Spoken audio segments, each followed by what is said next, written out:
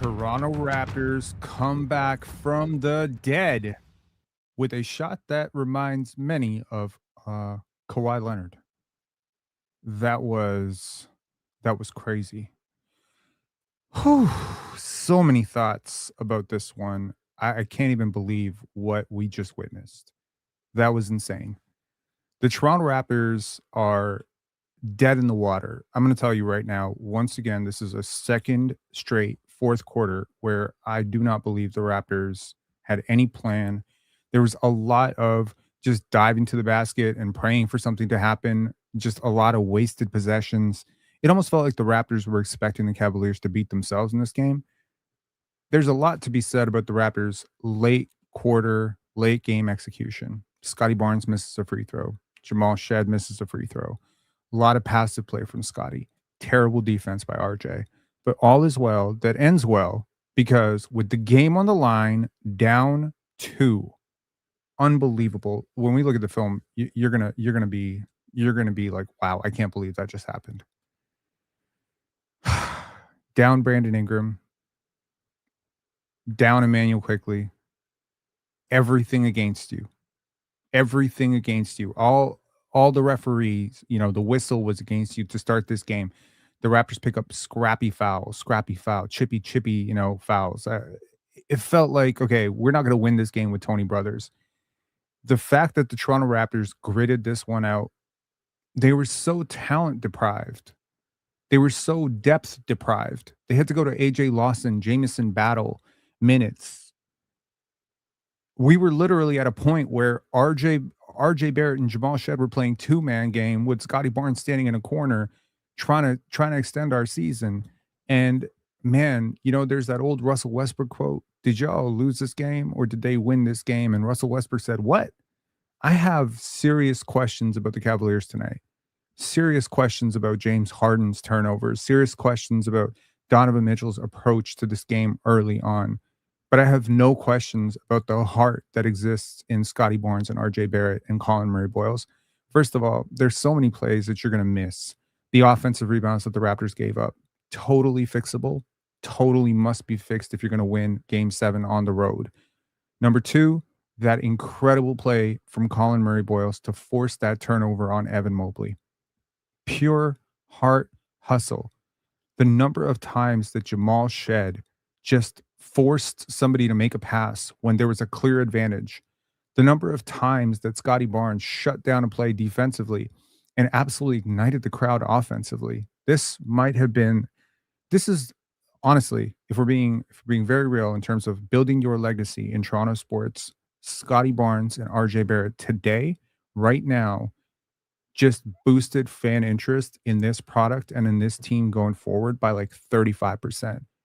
Everything in sports comes down to moments. There's a reason why you continue to reference Game 7, Kawhi Leonard, more than you reference anything about that Milwaukee series that actually got you to the finals. You will reference that spin dribble jam that Scottie had and the entire fan base erupting with that high momentum energy. And then he blocks James Harden on the other end as the entire fan base erupts, Scottie. You're going to reference Scottie Barnes beating Dean Wade off the dribble, going into two defenders, collapsing Evan Mobley. And the story is that in the game in the huddle, RJ Barrett said to Scottie Barnes, I got you. Don't worry, Scott, I got you. That's hype. That is hype. It reminds me of Steve Kerr, telling Michael Jordan, I got you. I got it. I'm going to be open. I'm going to get it. And I did not want this game to end up in RJ Barrett's hands. Straight up, it ended up in RJ Barrett's hands a lot in the fourth quarter, and it was disastrous. A lot of terrible plays. I did not want an RJ pull-up jump shot. But an RJ catch and shoot, that I can live with. RJ Barrett, wide open catch and shoot with Evan Mobley late on the rotation. I trust him with that shot. And this is exactly what the Raptors have to do. Now, Toronto, brace yourself. I am never one to ignore criticism in a win. And I am never one To not heap praise in a loss, I'm always going to keep it 100. Scottie Barnes down the stretch was absolutely gassed and not very impressive. So many possessions where you wanted him to attack and he just was like happy to let somebody else do it. I did not like that. That was not cool. That was not cool. And if Scotty looks back on this, I'm sure he's going to think about this. And obviously, at minute 47, 48, you really don't know what to say to a player other than keep going, keep trying. But man, if you are going to win game 7, he cannot go ghost for 5, 7 minutes in a game. RJ Barrett, offensive rebound given up, offensive rebound given up. Do you blame him? The Raptors are playing small. He is playing power forward right now. Do you blame him for not being able to get an offensive rebound over Evan Mobley or James Harden in this situation? Those are better rebounders than him.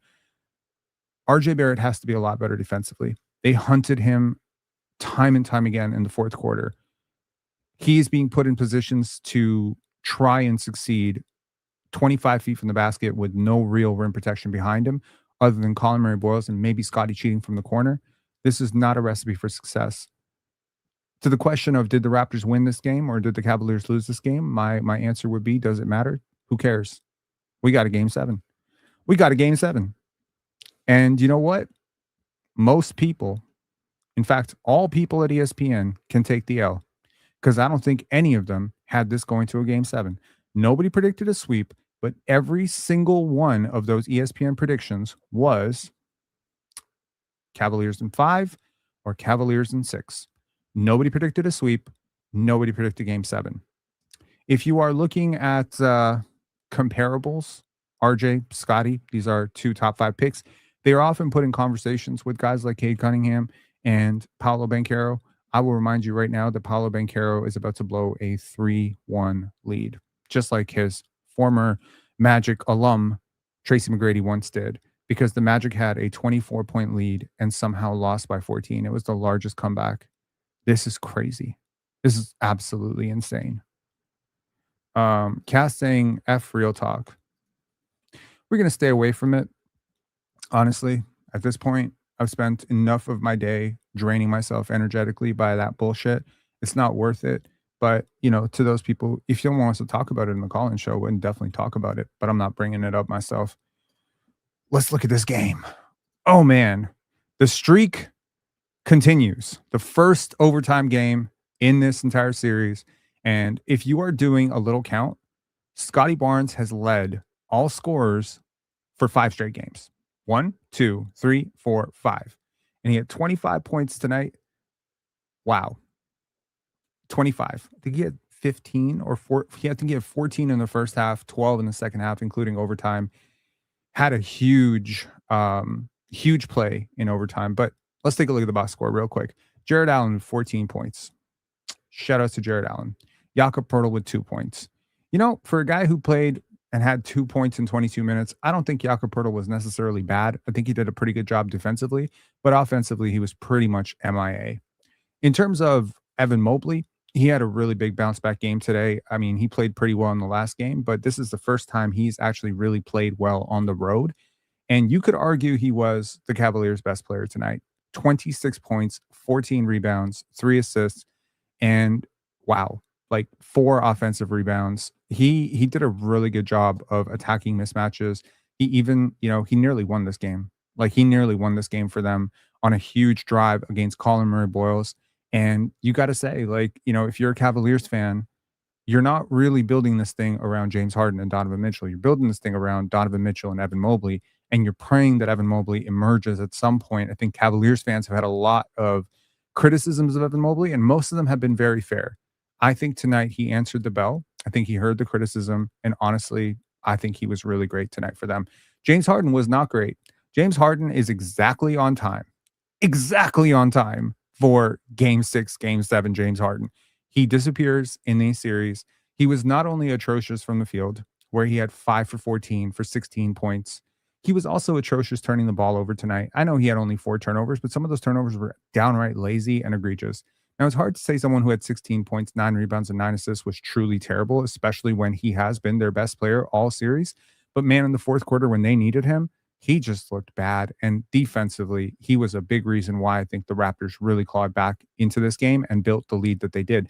The Raptors led for almost the entire game. The ent- and the Cavaliers' 3-point shooting once again goes completely ghost on the road, 27% from three. This is a team that has just shot so much better at home. And if you are the Toronto Raptors right now, you are going into a hostile environment on Sunday with very little turnaround. You are completely backs against the wall. You cannot afford any mistakes. And the Raptors made a ton of mistakes tonight. Ton of mistakes. They missed a ton of open threes. A ton. Max Strus, he went 2 for 4. But man, he got clean looks. James Harden got clean looks. Clean looks. Evan Mobley, you'll live with his clean looks. Dean Wade got clean looks tonight. Jalen Tyson got clean looks tonight. Like, I would say the Raptors defense deserves a lot of credit for making sure that the Cavaliers players that they wanted to initiate actually ended up initiating. But all in all, I have to say, like, you really, really got lucky that they were not on their A game today. And you know what? This is exposing something deeper about the Cavaliers. Watching this Cavaliers team struggle against a team without Brandon Ingram, without Immanuel Quickley, is making me realize that this team is absolutely fraudulent. They are going to get mopped in the conference finals if they make it that far. If they win game 7, they may get past Detroit or Orlando. I doubt it. But if they don't get mopped by that team, whoever comes out between Philly, Boston, and New York is going to destroy this team. They don't have grit. They lack exactly what the Raptors have, right? Um, absolutely. Like they totally do. Like they lack that doggedness. They lack the clutch heart. Like everything that the Raptors have in spades, like that resilience, the no quit. That is what the Cavaliers lack. That's what they lack. That's what they've lacked for years, right? Um, Cleveland has no dogs. I completely agree with you. Donovan Mitchell isn't a superstar. That I don't agree. He is actually third all time in terms of points per game in the playoffs. That's pretty ridiculous. Look at the two names ahead of him. No, he's absolutely a superstar. I think the Raptors have just done a really good job of funneling him into really, really difficult shots. They have thrown length at him. And you know what? When the Cavaliers threw length at the Raptors, both Scottie Barnes and RJ Barrett had some issues, right? So, yeah, like this I agree with, though. The Cavs are frauds. Absolutely. Red Salute with the super chat here. He said, Cleveland has no heart, hustle, soul, grit, character, and identity. They are soft and rely solely on talent and coaching. They are frauds. Yeah. Yeah. I mean, you really can't be too mad at that. KP7 says, superstar. I will not entertain no other tag. Absolutely. Scotty Barnes has put the entire league on notice. Everyone keeps waiting for him to have an absolute stinker. The only thing you can really point to is probably the first half of game 1 and the second half of game 5. You could say those were not good games for Scotty. Everything else in this series has been superstar adjacent or better. He's been one of the 5 best players in the playoffs. He is the biggest reason that you are ahead in this series. He is the best player in this series, a series which includes a lot of really good players and a lot of all-stars and guys who've made all-NBA teams. Evan Mobley has made an all-NBA team. He does not look like it in this series. And in large part, that is, the doing of Scotty, I think. Sparkling Harmony said, I don't even know how the Raps won this game. Bro, you and me both. Because when they entered overtime, the way that this team looked, as tired and as dog tired as they were, with Jamal Shed with 5 fouls, I was like, man, if he picks up that final foul, and good job for the Raptors for, challenging that call when he almost did and getting it reversed. Good job by the Raptors for holding on to their challenge. Like, I was a little bit upset that they didn't challenge that initial call where RJ picked up his 3rd foul in the second quarter. But man, like, Eric Corey, his passiveness pays off. Wonderful. And Rapapel said, won't sleep tonight watching the whole 5 hours. Shout outs to you, man. I hope we have some very lively callers today. I am a little perplexed about this game myself, honestly.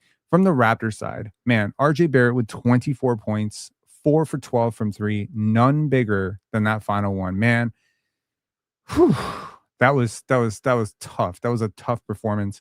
And to be going the way he was going and then to still hit that final shot and to have it bounce the way that it did, like to just get it on the rim And to have the courage to take that shot, like, you gotta respect it, man. There's so many times where people wanna rip RJ for what he did in the 4th quarter. He got a little bit of tunnel vision this 4th quarter, game 5, 4th quarter, but his team is asking him to do that. Like, over and over again, you're seeing Jamal Shed, Colin Murray Boyles, Jacobe Walter just dish it out to him and just saying, "Okay, go save us." And yeah, he's not a player who's gonna thrive against double teams. He's not a player who's gonna thrive in short clock situations. But that player that's supposed to thrive in those situations is Brandon Ingram, and he's on the bench, or he's in the locker room, or he's not in this game.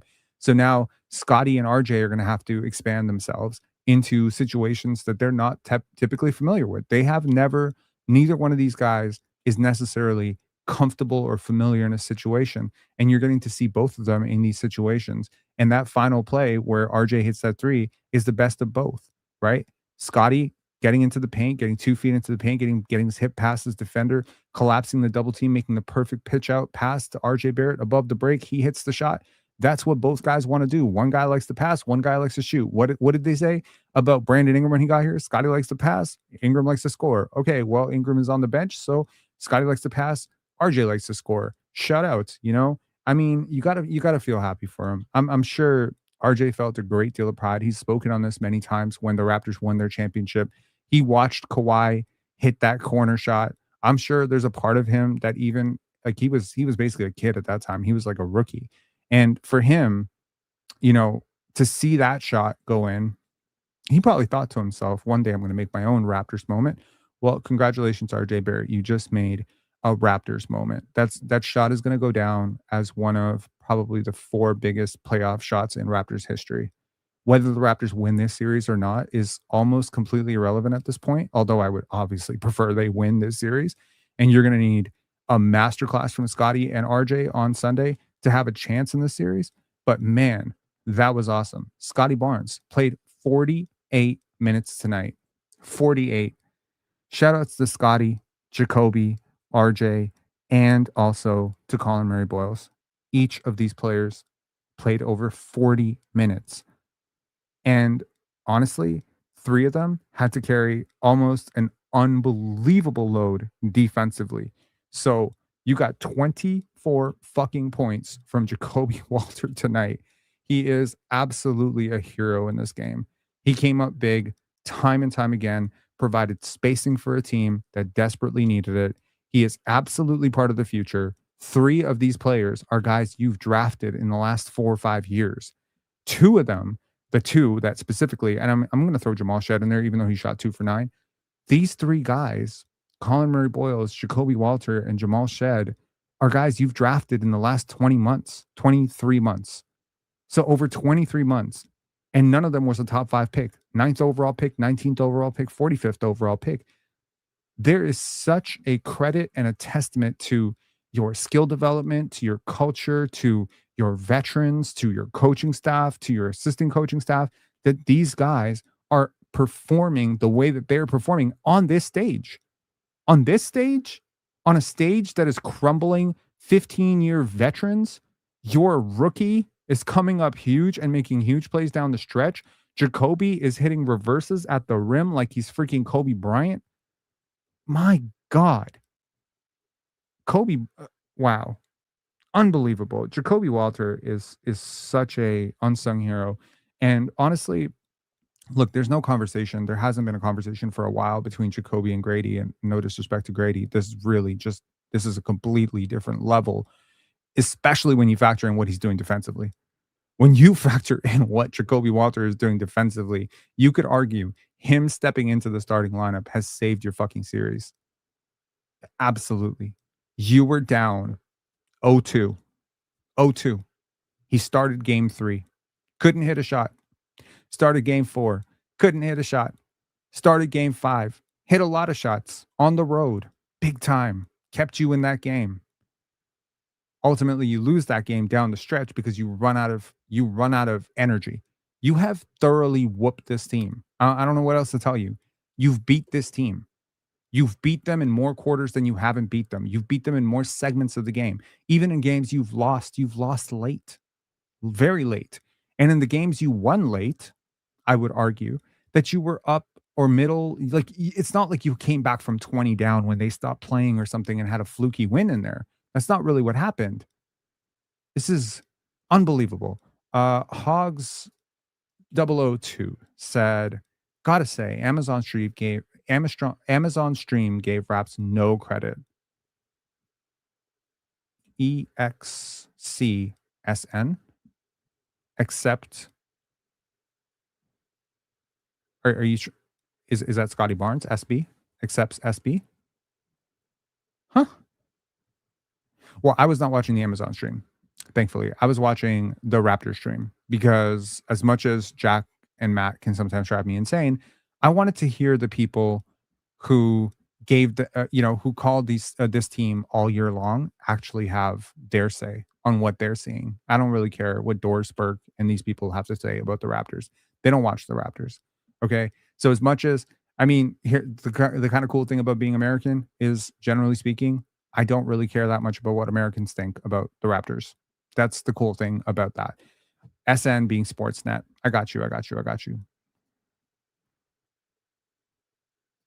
He said Steve Nash. That's funny. Gotcha. Gotcha. Gotcha. Okay. In terms of off the bench, another tough game from Sandro Mamukelashvili, in my opinion. He looked very passive. Very passive. Like there were times where he got 2 feet in the paint and he just looked generally confused by the moment. He's got to be better. He's got to be a hero in game 7. Like I am totally all in on the Sandro Mamukelashvili scores 24 points in game 7 and completely ends the series. That would be great because it would provide some much needed spacing. Jameson Battle comes in off the bench with 11 minutes and gives you 5 points. AJ Lawson was a huge, huge part of the energy that the Raptors played with, in my opinion. He gave him 10 minutes and he gave him 6 points, including 2 for 3 from 3. That was huge. You don't win this game without any one of the 9 players who played. To the players who didn't play, guys like Chase Jackson Davis, guys like Grady Dick, specifically Jonathan Mobo. Unfortunately, I guess Darko just does not trust them in these moments. I was really thinking if the Raptors got down a little bit in this game, would they break out the Grady Dick lever, the adjustment? Like, would that be possible? Could the Raptors go into that direction? And clearly tonight, the Raptors were up for the majority of this game. If you want to see how this game flowed out, the Raptors were up for the majority of this game. Like, we in the first quarter, it was 32-32 by some miracle. I do not know how the Raptors brought it to 32-32. But in that second quarter, the Raptors defense just took over. The Cavs could not score the first minute, the second minute, the third minute. I mean, for 3 straight minutes, the Cleveland Cavaliers stayed stuck at 32, whereas the Raptors continued to bounce back. And then we get to 47-38, and then they pretty much held a double-digit lead the entire way through. And then we get into the fourth quarter, and suddenly we're seeing Scotty be very passive. He's taking his foot off the gas. We're seeing the defensive breakdowns. We're seeing offensive rebounds. And I'm thinking to myself, oh no, here we go again. Like, here we go again. We are completely over taxing every one of our players in order to try and win these first 3 quarters, and we are running out of gas. And something just allowed this team to stay in it. They continue to stay in it despite botched execution, missed shots, offensive rebounds. This team didn't hang its head. There were some missed calls, in my opinion, some calls that didn't go your way, a challenge that you had to make. These are emotionally taxing moments. You've got an entire city looking at you, cheering for you. But believe me, that building was anxious tonight. That building was very, very anxious in the fourth quarter. Like, uh-oh, here we go again. And when Donovan Mitchell starts going and he starts going downhill, like that's Pandora's box, man. That Pandora's box is really, really difficult to close. So right now, you've given yourself a chance to win it all on the road. Will you win it all on the road? I don't know. We'll see on Sunday. But this team has shown me that they don't quit. This team has shown me that they are the tougher team. This team has shown me that despite their injuries, this is a team that does not make excuses. This is a team that keeps fighting. This is a team that can get down 8, 9, 10 and still keep fighting. This is a team that'll be tied in the fourth quarter and then blow you out by 20. This is a team that gets surprise contributions from everywhere. This is a team that trusts each other. Oh my God, do they trust each other? They trust each other almost to a fault. Like, you got Scotty Barnes and he's just like, nah, Jamal Shed, you got a mismatch. You go do something with it. this team is really together. All the work, right? Raptors man 6 with probably the comment of the night said RJ's brother had his hand on that final shot. Yeah, you really gotta feel for RJ in this moment, man. Like he's talked extensively about it. To lose a younger brother is tougher. I would say losing a brother, period, is one of the toughest things that a human being can go through, especially if you're close to your brother, which, RJ was. And they're very close knit family, right? I've heard a lot about the Barrett family over the years. Like they're very close knit family. And to have Nathan pass away and then to have RJ, have to play basketball pretty much the next week, like that's courage, man. That's toughness. And say what you will about RJ's defense, RJ's rebounding, RJ's whatever tunnel vision, you can never question this dude's heart. I don't think anyone can ever question his compete level, his ability to meet the moment, his ability to care about the city, to represent the city, to put on for the city, his ability to try. Like, are we so far gone in 2026 that we just don't respect people who try, right? Like there's a real effort here, and I think Toronto respects that. This is a city that has built statues around players who try. This is a city that very fondly I could walk down the street, and if I find someone with a Raptors jersey, I'll be like, "Yo, record something for JYD, record something for Mo Pete, record something for Alvin Williams," and they will give you like a 10-minute rundown of their favorite memories. Record something for Charles Oakley, like they just have this attachment to players who play with this kind of grit. And again, grit shows up in different ways, man. Grit shows up in I've had a bad night shooting the basketball, but I'm going to take the final shot. Grit shows up in I'm dog tired in minute 43, but I'm still going to go and try to crash the glass and try to make a play for my teammates. Grit can also show up in the mental side of the game, the trust in your teammates, the ability to not quit on your teammates. We have seen a lot of players throughout NBA history, and please don't ever bring up Brandon Ingram in this conversation because it's wrong and it's flagrant, and I've been going at people all day for this. But we've seen a lot of players, including all-time greats, by the way, who've just quit on their teams. Fourth quarter comes, they don't want to take a shot. Wilt Chamberlain quit on his team. He quit on his team. He's an all-time great, right? Kobe Bryant had a moment there in that Phoenix series where he didn't want to. People have accused LeBron James of quitting on his team. This is a human element of basketball. Sometimes you get really frustrated, the moment overwhelms you, and it takes mental resilience to get through that. So, shout outs to RJ Barrett. This is definitely not going to be an RJ Barrett slander pod in any way, but we are going to be fair. We're going to be very fair. The Toronto Raptors start out this game. 2 straight buckets for the Cleveland Cavaliers. Here, Scotty takes Max Strus. Here, this pass goes to Jakob Poeltl. And what do I say about Scotty? He loves to get this ball left to right. And here, you get it from left to right. And good sign early for the Raptors. Jamal Shed being dared to score in this series from the outside. And speaking of good signs, here, RJ Barrett makes a great dime. And look at this lazy defense from James Harden. Doesn't see Scotty cut behind him, and looks like the Scotty injury is going to be okay. Very, very encouraging to see. I said great defense by RJ. Look at this. So again, this is RJ's battling. They've got him low in the defense. This is not optimal, but this is where the Raptors have chosen to use RJ Barrett because it limits how much he has to move around on the perimeter and how much he's able to get lost on the perimeter. So here, they've just decided, and it's the utmost disrespect to the Cleveland Cavaliers. We are choosing to guard your paper soft 7-footers with a 6'5" shooting guard because we think that he's tougher than them. Okay. Tariq saying Brian Macon was at the game. He was next to Scotty's mom. Yep. Yes, he was.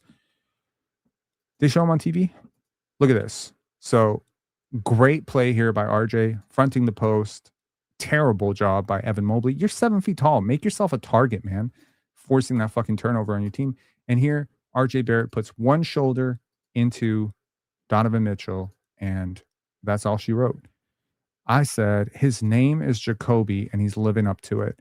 Here, you see Jacobe Walter, and he is just going to fearlessly attack on this closeout, when you see Max Strus and you see an open paint, Jared Allen is going to be late to recover, but Jacobe is going to meet Jared Allen at the rim. And here, if he just goes straight up, this is getting blocked.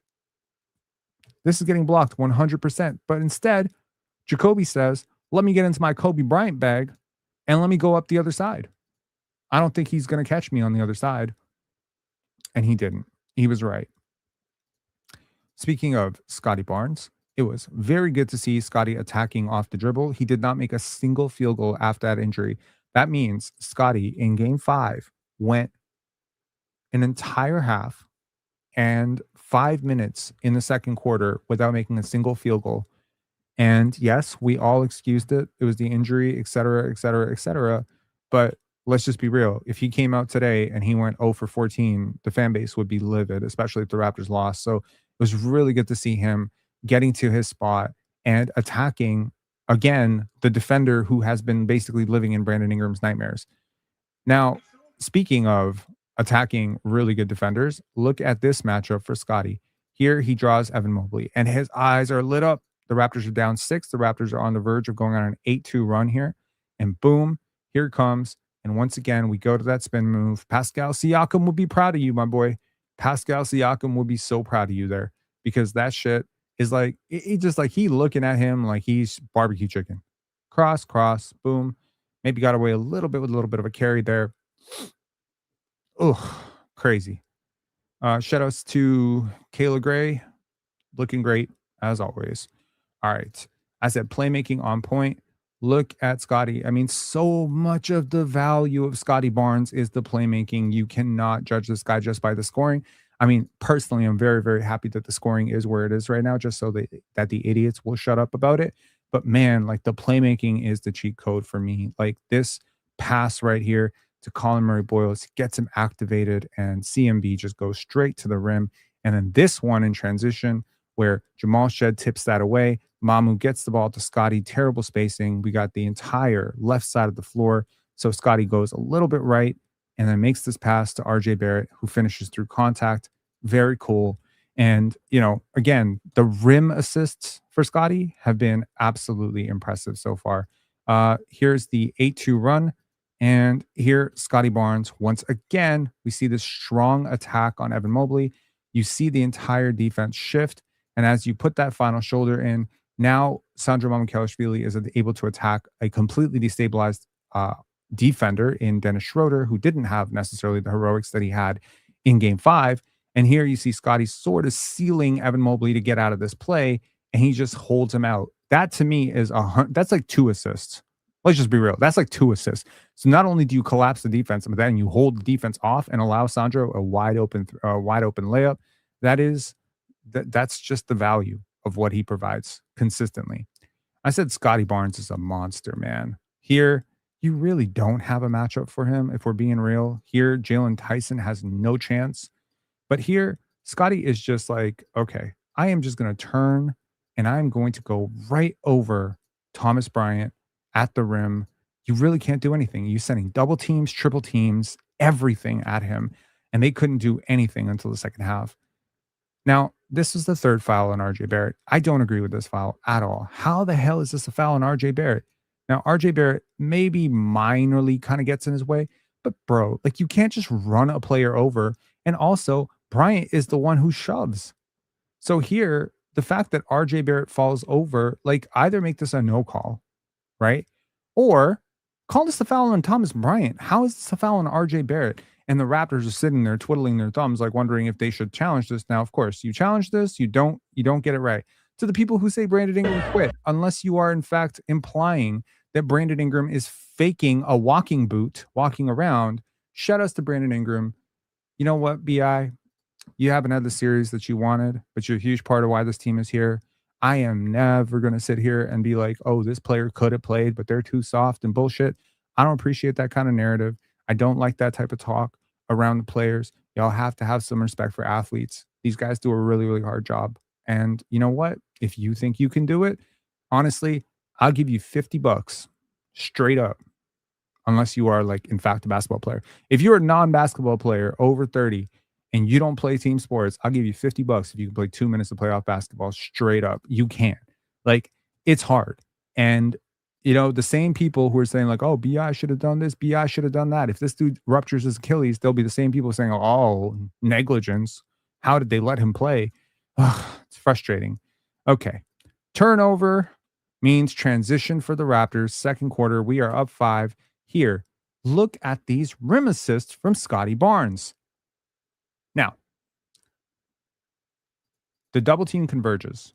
You freeze James Harden and Sam Merrill, knowing that Colin Murray Boyle is going to get a wide open layup if you can just draw two.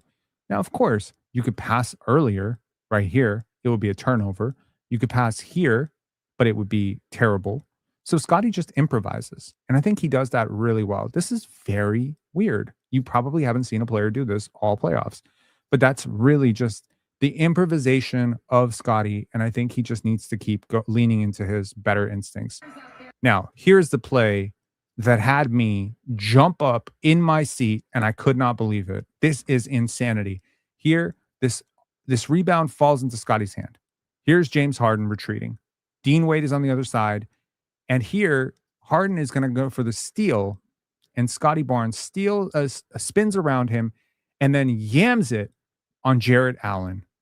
Oh my God.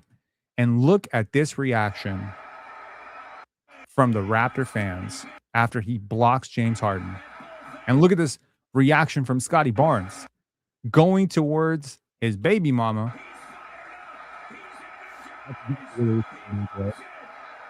That was for them. That was for them. That was for you. That was for all these people. That was for the city. That was crazy. And honestly, this game just felt different after that.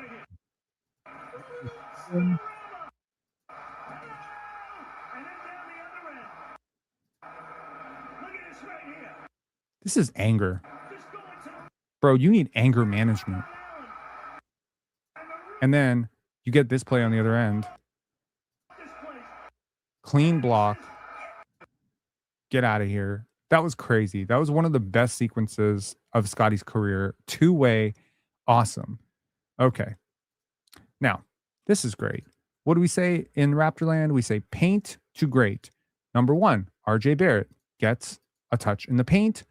Now, here comes a little screen. Scottie Barnes, paint touch.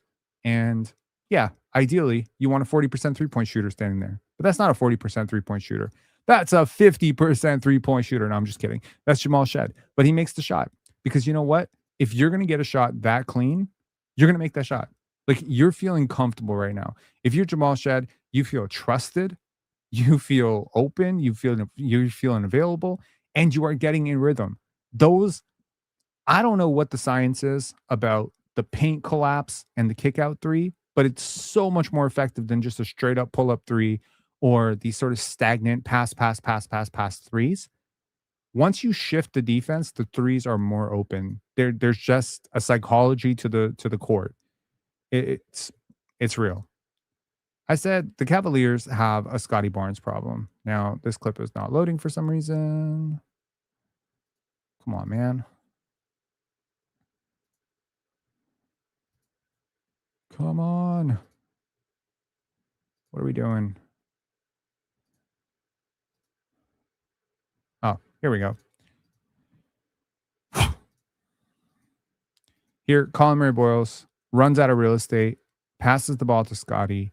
And here, Scotty is going to do what maybe Kawhi would do in this situation, but with a little bit more size and a little bit more verve. Here, look at that bump. Look at the separation. I could argue this can get a lot better because if he can get a little bit more composed, there's even more separation to be had on that play. That is just tough, man. And here, once again, we go paint to great. You are attacking a stacked defense. And look at the help coverage here. That paint is packed up. And Scotty is just able to turn, rise over it. Just impressive. Like 25 points may not blow your mind, but when you look at how impressive some of these shots were, among the less impressive shots, this is definitely not like one of the most impressive buckets. But I love this for Scotty. Now, in the regular season, he's probably passing this along the baseline to AJ Lawson, but I'm so glad here he just like, fuck it. I'm going up. And I hope Scotty adopts this mentality more. I'm just going up and I'm going to live with the results of it. It it would be very, very instrumental for the Raptors. Now, this is probably one of those, like, I didn't know he could do that type of shots for a lot of people. Now, not for me. I already know he can do a lot of stuff that he hasn't shown. But this is the type of shot that makes you think, oh, this dude is a super fucking star. Okay. Look at this play here. I don't think James Harden is playing this wrong. He's playing this really well. Scotty is going to go one shoulder in, bump, and look at this fucking elevation, fade away, 1 foot. Unbelievable. Like that play right there. This is a super fucking star play. You go into your man, face the double.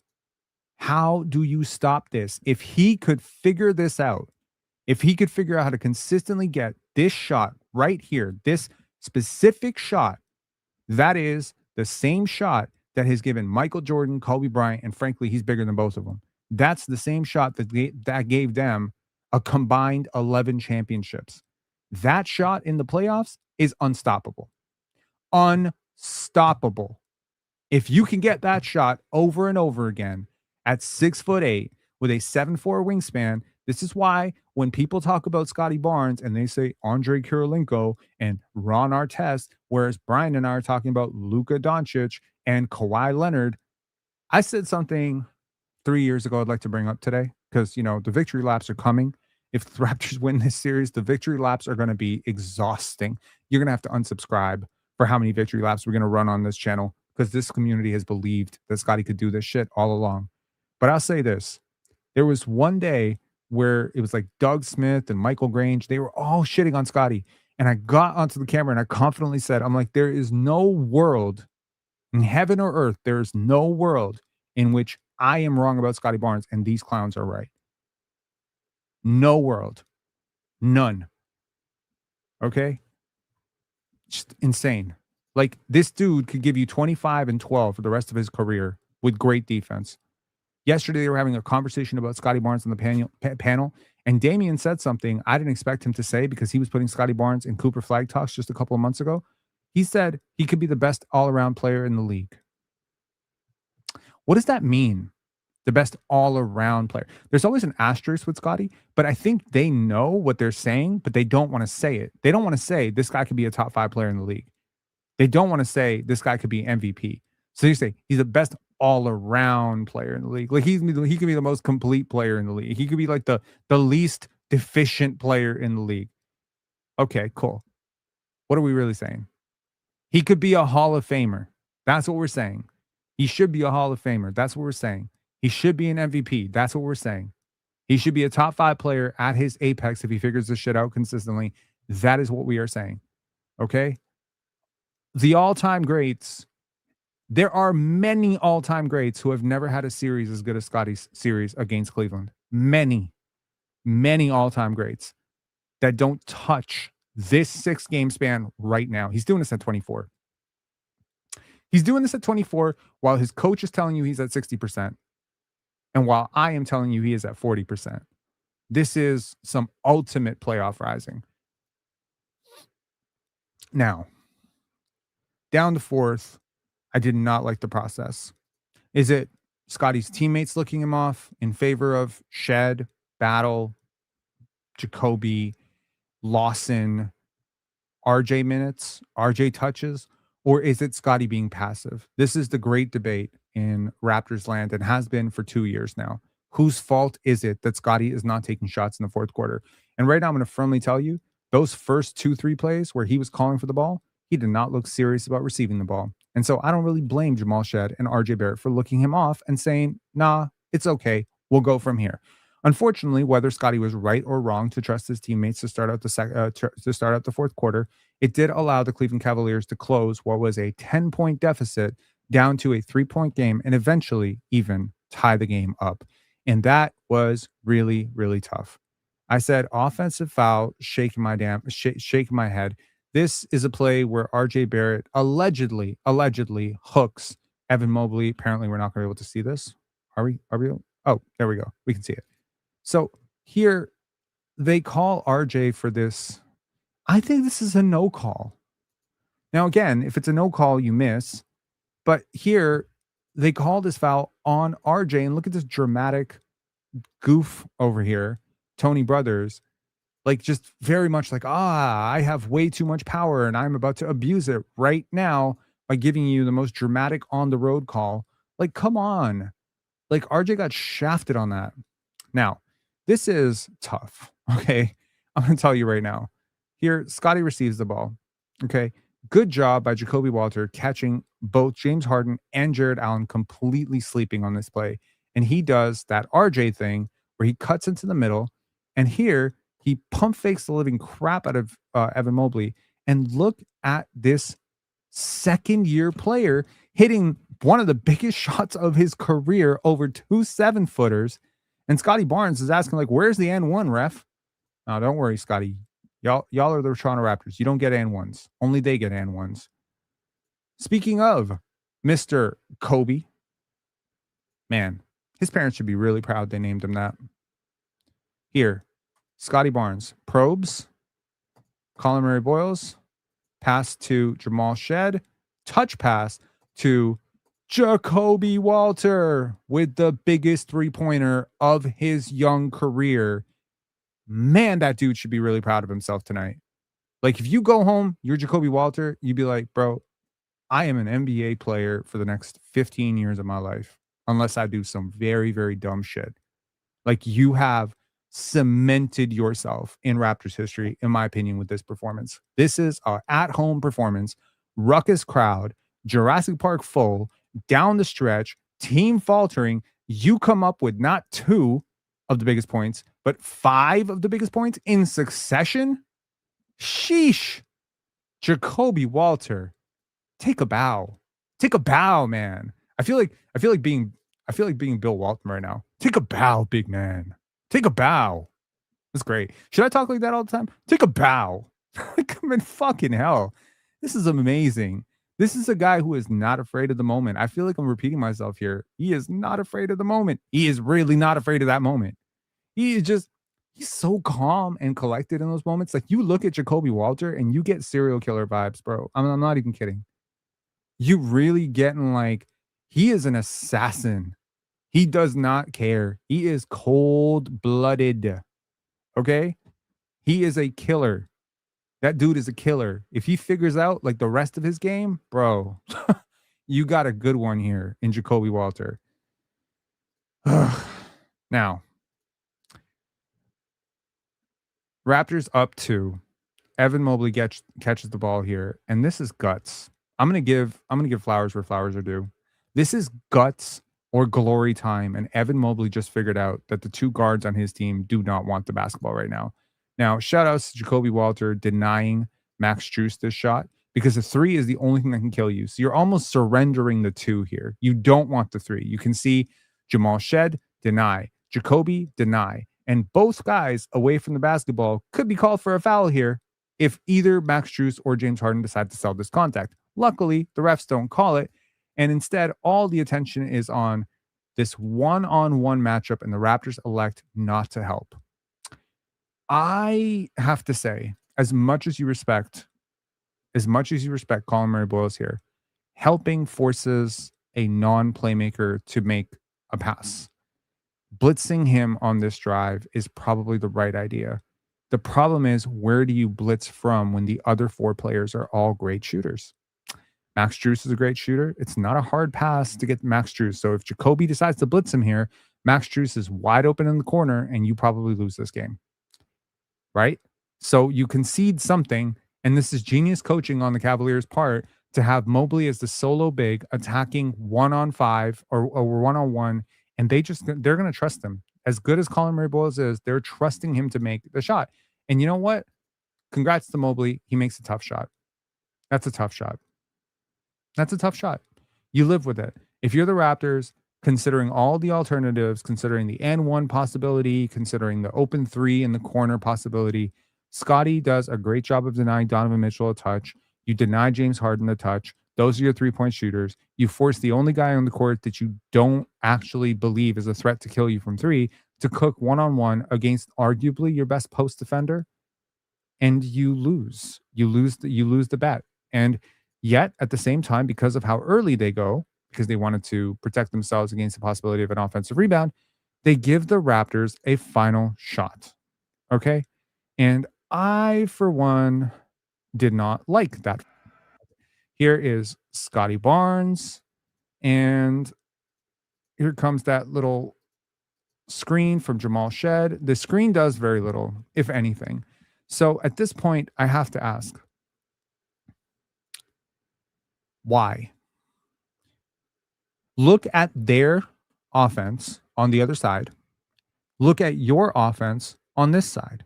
You have Colin Murray-Boyle's dunker spot extended. You have RJ Barrett sitting in a corner unguarded with no reason to guard him at all. You've got Dean Wade denying the passing angle to the one shooter you actually could pass to and would want to pass to in this situation. You've got a tie game. You need to get to the basket. Instead, you wait until their defense loads up and you come up with probably the dumbest possible outcome, which is a pass to Jamal Shed. And here, if you're Jamal Shed, there's not enough time to make this pass to Colin Murray-Boyles. It's not enough time. So Scotty just goes too late here. The double comes at the perfect time. Scotty does not have the handle to split this double. Jacobe is not the shooter. And here, if you pass to Colin Murray-Boyles, he's not making himself open. So to me, this is a mistake in coaching. You should have had Sandro Mamukelashvili on the court. You should have had Jamison Battle on the court. I know you need a 2, but the logic here is that your 2 that you need will be more available if you put some proper spacing. What is Jamal Shed doing for you on the court right now? What is Colin Murray-Boyles doing for you other than maybe, like, I could live with Colin Murray-Boyles, RJ Barrett, and Scottie Barnes, but you need 2 shooters, Jacobe and Jamison Battle, next to those guys. Jamal Shed is the guy they want taking this shot. They want Jamal Shed taking the shot, and you play right into their hands because Scotty is not assertive enough on this drive, picks up his handle, and here comes Jamal Shed with like this double clutch shot. What the fuck? He was clearly not prepared to take that shot tonight. And unfortunately, I'm at this point thinking the Raptors have lost this game. Like, I conceded. I would be horrible. I'm just like, there's no way the Raptors are winning this game. You just smoked a 10-point lead, 12-point lead, and you are now going to overtime with your entire season on the line. Scottie Barnes is on 43 minutes played. RJ Barrett is exhausted. Jamal Shed has 5 fouls. What are we doing here? And there's an emotional part of it where I am a pretty resilient person, and even I was ready to quit on this game. But you know who wasn't ready to quit on this game? The Toronto Raptors. Because here comes the Toronto Raptors, always finding a way. Now, we are 108 at this point. Scotty has scored a major point, a major bucket. He split a pair of free throws. RJ Barrett, I believe, hit 1 free throw, if I'm not mistaken. You can take a look at that. And here, it happens again. It happens again. They call for a switch to get RJ Barrett in the play. It happened over and over. They don't want this matchup, Mitchell versus Shed, because Shed has been doing a great job. They want Mitchell versus Mitchell versus Barrett. And here, I think RJ is doing a good job up until here of taking away the shot, trying to stay. But here he gets out of position, and this is all a guy like Mitchell needs, and he can't recover. So here he's going to ride his hip. There's a little bit of a push off with that left hand, and he gets the cleanest layup. So the question is, at this point, Evan Mobley seals, and it doesn't allow the shot blocker to get back into place. And, shout outs to Donovan Mitchell. He was limping a little bit. Rick Papa saying, he was limping. Yes, he definitely was. He did not look like himself, but I have very little sympathy for that, as much as I have a lot of respect for Donovan Mitchell. Nobody has respect for us right now. We are limping too. Okay. This is the playoffs. Everybody's limping. Okay. Now, this is, to me, the play that wins you the game right here. The Cavaliers are up 110-109. This game is over. I'm going to tell you this right now. This game is over. Statistically speaking, this game should be over. There's no way that a team with two guards as skilled and as good as Donovan Mitchell and James Harden, alongside a player like Evan Mobley at the rim, with all this pressure and all the shooting release valves that they have, there's no way that they lose this game. There is a 1.2-second game clock, shot clock differential here. AJ Lawson. That is Dennis Schroeder right there. You've got three ball handlers, Max Strus and Evan Mobley. This is the perfect lineup to handle pressure. This is the perfect lineup. And look at this dude, AJ fucking Lawson, who is in the game specifically for Jamal Shad because he has a foul and they are going to give it. The Raptors are going to give this foul the second he passes over the half court line, but they don't get the foul. And here, instead of giving the foul, Colin Murray-Boyles forces a turnover, and shout out to this earnest referee who doesn't cave in to the idea that this was Cleveland ball, because I don't think it is. Now, I don't have a great angle on it, but I got to tell you, from the way it looked here, it looks like Colin Murray-Boyles just swipes this out of his right hand, off of his left hand. And so in a lot of ways, as much as Evan Mobley deserves a lot of credit for getting them to overtime, he also pretty much cost them the game here by not being secure with the basketball. Because if you are Evan Mobley, you have one job right now. Don't lose the fucking basketball. That's it. That's your whole job. Your whole job is to not save the game, is to literally not lose the basketball.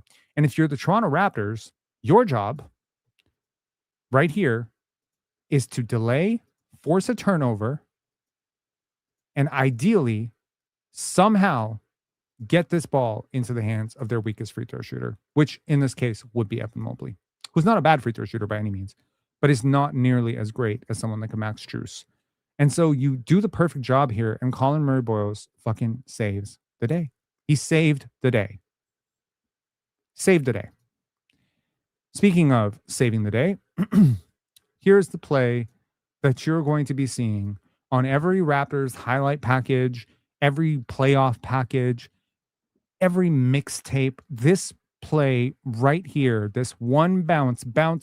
I can't wait to see the mixtape artists and all the people in Toronto who are going to mixtape the shit out of this tomorrow. And it is going to be one of the most hype moments in Raptors history. Watch this play.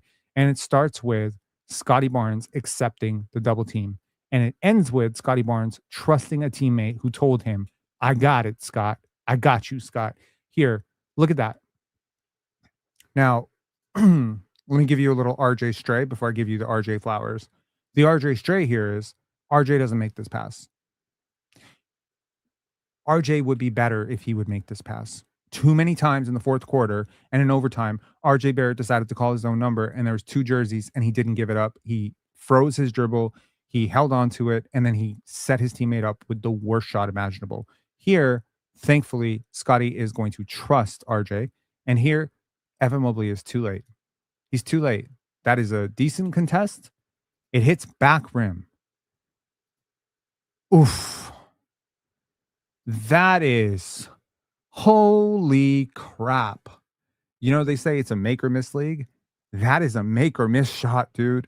Because if you miss that shot, this game is so fucking over. It's over, ladies and gentlemen. It is over. Your season is over on an RJ Barrett 3. And given how he was playing in overtime, given the defensive inabilities, given the offensive rebounding, given the missed shots, the missed free throws, oh my God. If RJ Barrett misses that shot,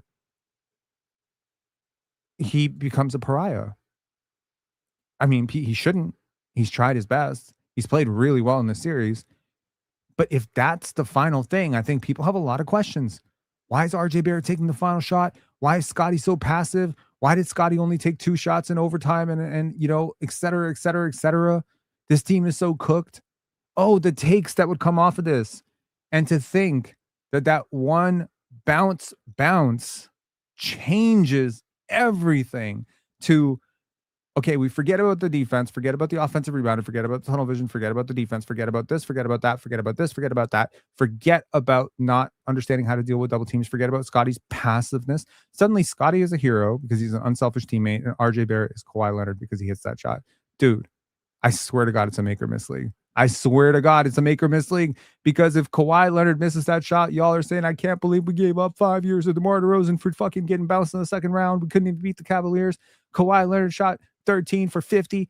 Oh my God, Kawhi Leonard shot like shit that game. The Raptors shot like shit that game. And they pulled it through. You know what? Good teams find a way.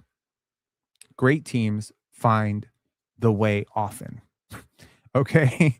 The Raptors might be talent deprived, but they play like a great team.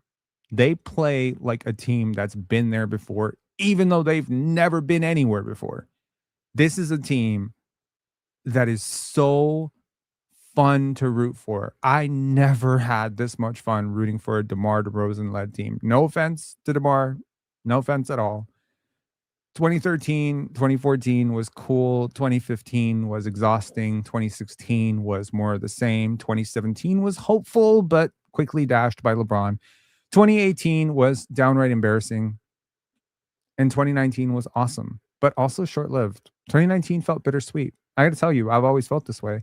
Knowing Kawhi was going to leave made that whole thing feel a little bit bittersweet. It made me feel like, yeah, we have it, but we don't own it.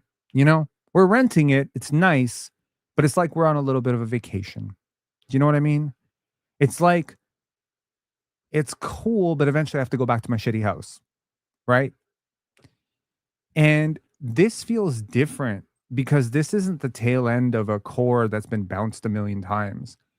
This is a team that is very, very young and very talented and very together, that is playing beautiful basketball, that is just forced a game 7. You learned so much about your players in this game. You've learned so much about your team. Your team is learning about themselves. The learning component of this cannot be understated. And to every single one of you MFers who said, I can't believe, hold on, let me do an impression of like a Raptor fan pre-series. I can't believe the Raptors are going to the playoffs, bro. I don't know why the Raptors are going to the playoffs, bro. We should probably just tanked. Could have gotten, AJ DeBonsa. We should have tanked. The Mavs got Cooper Flag. We should have tanked. Why are we going to the playoffs to get smacked, bro? Why are we going to the playoffs? Why are we going to the playoffs? We're going to get embarrassed. Hi, Mark. Bro, this is why you go to the playoffs. This is why you go to the playoffs. You go to the playoffs for moments like this.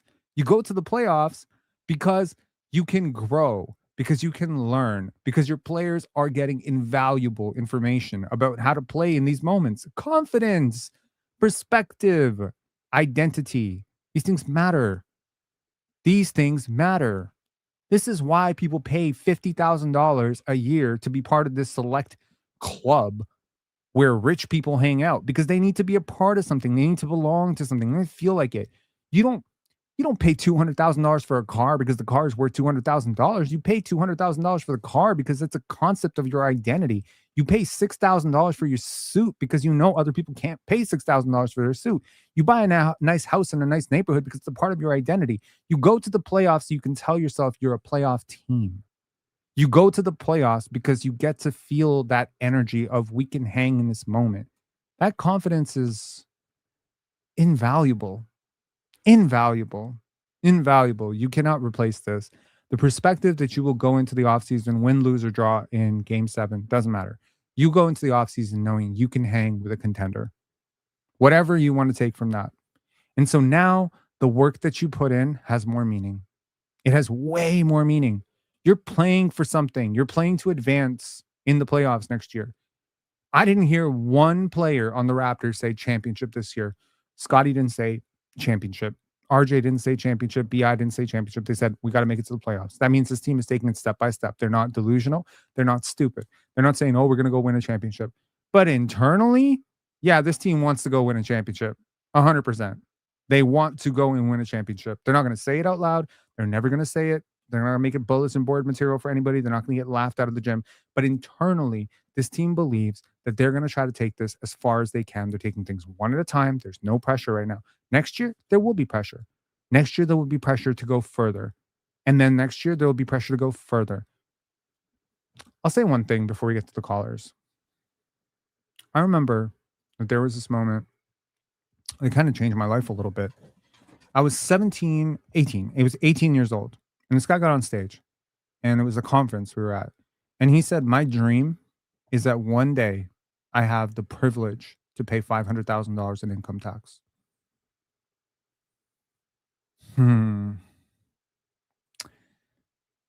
That's the point. You can't run from this.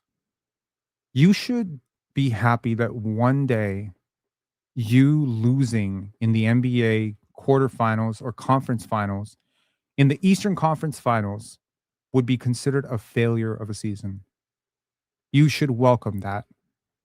You should. You should welcome that somebody, one day next year, maybe Scotty, and we can look at him and say, Scotty Barnes, only 22 points, 8 rebounds, and 7 assists. I need more. You should welcome that. You know what a compliment that is?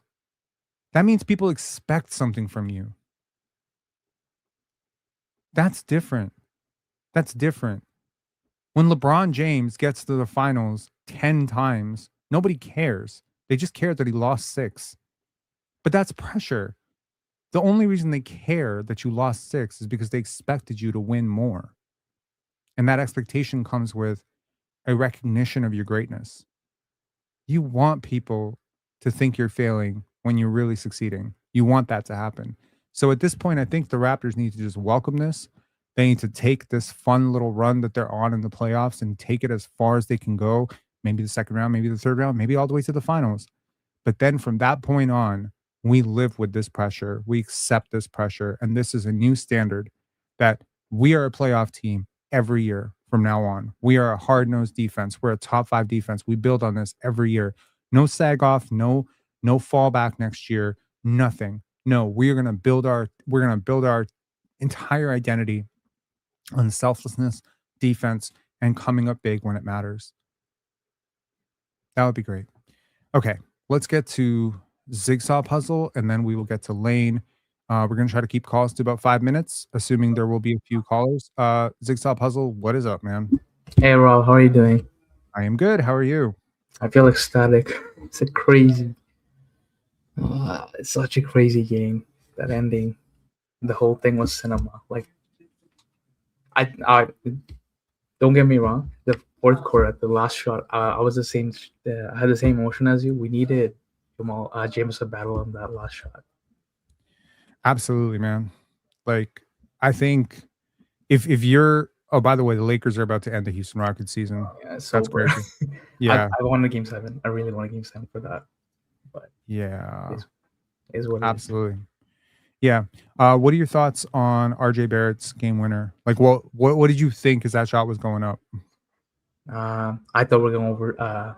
Wait, we're down 1. Yeah, I think we're going to lose that. They're going to dribble it out, and then probably just close the game there.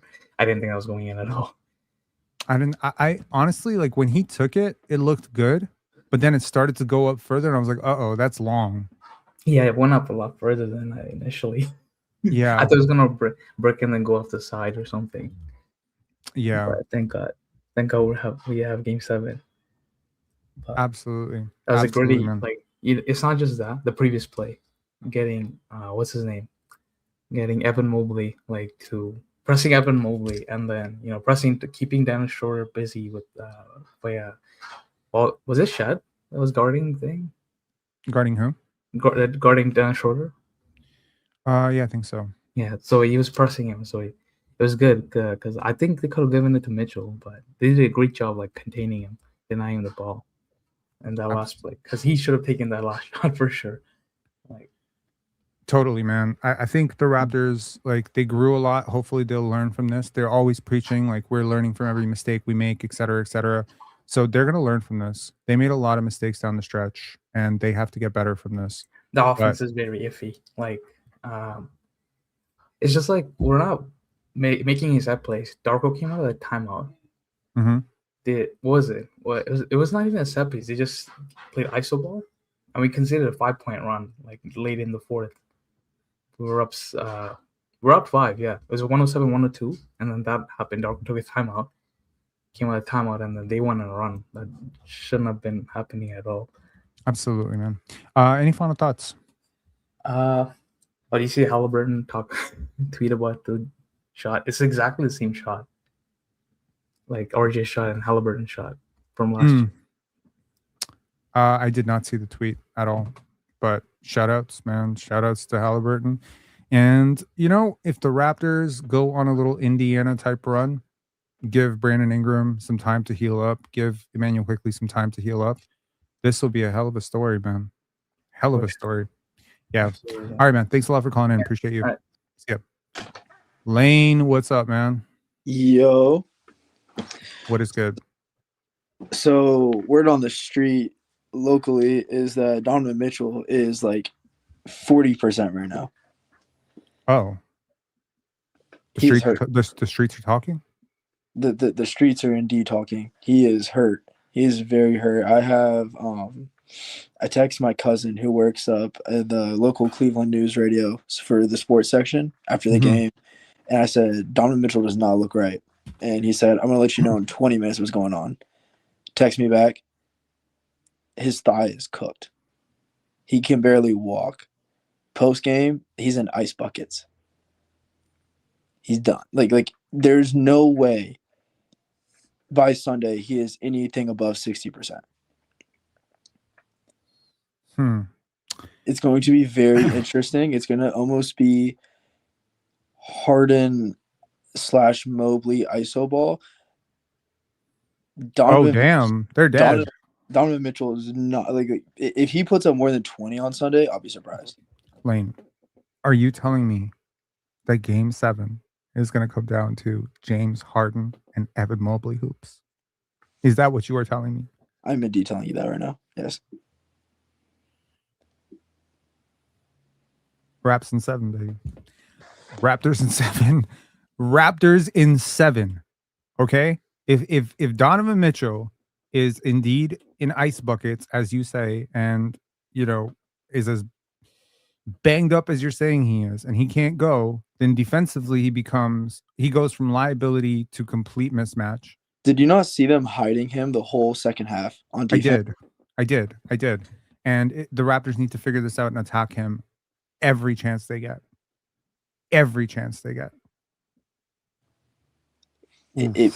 It's closer than people think it's going to be talent-wise on Sunday.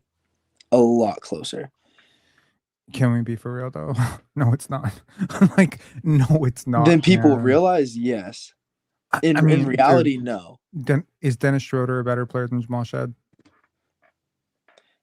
Yes. Is he? He's not. Intangibles of the game is what wins Game 7. Okay. Okay, yeah. You know what? You're right. Game 7 is always going to be a slugfest. We are watching teams score 60 points and 70 points in an NBA game. What is going on with this fucking league right now? What is going on?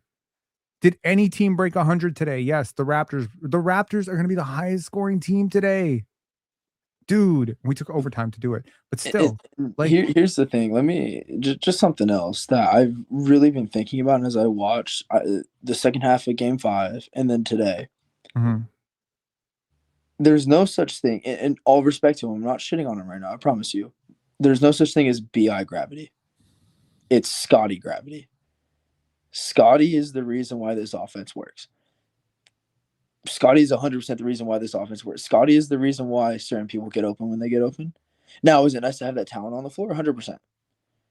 But the idea that he gives you the gravity that lets other people get open has been disproven in the past 6 quarters. It is 100% Scottie Barnes. Scottie Barnes is the engine that makes this thing work because the last 3 minutes of the game and in overtime when Scottie was not right, the offense didn't look right. Yeah, his paint pressure is what threatens and opens up the defense. 100%. I agree with you, right?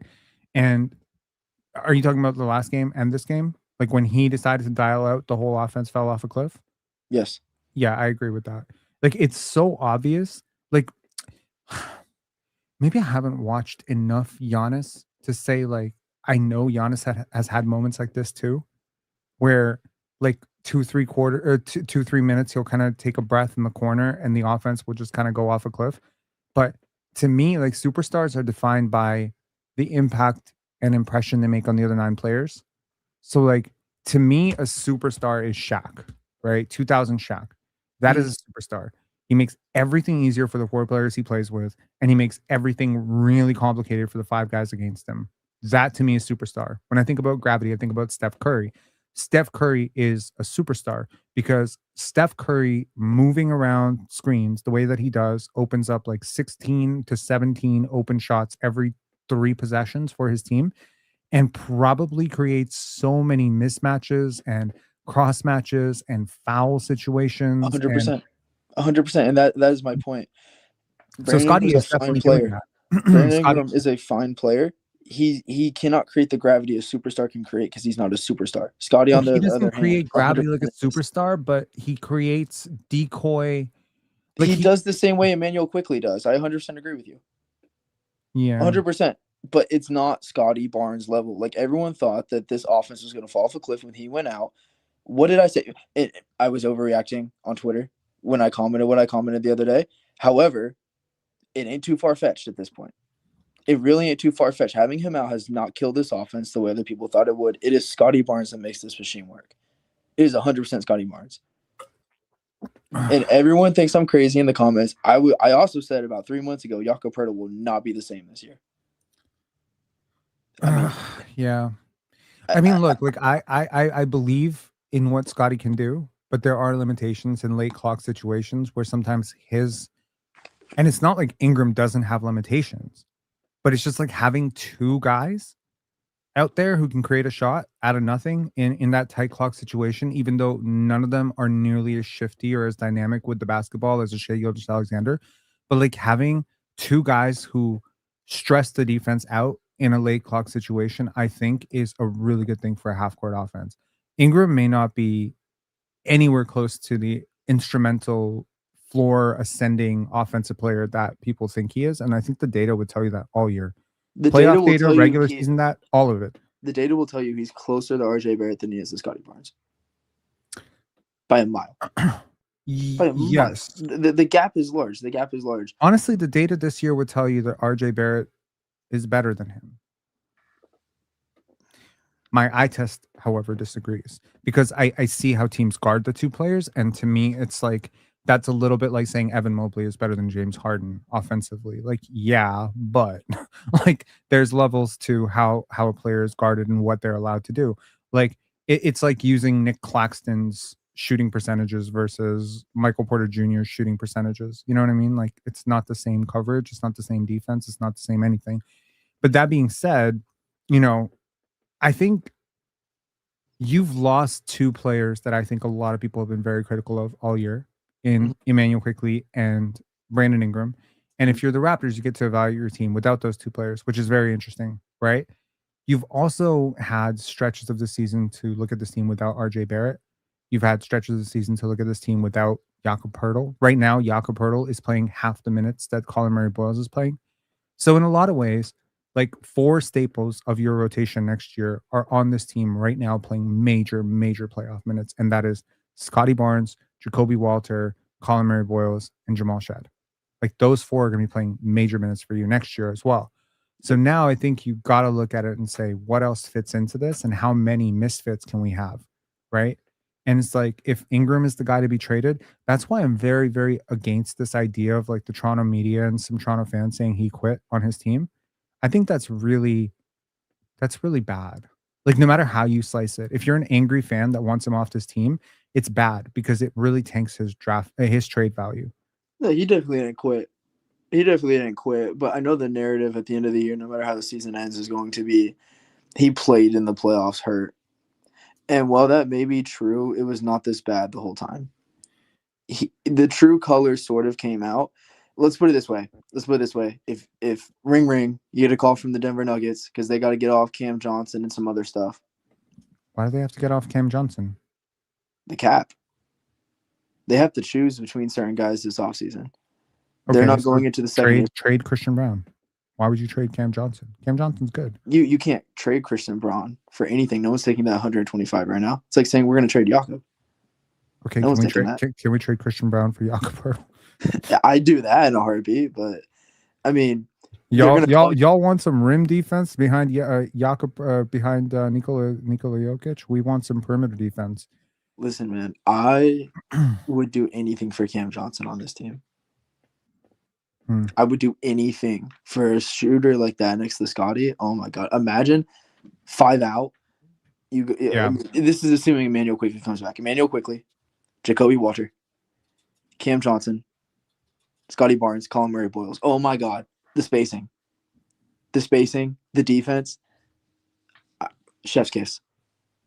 I need that in my life. Okay, so here's the funny thing: if we trade for Christian Brown, right?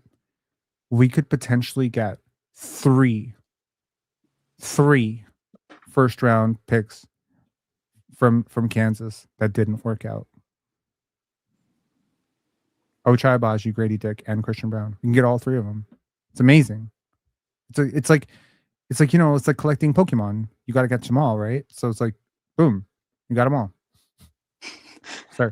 I feel like you're speechless right now because you're just like imagining the reality of having Christian Brown on your team. I'm going to bring Coach Mo on as well. Coach Mo, what is up? Man, a part of me wanted to lose this game, and hear me out.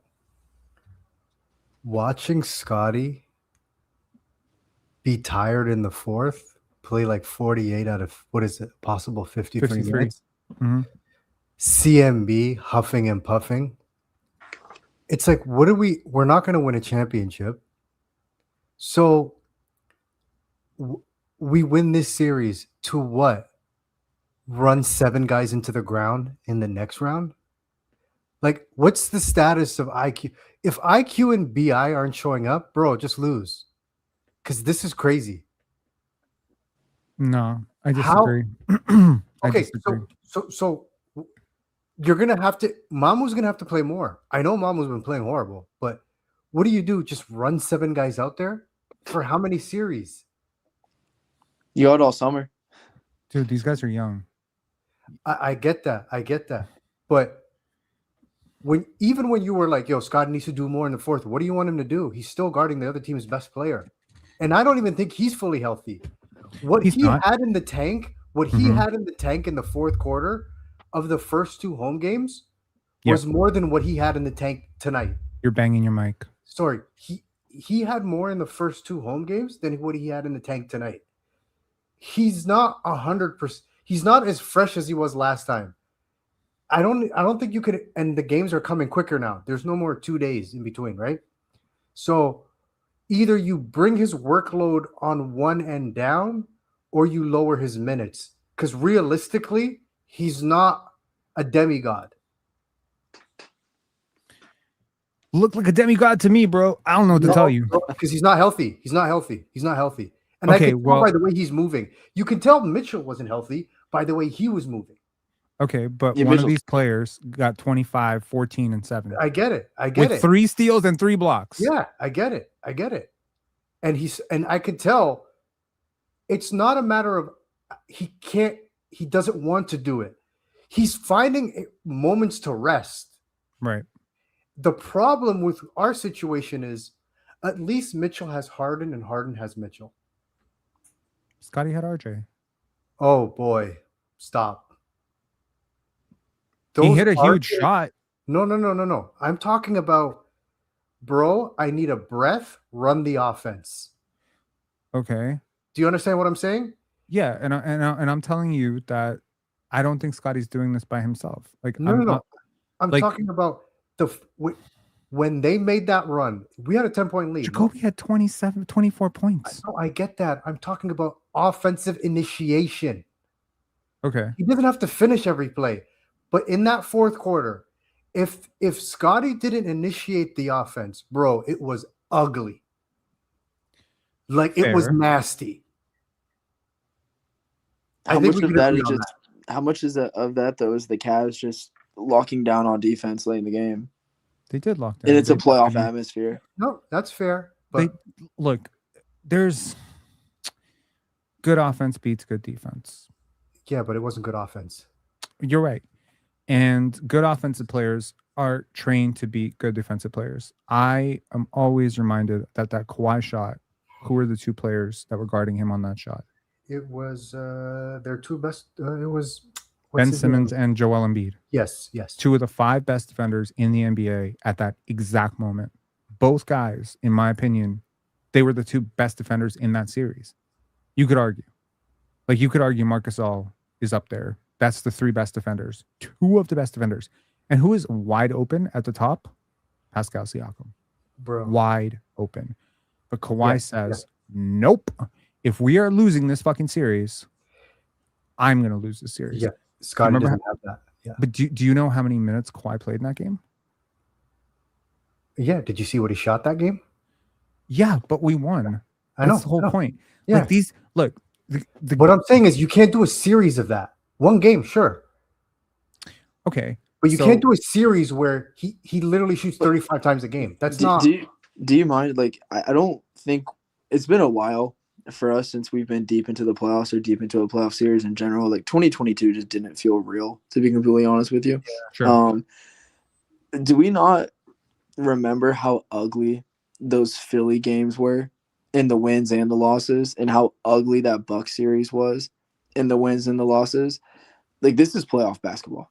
Like that's the gap. Like, name one team right now in the NBA where, other than OKC or San Antonio in the West, to where you're like, oh yeah, those guys have a handle on things. Name another playoff team basically running a 7.5 man rotation. Is it fair to say That's Houston? the problem. That's the problem. And if you're Darko, bro, you just got to play Lawson a little bit more. You're just going to have to play Mamu a little bit more. At least in the next round, I guess. I get it. Throw the kitchen sink at game 7. I get it. Okay. But Dude, at some point, I don't think Scotty's coming. Look, if I'm Scottie Barnes, and I understand, I'm not Scottie Barnes, and none of us are Scotty. We cannot think in his head, and we can't know. But the truth is, the other day, I got cooked on a Joel Embiid, debate by Mars Talk Sports, where he said Joel Embiid was like plus 40 something or whatever he said in this series against the Raptors. But every time he sat, they gave up this 11-0 lead or 14-0 lead or whatever, right? So my question then becomes, then don't sit. A winner wouldn't sit. And if that was the situation, if that's your team, if that's the construct of your team, then you don't get to sit. You're playing all 48. You're pulling some Bennett Sturts, Allen Iverson shit, and you're going to play it 48 minutes. And you're going to be the most exhausted, the most tired you've ever been in your life. And that's why one team is going to win championship at the end. The team that's going to win the championship is probably going to be the team that is wants it the most. I hate to use that as a cliche. B, probably has the depth to withstand all the injuries that are going to come from all this physicality that they're allowing. But the truth is, right now, Scotty is 24.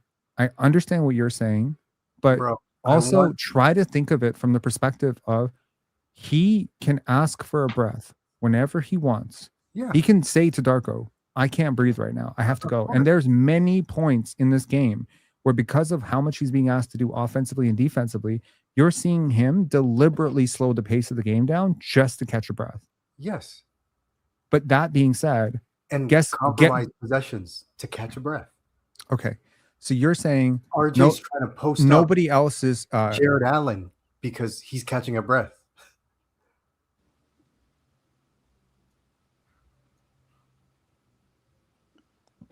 Because BMAC said, Rob won't let me super chat because I'm paying USD. Say what? That's weird. I do. But thank you very, very much. Game 7, yes, sir. We are having a conversation. Okay, Brian, can you let us know how many minutes you want Scotty to play in Game 7? Bro, hold on. He's his trainer. He's his friend. Let him say it. To make it to the summer healthy, bro. That's my number one concern. Bro, I hear you. I want him to make it to the summer And healthy too. We all He got do. hurt in Game 6. I wish everybody the best. But 48 minutes, like Game 7 intensity is going to be crazy. You're going to run him out for so in the 48 possible minutes. How much is he playing? If you had to guess, All of them. He won't. He All of won't. Come off the floor. He maybe will come off the floor for 30 seconds in between the first quarter to the second quarter. That's it. play all game. There you go. Okay, so to the point of this. Okay, so again, can y'all do me a favor and read what this shit says right there? What'd that say? 6'9" point guard. Yes, sir. Yeah. He is You're a a point six. guard. You are 6'9" point guard. So I don't want to hear anything about like I need someone to help initiate. No, you initiate. You the point guard.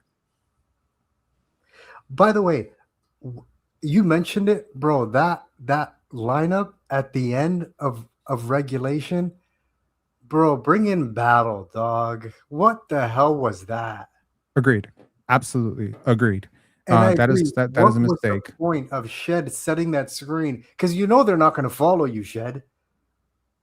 Yeah. You That's literally true. just brought a double team. Yeah. Fair. No, that's fair. And honestly, like at that point, I think if Scotty had a little bit more juice in his legs, I think he probably could have just. I think that's the next gap, man. Splitting that double team, to me, when that double team is our James Harden and Donovan Mitchell, it sounds easier said than done. It's not so easy, right? Like those are still very stout, strong guys with long arms. So it's not so easy to just go and be like, okay, I'm gonna split this shit. But I gotta tell you, like that to me, that manipulation, that possession showed me like, okay, there's a lot of work to do here. Because there's no way you could end up with a Jamal Shad end of clock fadeaway on that shot. Yeah, you can't. But I mean, again, how many great players, like is SGA getting a screen from a non-shooter while two other non-shooters are on the court? Bro, they're selling out to triple team Scotty.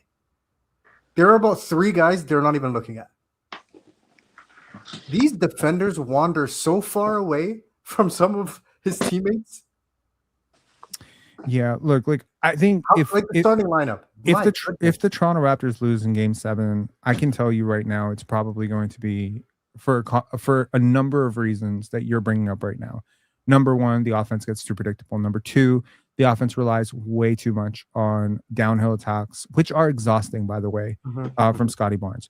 Number three, the shooters go cold on the road. Number four, guys get tired because it's been really, really hard. Number five, Darko's rotations, and probably number six, a lack of spacing and shooting, which is going to allow the Cavaliers to basically gang up on Scottie and RJ with longer wing defenders and send a lot of help in the gaps and force shooters to miss. And so if I'm Kenny Atkinson, I'm saying anyone but Scottie in Game 7. I'm literally throwing the kitchen sink at this dude. I think as every game in this series has gone 1-1-1 up, we have seen adjustment after adjustment, and they're just trying to solve their Scottie Barnes problem because they have a very. Go ahead. You want to hear something crazy? I'm going to be honest. Maybe we can agree to disagree on this. I think if I'm Kenny Atkinson, I'm not letting anyone else get hot. I know Scottie's going to put up 25. I know Scottie's going to have 10 times. I'm not risking letting anyone else get hot or catch fire because Scottie could put up 35 in this game and the Cavs could still win by 20. Who's get hot? Who? I don't Battle think come in and get hot. Jacobe Walter get hot. No. Scottie is not going to have 35. I'm going to lose by 20. I'll say this: like, there's players who get empty calorie points. Like, I'm sure we have all seen them. Cam Thomas, shutouts. There are players who can give you 35 and lose by 20. I don't think Scottie can give you 35 and lose by 20, unless if you're already down 20 and then he starts going for his 35. Because when he starts going, usually he is the tide that raises all boats. Yeah. Right. So when he starts going, it's usually like, first of all, I think it's pretty clear at this point the Cavaliers do not have a single defender for him. There's no one player that you can stop Scottie Barnes with. So I think in a lot of ways he's already doing his job as a franchise player. There's like two rules that I would have for a 6'8" guy. don't ever let a small deny you from getting to the basket, which Mhm. he hasn't. And number two, don't ever let a big force you to settle for jumpers. And he's not. So when he gets a small, he's going right to the basket. When he gets a big, he's either getting the widest open mid-range shot ever, or he's going right to the basket, going right past them. So because you're forcing so much load up on the help side, you're creating the most open looks that Jacobe Walter and Jamal Shead have had all year. You almost wonder, like, if the Raptors just had like a 5% more shooting talent right now. Like, okay, let me put it this way. I'm going to give you a team. I'm going to give both of you a team, and I'm going to ask you both this question: how far does this team go in the NBA playoffs this year? Scottie Barnes at the 3, Drew Holiday, Chris Middleton, Brook Lopez. Who was the 5th starter on that team? Am I losing my mind? Who was that 5th starter? That won the championship? Yeah. PJ Tucker. Was it? Yeah, PJ Tucker was on the Bucks. He was the 5th starter? I think Yeah. it was PJ. Yeah, it was. Okay. So let's put PJ Tucker out there. Okay. That team at that time, prime. Okay. So we're not talking Drew Holiday today. We're talking Drew Holiday back then. Brook Lopez back then. Chris Middleton back then. PJ Tucker back then. Wes Matthews. Was it Wes Matthews? He was on the team. He was on the team, I think. Yeah. So how far does that team go in this playoffs? They're in the finals. Yeah, finals. 100%. Okay. There's your answer. 100%. There's your answer. Go get that team. Go get a stretch big who can extend the court and block some shots. Go get a versatile wing. You already have one, honestly. The PJ Tucker thing, you already have PJ Tucker on crack. Yeah, you literally have baby OG Anunoby on your bench right now. Corner shooter at least. Okay, perfect. Yeah. So if he can figure out how to hit set shots from the corner, we're good on that one. So now you just need the other pieces. So if I'm not, trust me, I'm not saying Jacobe is necessarily either, Drew or obviously, one of those guys like Drew or Chris Middleton, but it's like, could BI be Middleton-esque? Okay, so the BI thing, I heard Lane talk about, the team doesn't really run on BI. It's Scotty. I agree with that. The thing was, the problem with BI being hurt is he hasn't been great. We don't miss him because of how he was playing. We miss him because who's gonna? I feel like you know what I feel like. I feel like that. You play. I feel like you remember Sean Paul Get Busy? Yeah. Remember the video? Was it the one in the basement? Yes. Yeah. Okay, so every time you start rumbling on the mic, I feel like that old man who comes down. I told y'all to stop banging on the damn furnace. I feel like that guy. Isn't that the start of a music video? It is a music video for Get Busy. Okay, yeah, got it. But yeah, with BI, bro, that's the thing with Quickley. Who else do we play? There's no depth. We actually need them. I think you're actually seeing that we have depth right now with these guys being out. The minutes, bro. Check the minutes. No. I mean, like with BI and IQ being out. Okay, like, but Coach Mo, like, why are we acting rotation? Like it's normal for starters to play 35 minutes in the playoffs? We always see an extension of minutes in the playoffs. Yeah, but it's not 6 guys. You do realize games are going longer too, right? You're noticing that. Like, what do you mean games are going longer? Oh, okay. As in take longer to finish? Yeah, so consider this. This game started at 7:40, okay, on the dot. It didn't finish until 10:25. It's almost a 3-hour game. So yeah, you're adding in 5 minutes of overtime, right? But like 7:40, yeah, it's almost like a 3-hour game. You're so right. So typically the game is 2.5 hours. So like you're right. Either between, maybe they're padding in like an extra minute or two at the end of quarters. Maybe they're padding in like an extra minute in the halftime, or two minutes. Maybe there's an extra commercial break somewhere. But like we're talking an almost 3-hour game here. Yeah. Right. Well, so there's stoppage of play. There's reviews. There's foul reviews. Ref initiated timeouts. Like these guys are getting extra breaks. There's also timeouts. And they're going through it too. It's not just us. They're playing the same game. What are your thoughts on So Max Strus, so out of a possible 53 minutes, Max Strus only played 20, and Jakob only played 22. Dude, CMB is better than Jakob Poeltl in this No, series. I agree. CMB got 40. Whoo, my goodness. Also, can I please bring up the fact that we are the team with our back against the wall at home. They are not. Well, whose back's against the wall in Game 7? Theirs. Them. Yeah. 100%. Both. I mean, honestly, that's kind of what a fucking Game 7 is. Now, I am kind of curious. If Game 7 is an afternoon game, I am going to be fucking pissed because It's going to be means... 7. It's going to be 7:30 since the Rockets lost. Okay. 7:30 EST. Why would that bother you if it's an afternoon game? Do the math on the Not on enough the time to turnaround recovery. Yeah, like everything between these next 48 hours. Like it's not even 48 hours. I mean, Mitchell, right now, from the game we just saw, Scottie looks healthier than Mitchell. At least that's what it seemed like optically, right? It is. Here's what you're going to see on Sunday. Mitchell, the first 10 minutes he plays, his hair is going to be on fire.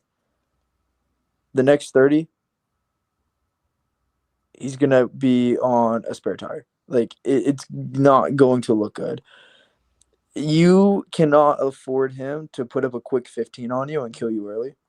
Mm-hmm. You need to force the ball into James Harden's hands. If James Harden beats you, you shake hands, you go home. I'm not shaking that guy's hand. You force James Harden to beat you on Sunday. You 100% force him to beat you. You don't let Donovan Mitchell get hot for the limited time that he's going to be feeling 100% for. You think they start Strus again in Game 7? I think they go. They should. I honestly think they go defense though to try to limit Scottie. Like I think they're gonna have Rob's idea where you cut the head off the snake. He's like Jakob. He's just a ceremonial starter at this point. Well, I mean, their purpose was to get themselves off to better offensive starts, and I mean, the scoring did go up quite a bit from where it was in Game 4.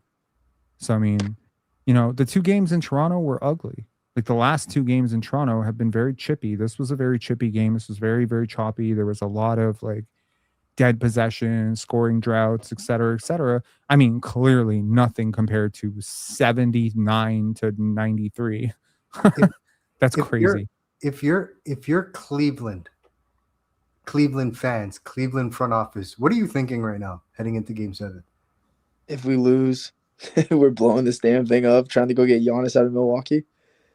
For who? Mobley and friends, whatever it costs to go get Giannis. Giannis and Harden on the same team? Ooh, that's gross.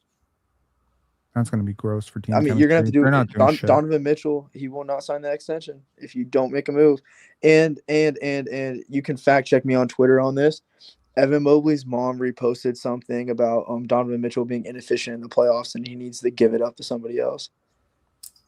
Really? His mom did. Not lying.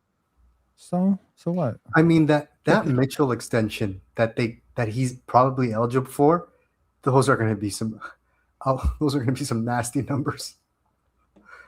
He's eligible for north of $65-70 million. Oh, I mean, I understand the cap's going up, but some of these numbers are just crazy. Yeah. But the percentage would still be the same, I'm assuming. I agree. Pre-game 1905 sent a $5 super chat. Thank you very much. He said, being able to put CMB in single coverage on Harden in space is a cheat code. I agree. Mm-hmm. Not enough credit is going to be given to Colin Murray-Boyles for the job that he did in this game, but he saved this game on the defensive end multiple times. This is amazing. Yeah. We saw it at the end of the game with the lineup of Scottie, CMB, Jacobe, and Shed.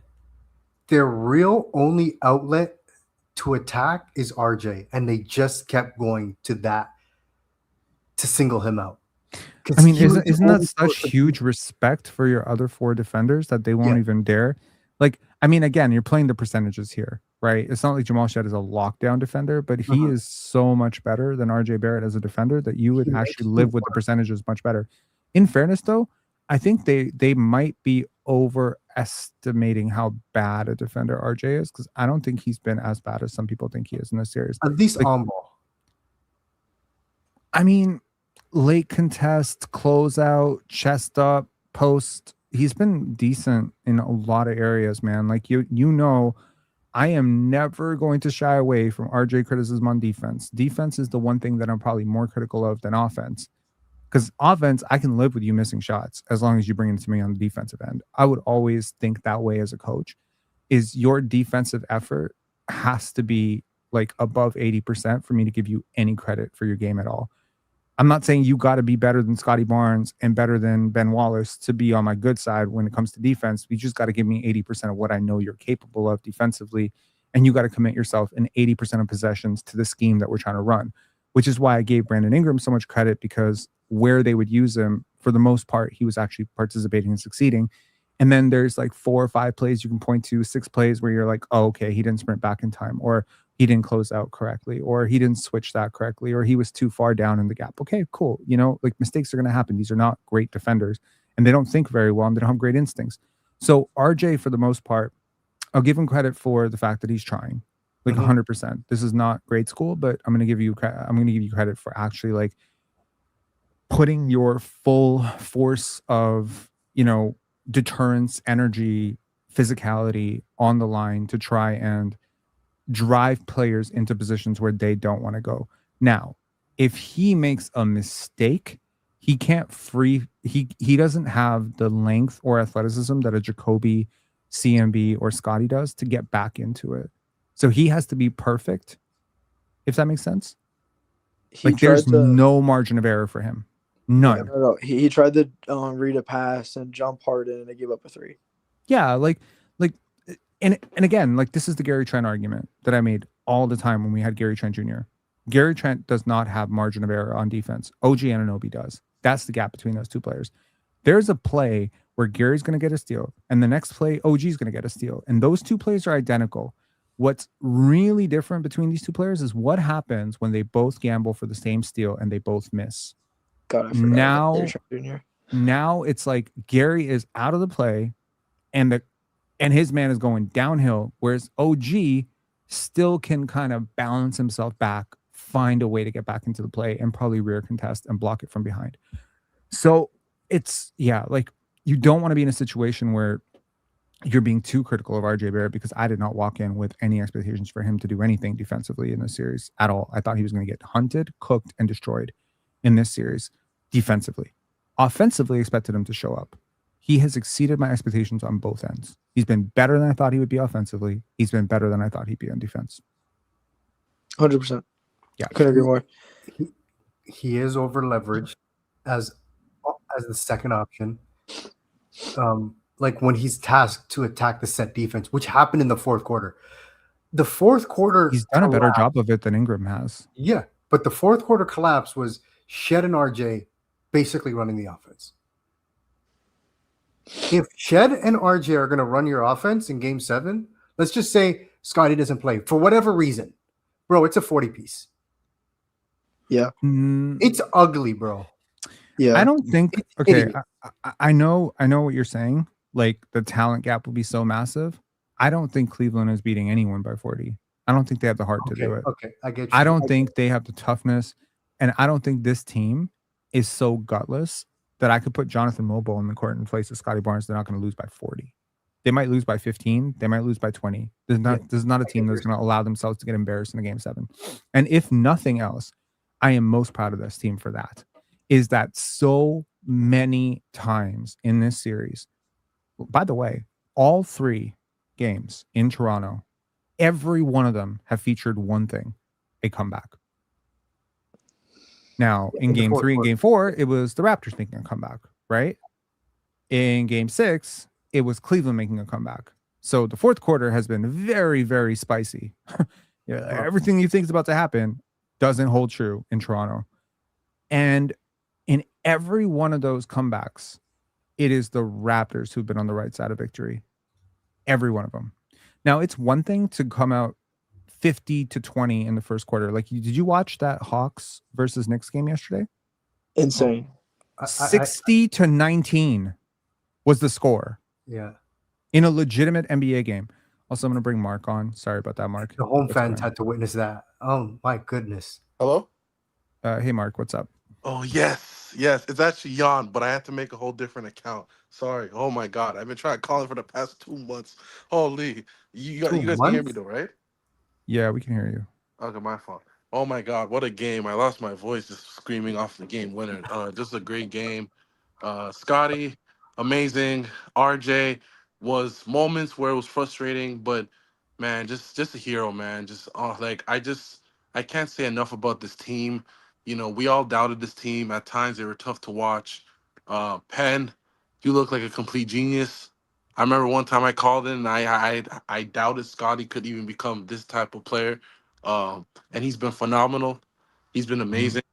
I think this is a team that we should continue to root for. I don't know who said it here. Whoever said that we should have tried to rest Scottie Barnes and not try to go for this win, you're completely wrong. We should. I honestly, the Raptors should go all in Game 7. Honestly, I want to know the status for BI. I want to know you guys' opinion. If should we play BI or not for Game 7? If he's healthy, if he's ready.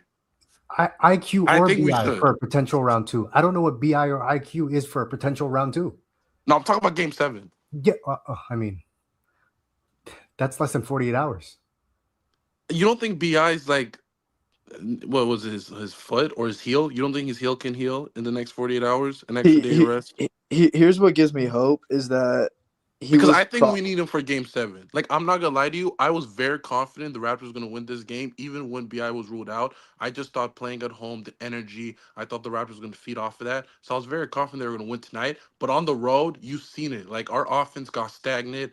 Like, when Scotty's not there, and when he's not running the offense, and we have to do RJ Barrett isolation, it gets very, very ugly. And I know BI's been atrocious, but honestly, like, I haven't been able to speak on BI struggles, but watching him performance, like, I don't think Cleveland's doing anything. Like, the shots he's taking, these are shots he usually makes. Like, he's just missing shots. Like, I'm not like every shot he shoots. Like, I don't think it's not going in. Like, these are good shots he's taking. They're just not going in. Like, these are the shots he's used to making. Like, I feel like he might have a good game if he plays, and I would bank on that because I think we need to. Because honestly, I don't know if these guys are going to be, ready to play a big Game 7 in Cleveland. Those players are going to play better at home. But if he's not healthy, he may just hurt the team, right? If he's not actually ready, if he's just pressured to play. And again, in Game 5, that fourth quarter looked ugly. We lost by 5, bro. I know. Cleveland, they're not that, bro. I know, but at home, I know, but they missed a lot of shots, some open shots that they're gonna make at home. Trust me, this team at home is one of the best. Rob made a great point, bro. This Cav team is tissue paper, bro. He's right. No, he's really like he is. Mogbo, Shed, CMB would probably lose by 8. I'm telling you, man, this was such a great game, man. Yo, I just want to remind y'all, this just a few days ago, this is who was supposed to come out of the Eastern Conference this year. Celtics, number 1. Cavaliers, number 2. Knicks, number 3. Pistons, number 4. Magic, number 5. Hawks, number 6. Sixers, number 7. Raptors, number 8. Why were the Celtics so high? Did they assume Tatum would come back? No, this is literally 2 days ago. Oh, okay. Yeah. That's what I say. Yeah, I mean that's not preseason. Preseason, bro, we weren't supposed to make the playoffs at all. Too, and they still said not a shot.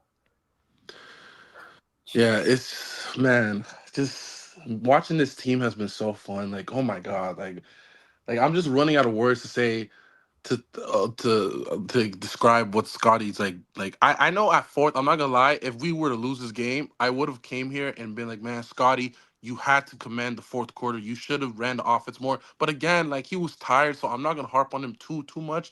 But man, like, yeah, this isn't the time for Scotty slander. No, at all. He no, and I was definitely not gonna go there. But look at how many bookmarks there are on this.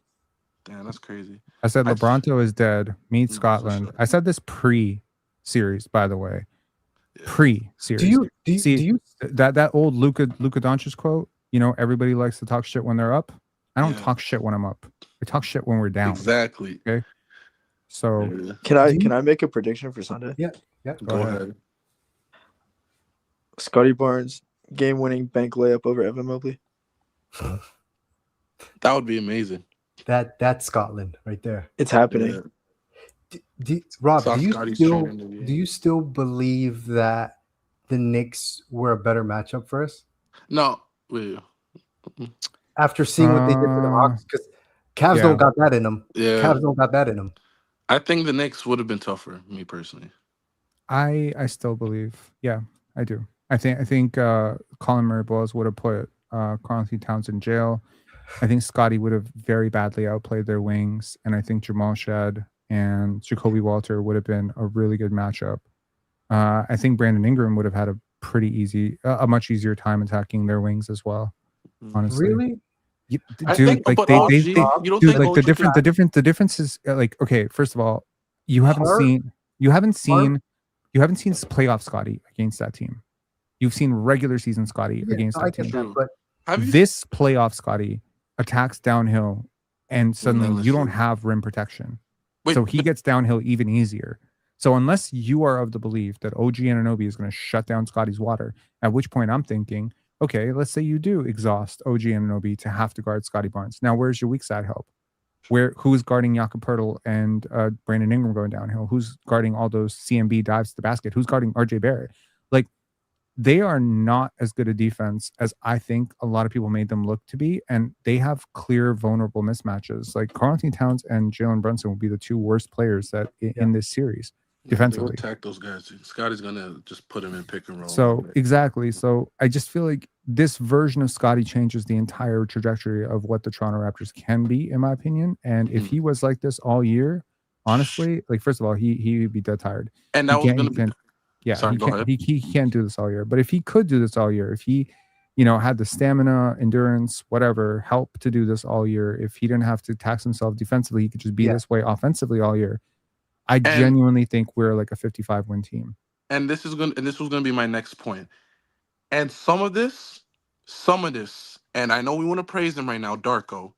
He needs to get a little bit of a blame right now on how he played Scottie Barnes in the regular season. Why? And I am so glad and so glad that IQ missed this series. I'm so glad because now I think IQ is realizing this. Darko's realizing this. The front office is realizing this. This is the guy who needs to initiate pick and roll. This is a guy who needs to have the ball in his hands. This is a guy who needs to be our point guard. When before we made that trade for RJ and IQ, when we had OG and Pascal on that team, that year was Scotty, to me, his best offensive year, scoring wise, because he had the ball in his hands. He really took a step up offensively. Then RJ and IQ came, and then he was playing more off ball. And we doubled down on that near the end of the season, where he was just playing in the corner, and it was useless because Scotty, he's not a great floor spacer, and it's useless because they're not going to respect him in the corner. Like, it just didn't make no sense at all. And I know Darko's high on Scotty, which blows my mind on why he didn't play him more at the point this season. Hopefully, seeing this postseason run, they double down on that next season, and we're going to see a better level up Scottie Barnes come next season. But I still don't think they think he's a point guard. Are you serious? They have Yeah. to. How can you not watch this series and be like, Samson Folk said the he's same thing. He doesn't believe he's a point guard. He pushed back on it. He's one of the smarter guys in the space, and he's like, he's not a point guard. Who said that? Yeah, but as the smartest guy in this space, I'm saying he is a point guard. So Yeah, what but we're gonna say? Who said he wasn't a point guard though? Samson Folk of Raptors Republic. But Rob, you believe I don't that the respect front that guy, office period. brain trust. You think the Raptors brain trust still doesn't believe Scotty's a point guard? They have to. They have to. I'm past the point where I care too much about what Bobby No, Webster I'm thinks asking about. you what you think they think. Yeah, I don't think they think he's a point guard. Okay. Are you serious? Then But they don't know. I think he's a point guard, Do and you he think- thinks he's a point guard. Okay, And then Brian you- thinks he's a point guard. Then So that that's what doesn't make- matters. Now The I'm asking- Raptors, then what are they doing with him? Then what's the point of having him? You're not going to get the best out of him. He's showing you right now he can be the best player on against any team when he's playing like this when he has the ball in his hands? How do you not watch his postseason performance and be like, you know what? We misrevalued this guy and his ability. He needs to be a point guard. Like, I'm sorry. Like, I don't, it blows my mind. Like, I don't think the Raptors front office is dumb. They're very smart people. But to watch this Debatable. series and be like, no, this Jakob guy's still Poeltl, not a point $100 guard. million. No, Yeah. no, okay. I'm not gonna lie, that came out wrong because recently, no, you're right. They've made some stupid, questionable moves. But Can we keep it a buck? There's 3 players in the NBA right now, total right now currently, that are capable of doing what Scotty's doing. Yeah. 100, yeah, 100%. 100%. Agree. 3. There's 3 on both sides of the ball. Yeah. On both sides of the ball, there's 3. So I think the gap here between understanding what he is and what he can be is what the Raptors want him to be. I'm going to be very interested if Immanuel Quickley is on this roster next year, if he's playing the 1 or he's playing the 2. No, if he comes back in this postseason, and if he's still on this team come next season, his role needs to be as a guy who provides spacing on the floor. That's it. And he needs to set more screens for Scotty. That's it. He has to be the Mario Chalmers one. He has to be the Derek Fisher one. Exactly. You're a release valve. You're not like, bro, get off the ball, bro. Yeah, exactly. You're right.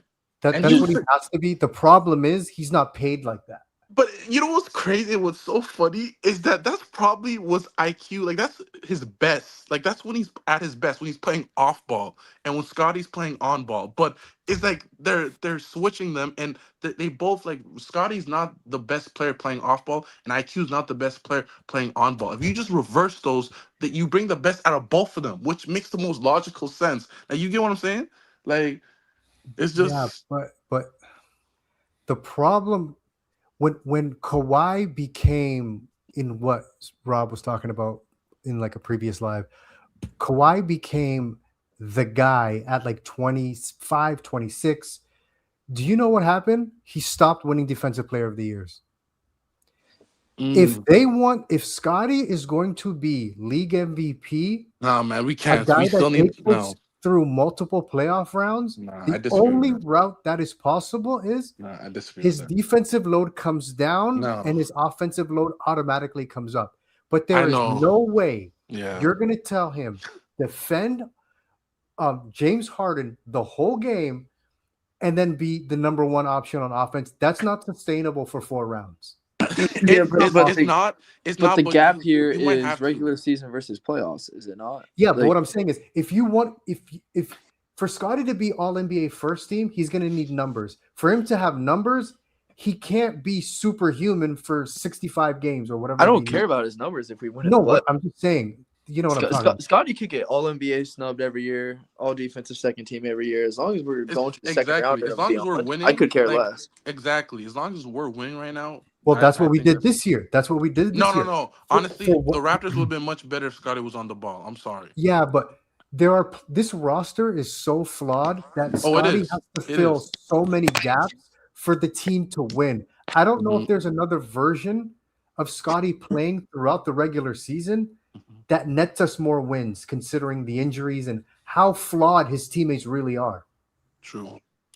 And I just want to give a big shout out to Jacobe Walter. I mean, like, I always was high on him defensively. Like, I always said he was a good defender, but like he's playing at such a level defensively. Let's just say he wasn't shooting the ball as great as he has been, right?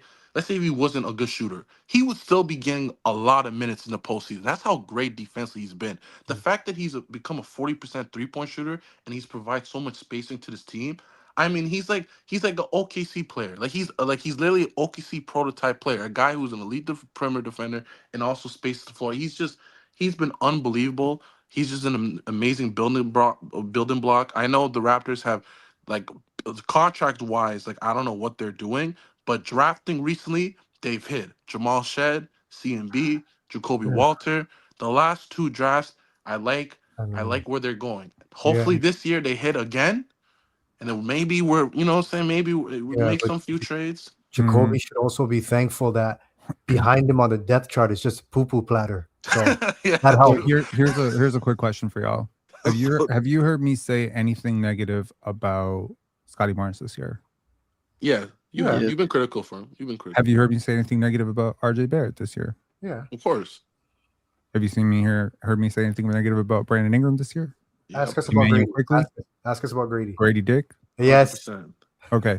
Have you now? Here's the master question. Have you heard me say anything negative about Jacobe Walter this No, year? you have not. You've been very high on him. Minimal. If The that. only thing you said was you were about ready to sell your stock, and that was it. When? Oh, you did And say you that? took I it didn't back. know that. First 2 weeks into the season, There you was said a- you were doubting. You said you were doubting your shares that you were holding. But I'm not gonna lie. I think that was. I wasn't There critical was a with reason Jacobe. for that I'm not allowed to share with y'all, but like there's a reason, and there's a very, very interesting reason that he came out as cold as he did. However, He was sick. I heard rumors he was sick. I'm game- talking like in the beginning of the season. Oh, okay. Yeah. I think he was just. I think also wasn't like Grady was a guy playing over him because Grady had a good second year, so he was more stamped. Like, oh, Good he's second gonna year. be. First of all, Grady did not have a good second year. Grady had a good 4 weeks in Yeah, that's the true. start of his second year. Yeah, he fell off near the end. Yeah, you're right. Yeah. Like this is going back to February 11th. Scottie Barnes and Jacobe Walter saving the team right now. Jacobe for MVP. I'm not overreacting. Yo, I am insane. Okay. Yeah. I mean, again, there's narratives and then there's truth. And whenever a narrative comes out, I'm always curious about the truth. Because again, I've got like 10,000 tweets. I don't know all the shit that I say. I don't remember half the shit I say, honestly. If I had to remember all the shit that I said, my brain would be full of my own tweets, which would be a really big waste. So anytime someone tells me like, oh, well, like, and I mean, it's so easy to search your own posts, right? Today, somebody told me, some jackass told me that I called Jaden McDaniels a thug. So I was like, okay, let's check. I know in my heart of hearts, I would never, ever do that. But I'm like, let's see, let's see if I ever did it. And then I just search the word thug, and I can do it on my YouTube videos too. I can search YouTube videos for exactly. Yes, this, right? It's bullshit. It's bullshit. I've gone out of my way to criticize people for calling black players thugs because that term is so racially loaded and problematic. So I went out of my way and I was like, okay, let me just see if I've ever done it. Who's J-Mac? Jaden McDaniels. So I called him a bitch. I said it was a bitch. I said he was. This is he's a real bitch for scoring when the game was over. Some people had an issue with that, and that's cool. That's fine. That's it's my terminology of bitch just means a cowardly move. If you start a fight and then run away, to me that's a bitch. That's how I talk. Unfortunately, but there's nothing racial about calling someone a bitch. No, it's not. You're good. But thug is. No, for sure. Thug has a term. So that's what I'm saying. Like whenever somebody says like, oh, he only talks about Scotty. Well, all I have to do is, or if someone says, oh, you never support Brandon Ingram, then I just search Brandon making a statement. No idea what he's doing. So I can call that as a negative, positive,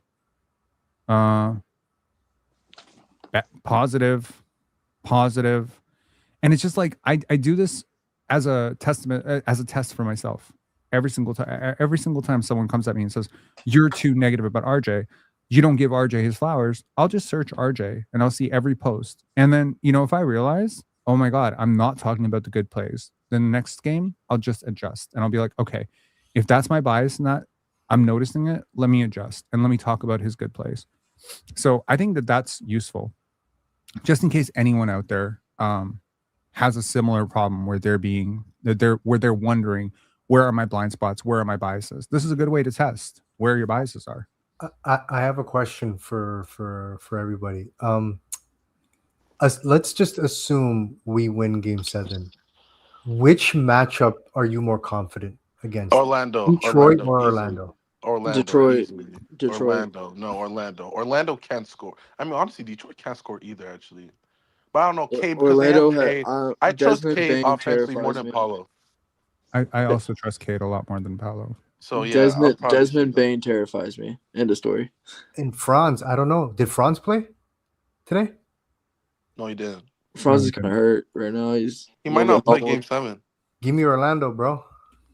And If also, Franz is out, easily give me Orlando. If Franz is in, give me Detroit. I would agree He's with the that. best player. Okay, let me say this without trying to be controversial, because I did just get accused of some pretty nasty things today. I think Franz Wagner is the second best player between both teams. I think Cade's the best player. I think Franz is the second best player Oh on yeah, both teams he's been better than Paulo. Like I think for a like, while. for a while. Like Paulo just doesn't process the court. I don't like. I just bad defender, inefficient scorer. Like I get the build, the people fall in love with that, but no, I'm sorry. France plays the right way, better Oh, What defender. is there to fall in love with? He just shot 4 Paulo for had a 20. Bro is 60 shooting too. tour No, dates. I'm saying people like him because he's more marketable. He's 6'10", strong. Like I don't like him, but I'm just saying that's like like the casual fans. Do you They'll know have what's crazy? Do you know what's crazy? What Scotty's doing this postseason is who casuals think Paulo is. exactly. That's what I'm saying. No, because he's way better defensively than No, he's anything. No, saying but I'm saying offensively. He's talking casuals about Oh, don't care offensively. He's about talking about offensively, defense. offensively. He's talking about Casuals don't offensively. care about defense. Yeah. casuals really don't. By the way, the first time Kawhi Leonard scored more points than Scotty Barnes is currently scoring right now, he was 25 years old in the I'm telling you, playoffs. man. Yeah, If he can just become like what you said, Penn, earlier in the stream, you said this like is break the that double team. Maybe if he can just become a better 3-point shooter, just like to the point where he shot like 35%. Like I remember 2 years ago, he shot like around 34, he doesn't 35%. need to do that. He If he needs can the just players get there, around him to shoot I threes. know that, but that would just add like another weapon in his arsenal. If becoming a better friend, bro, he's close. He's just like he's close. Like I'm telling you, like he's gonna. I believe it. I think he can get to 24, 25 as a scorer. I think he can, Holy shit. and I think once he becomes that level as a scorer, man, the assist numbers are just gonna go up even more because, brother, like if he's getting 14 assists on He's getting 14 assists this with level of no spacing. spacing. He gets Jakob Pertl layups. Like, bro, like And he's Jakob gonna, can barely bro. catch the ball half the time. People need to, okay, so here's the thing. I think this year we have solved all three problems. Problem number one was I don't think people respected how good a defender Scotty Barnes was because his team wasn't winning. So now they have to respect how good a defender he is because he put himself What team on did he that. make? Pardon? What team did he make? He hasn't made any teams yet because those teams haven't been announced, but most likely it'll be first team, but possibly for like he'll be the first player on the second team or he'll be the last player on the first team. So I think the defense has been now respected. I think the passing has also started to be respected because he had that entire stretch where he was, drawing comparisons to Jason Kidd, not Ben Simmons, Jason Kidd, Magic Johnson, Tyrese Halliburton, whoever. They were saying like, oh my God, the game that he had against the Magic, that entire 5-game stretch where he started at point guard, and people were like, oh my God, like this is your dude now, right? And I will never forget Jack Armstrong saying, this is your Cade Cunningham. This is your Magic Johnson. With all due respect to Immanuel Quickley. He said that. With all due respect to Immanuel Quickley, like learn how to play off the ball, basically. Yes. So that had never happened before. No matter how much success he's enjoyed at point guard before, he's never commanded the floor at point guard to warrant comparisons to Magic Johnson from the people who have been actively saying that he's not that dude, right? So Magic has compared him to himself, right? Jason Kidd has given him flowers for it, but these Raptors commentators have never said it before. The everyday NBA fan has never said it before. Now they are. And I think finally the third layer that has fallen is now the scoring. Mm-hmm. So now people can see all three things. And those are his three gifts. He is able to carve space as a scorer. He's able to dissect teams and get the most efficient passes as a high volume rim assist guy. Dude, what the hell do you think Jason Kidd built his entire career on? High volume rim assists. James Harden, high volume rim assists. All the greatest passers in the league create easy shots at the rim for their finishers. And he has nothing close to the finishers of Amari Stoudemire and Sean Marion. Give him that type. Kenyon Martin, Richard Jefferson. Like these are Vince Carter. These are very different levels of finishers. So right now, if you're the Raptors, whether you see him as a point guard, a point forward, it doesn't matter. Like whether you see him more Pippen or more Jordan or more Kawhi or more Giannis or more whatever. It doesn't matter what position he plays. He has to have the ball in his hands. So if he has the ball in his hands, now get players who can work with that. You have a good example of some of the players that work with it. You have a great example of players that don't. You know, players who move without the basketball, players who can finish above the rim, players who can finish shots, shoot. How many shots does he create for his teammates with just bricks, turnovers? It's I- guys like Jacob and CMB, and like who can legitimately, they can't create offense for themselves, and he gives them layups. And I want to say one thing before what these people are witnessing is that's so jarring is all the people that said Brandon Ingram's our number one option, get Brandon Ingram the ball. We got a guy now. We got Brandon Ingram, bro. Those people they're just shocked. Oh my God, you actually just They don't even Rob. Their minds are blown at what they were watching the first like 5 games. Their horse, the guy they bet on, the guy that they said wasn't our best player, he's the number one option. Builder, and it's like, oh my God.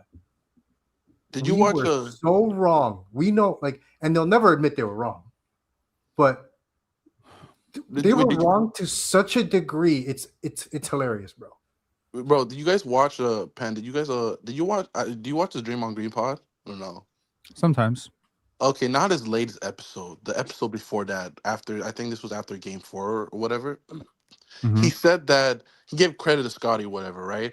And he said, and this is a game where Ingram went 6 for 23, right? He said the biggest credit, the one who deserves the most credit, is Brandon Ingram.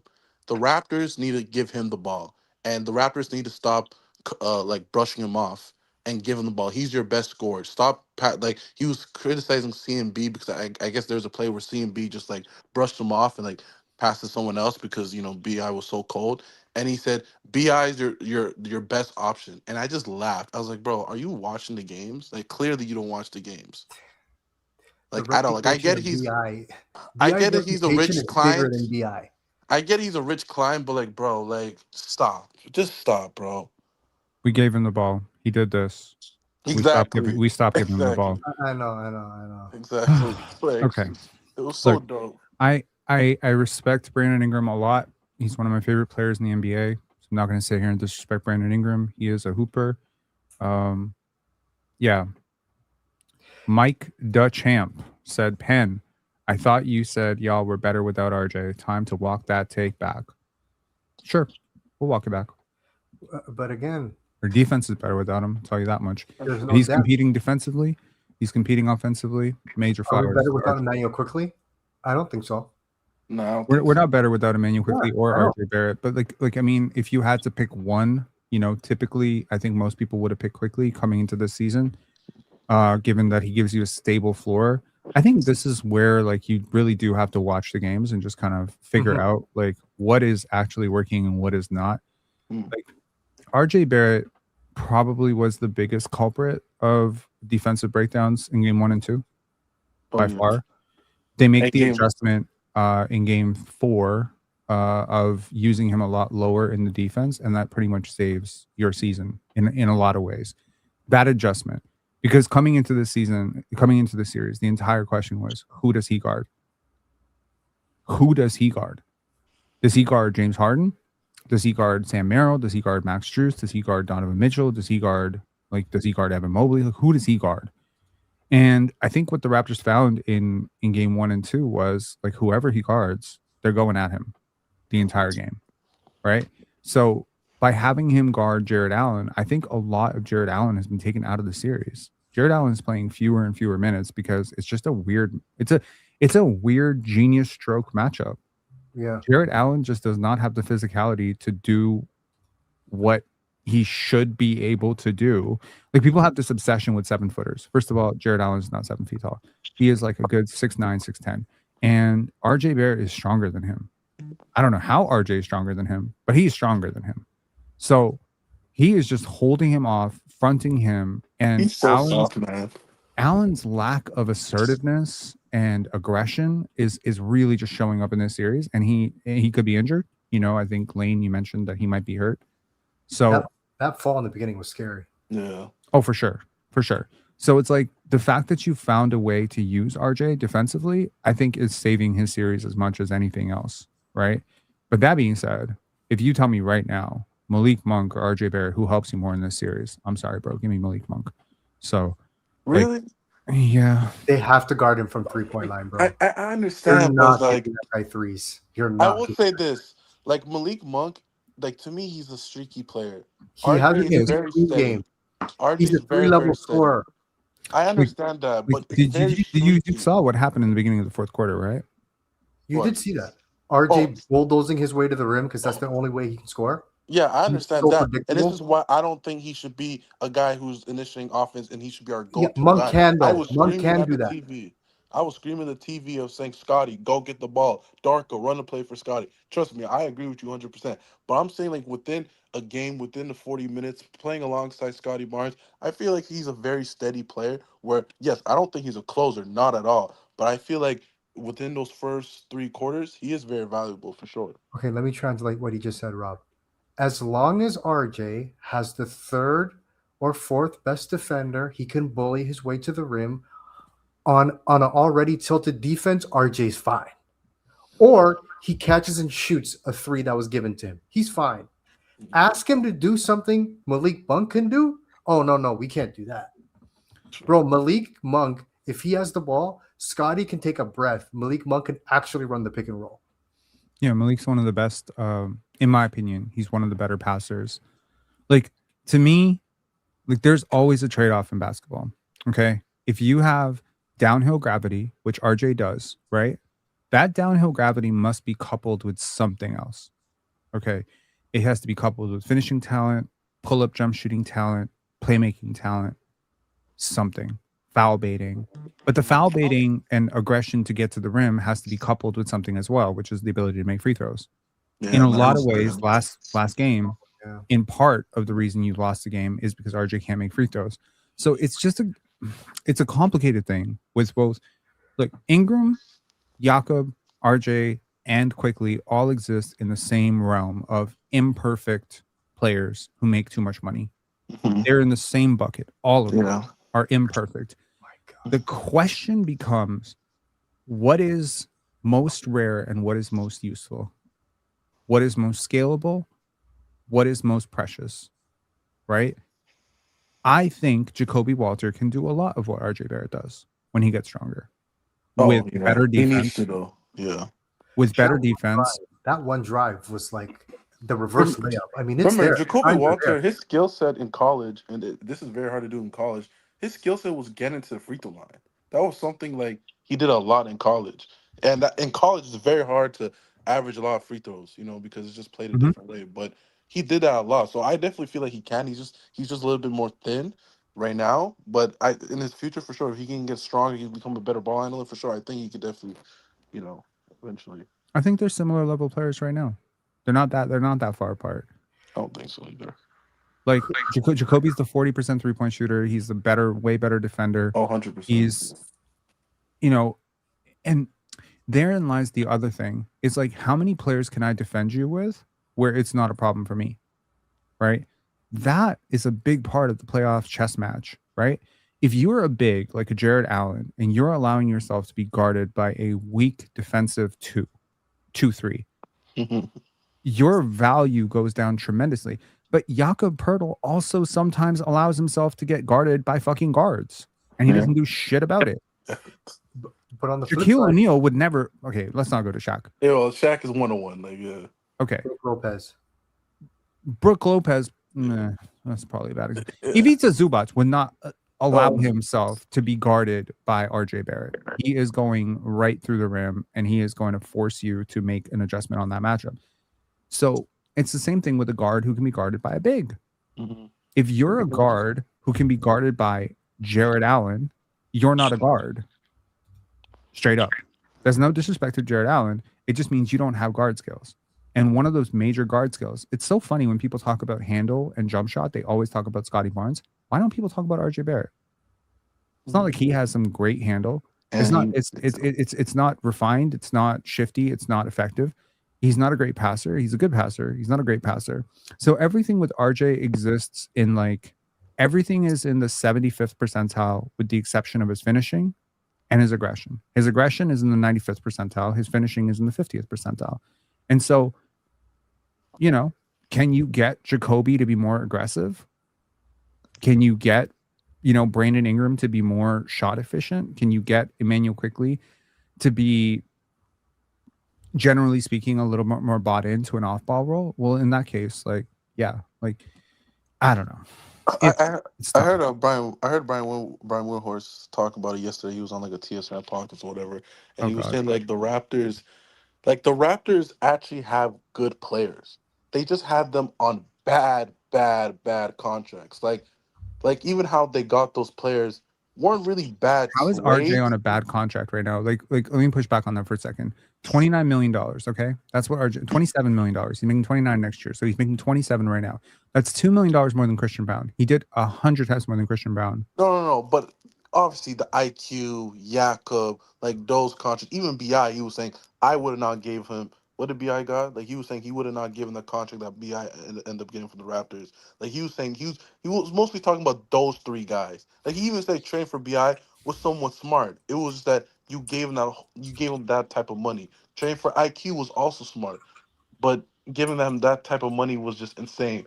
And he was just like confused, explaining on why would the Raptors give Jakob Poeltl that extension, which I think we all are confused, honestly. But he was mostly talking about those three guys. He wasn't really talking about RJ, but those three guys in particular.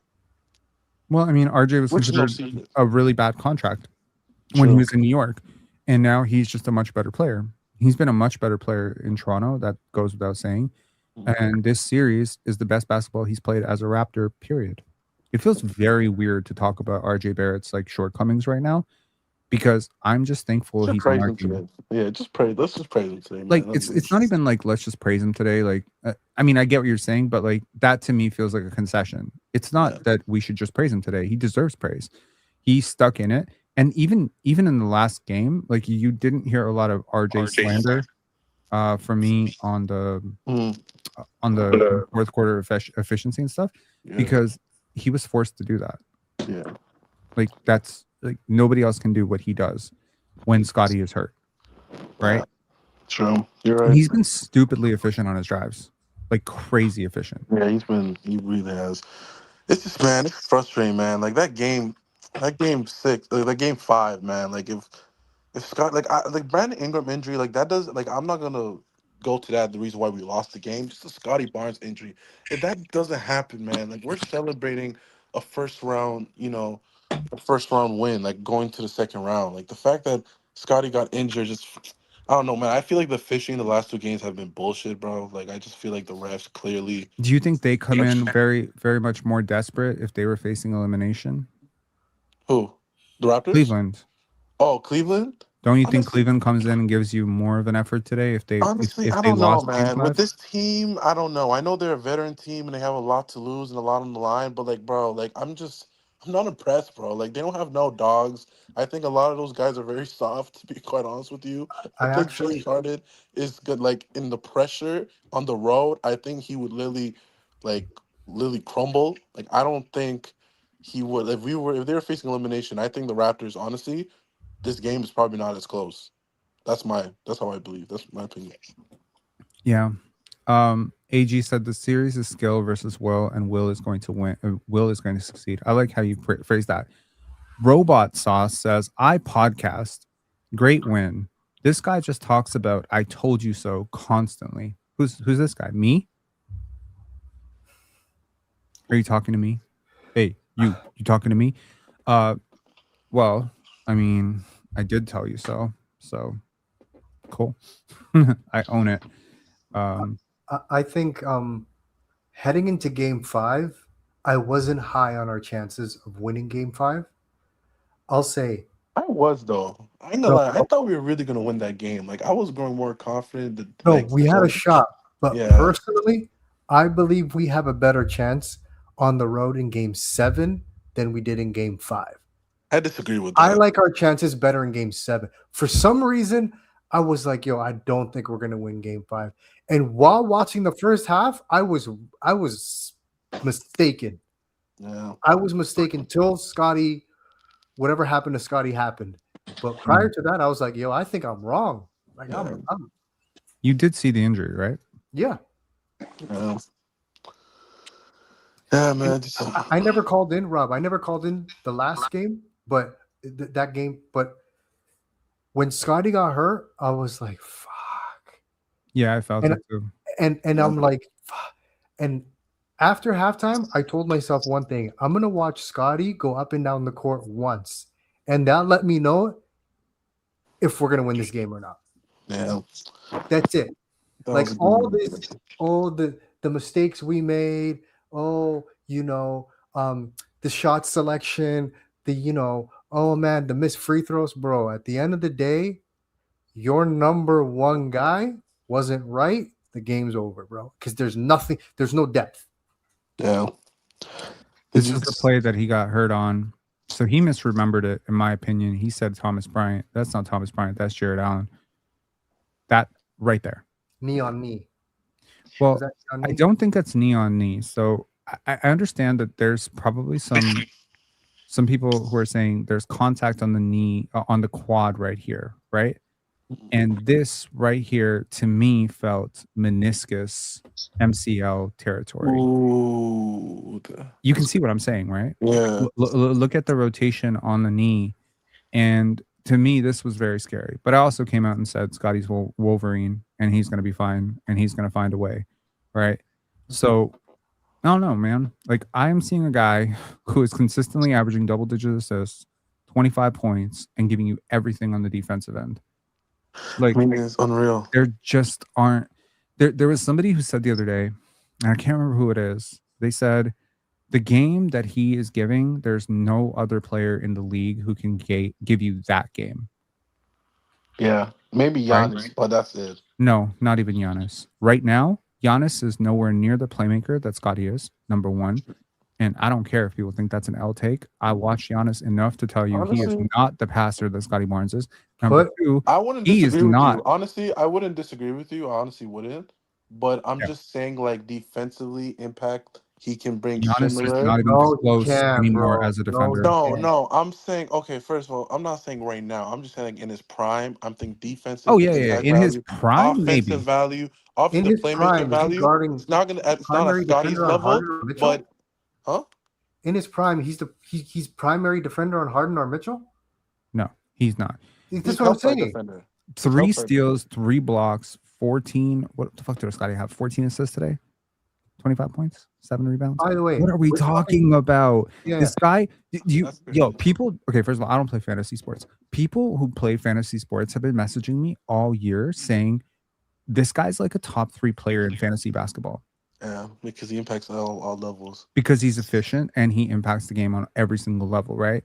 Now, I don't play fantasy sports, but the kind of weird thing is, I've always assumed that fantasy sports are very numbers oriented, and it kind of pisses me off that I don't actually think Scotty's game is available in the numbers.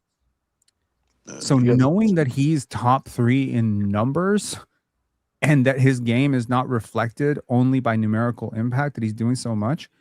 How My old sister was Scotty? texted me at halftime. She's watching this game all the way from Serbia right now, and she said he might be she said he might be top 5. Like it's not crazy because like now you just really got me thinking about it right now. Like I'm really thinking about guys who are 6'9", 6'7", 6'8", who could initiate offense, be a point guard, get guys great shots, but also be the anchor of your defense and guard the opposing team's best perimeter players, and also be a somewhat really efficient offensive scorer. And also protect the rim. Yeah, that's what I said. Like Like help you're side talking defender, about, defensive okay, anchor. like what I'm talking about really is, okay, let's put it this way. You're talking about, It's so unique. It's like even Wemby, like yeah, Wemby could give you the offense production, the defensive production, but he can't get everyone involved. Even though his offensive gravity is really like he gets those guys good shots just because of his presence, but he isn't finding guys. He isn't dishing it out to guys. You know what I'm saying? Crazy. I have a question. How old was Giannis during the 2019 playoffs? that's a good question. So He he was was like drafted 25. in He was like 20, 25, 24. yeah, so he was drafted in 2013. He was 19. So yeah, just add 6 to 19. Okay, 26. what does Giannis do in a starting lineup that has Jamal Shed, Jacobe Walter. He dies. He dies. He dies a slow death. Oh, He 100%. dies. Like Exactly. this, yeah, no, he They wouldn't would wake wall up. him up. He would have no counter. He's not even a shooter. Yeah, Like and Giannis Scotty in clears them 2019. Giannis in 2019 was nowhere near the shooter that Scotty is today. at all. Even now, Scotty clears him as just a mid-range He pull-up. just shooter. recently Like- got a mid-range game. I Recently. know, recently. That's what I'm saying. Recently, And it ain't that's what even I'm that great, to be honest with you. It's very They They basic. leave him open. They back Yeah. him off of him. saying. Exactly. Like the complexity, like again, it's so simple. Basketball is so simple, and it's just like it's so funny. I remember there was this video that I made on Scottie Barnes, and it was like I want to say it was like right around his first year, end of first year, beginning of second year, and it's actually Brian and I connected over that video because he kind of hit me up after he saw that video, and he was like, "Oh man, you make sense."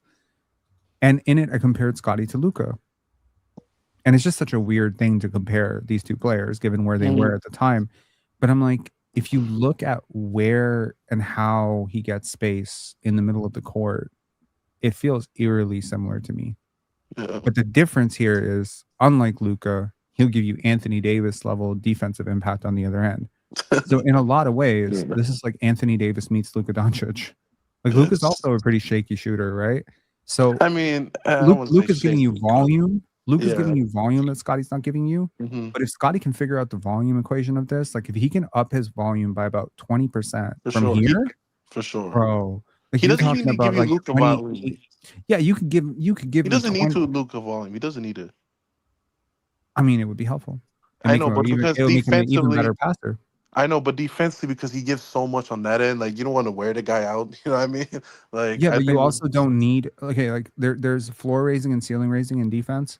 And I don't need him to floor raise my defense. I need him to ceiling raise my defense, which means I need somebody else to floor raise my defense. And that's why we drafted Colin Murray-Boyles. And that's why you drafted Jacobe Walter. And that's hopefully why you invest in, a defender coming off the bench or, a more defensively oriented starting center. Because right now, what you need is you need him to top shelf your offense or floor raise your offense and then ceiling raise your defense. Yeah. That- Right now it's the opposite. Right now it's the And opposite. right now you are at the opposite. At least for the regular season. Yeah. Mula Meech said 24.1 million views on the Raptors game highlights. For real?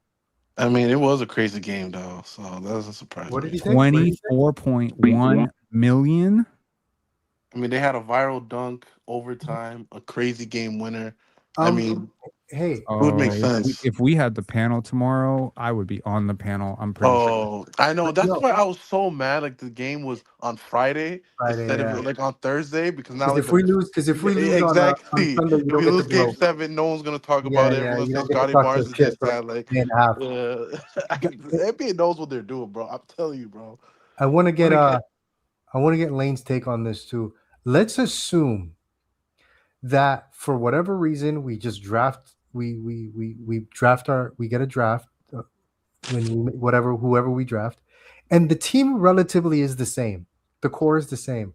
What's the starting lineup next year? I think it's the same.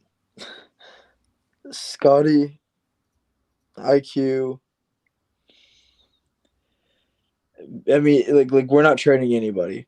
Yeah, I'm just saying it's Okay. the same team. We saw what happened in the playoffs. Scotty, Give me your starting lineup. IQ, RJ, BI, Yak. Jacob. Yeah, it's the same starting lineup. It's the same. It's gonna be the same. They're not gonna change it. 24 million might be on Instagram or TikTok or something. Yeah. School Work Love said, Pensare, I think about you a lot. I really like you for some reason.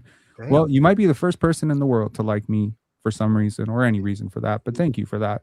You told him you're not single? You might want to tell him that too. I don't think it's like that at all. Yeah. Also, I'll take this moment to shout out my friend Yari. If you guys are looking for a cool, interesting, fun new podcast to check out, my friend Yari and her friend just started it's a while ago actually. It's called Souls Meet Podcast, and they just talk about shit, man. They're fun. They talk about like random rumors. It's totally fun. So yeah, give him a follow, give him a comment. You know, show young podcasters some love, man. Yari's a really really cool person. We like to show some love to other podcasts. Okay. School work love said, "I'm a guy." LOL. What do you mean? Hey man, love is love. Okay, so I'm looking here. Okay. This Raptors team, like, I don't know if you guys are baseball fans, bro, but like they're giving me Blue Jays vibes. Like their players, like on this team, like the personalities compared to Blue Jays players are very similar. Like, you know, Scotty is like Vladdy, Ernie Clement is like Jamal Shed. Like that's such an accurate. Like I think RG would probably be like Bo Bichette. Like it's just like the players on the team is very similar. I don't know. Like the vibe is just very similar because the Blue Jays weren't supposed to go to World Series. They weren't picked. It was a surprise. You know, they kind of like the Well, under every series in a way. I want to go back to the game today. So in game 5, there was Dennis Schroeder had his moment. I feel like they tried to recreate that in game 6. Like they went back to him. It wasn't as successful, but he had his turn again, Mhm. right? He is And the leader. Yeah. Yeah. Of course, like okay, first of all, let's just be honest. This is the franchise. He pissed me off. How Today. did that even happen? He Pissed just me off, bro. did he. It's like when you know when you're a kid and you use an eraser, that pink eraser that just destroys your paper, and the guy kept using it, and then his paper was just destroyed. That's crazy. You think Dennis Schroeder just went into the locker room and looked at Donovan Mitchell, Evan Mobley, and Jared Allen and James Harden? He's like, "You guys are not the real leaders. I'm the real leader. Fuck you." Yeah, You know, proving to you guys once and for all why You I'm get a not ring? going to be on this team next year. do you get a Maybe ring? I should go back to for Toronto. FIBA? Maybe the get Raptors a should ring? bring it back. Wait, what'd you say, Coach Mo? Do you get a ring for winning FIBA? I don't know. 'Cause But it if would you- be cool if he pulled a Dwayne Casey and after they lose the series walked out with the ring and then talked about how the people in Germany, you know, his team Germany was so much better than the Cleveland Cavaliers because they were more together and he had the ball more. Like I would love to hear that interview. Dude, I still have Dennis Schroeder PTSD. I'm not gonna lie. I still do. I'll never forget how annoying it was. Like I thought God was testing me in some very meaningful way by giving me Fred VanVleet and Dennis Schroeder back to back. I think Dennis Schroeder was God basically punishing you for overdoing the Fred thing. Honestly, it's but like possible. when we made the IQ trade and Dennis Schroeder went back to his regular role coming off the bench, I didn't think he was that bad. Yeah, but he immediately asked for a trade. I know, which is so stupid. Like, Immediately. Yeah, like, he would have been great in a bench role. That would have he been really awesome. would've. No. What was disgusting was I'm willing to come off the bench for all the stops except this one. This one I'm starting. Did he come off the bench for Brooklyn as well? That's what's crazy too. I think initially he did come off the bench for a little bit. I That's- mean, yeah. Like, I mean, all things being said, like he's still a pretty good player. Like he's been a good player for a while. You know, it's just unfortunately it comes with a lot of antics, a lot of ego, a lot of whatever. Right. You do need somebody in your locker room to push some buttons. I just wish it was somebody who pushed different buttons. This is kind of where I'm at. Right. I loved your take in your last live about the offseason. You got to pick like one or two guys. You can't have an island of misfit toys on the bench. You can't do that. I have felt that way for almost the entire year at this point. That I am very big on decluttering.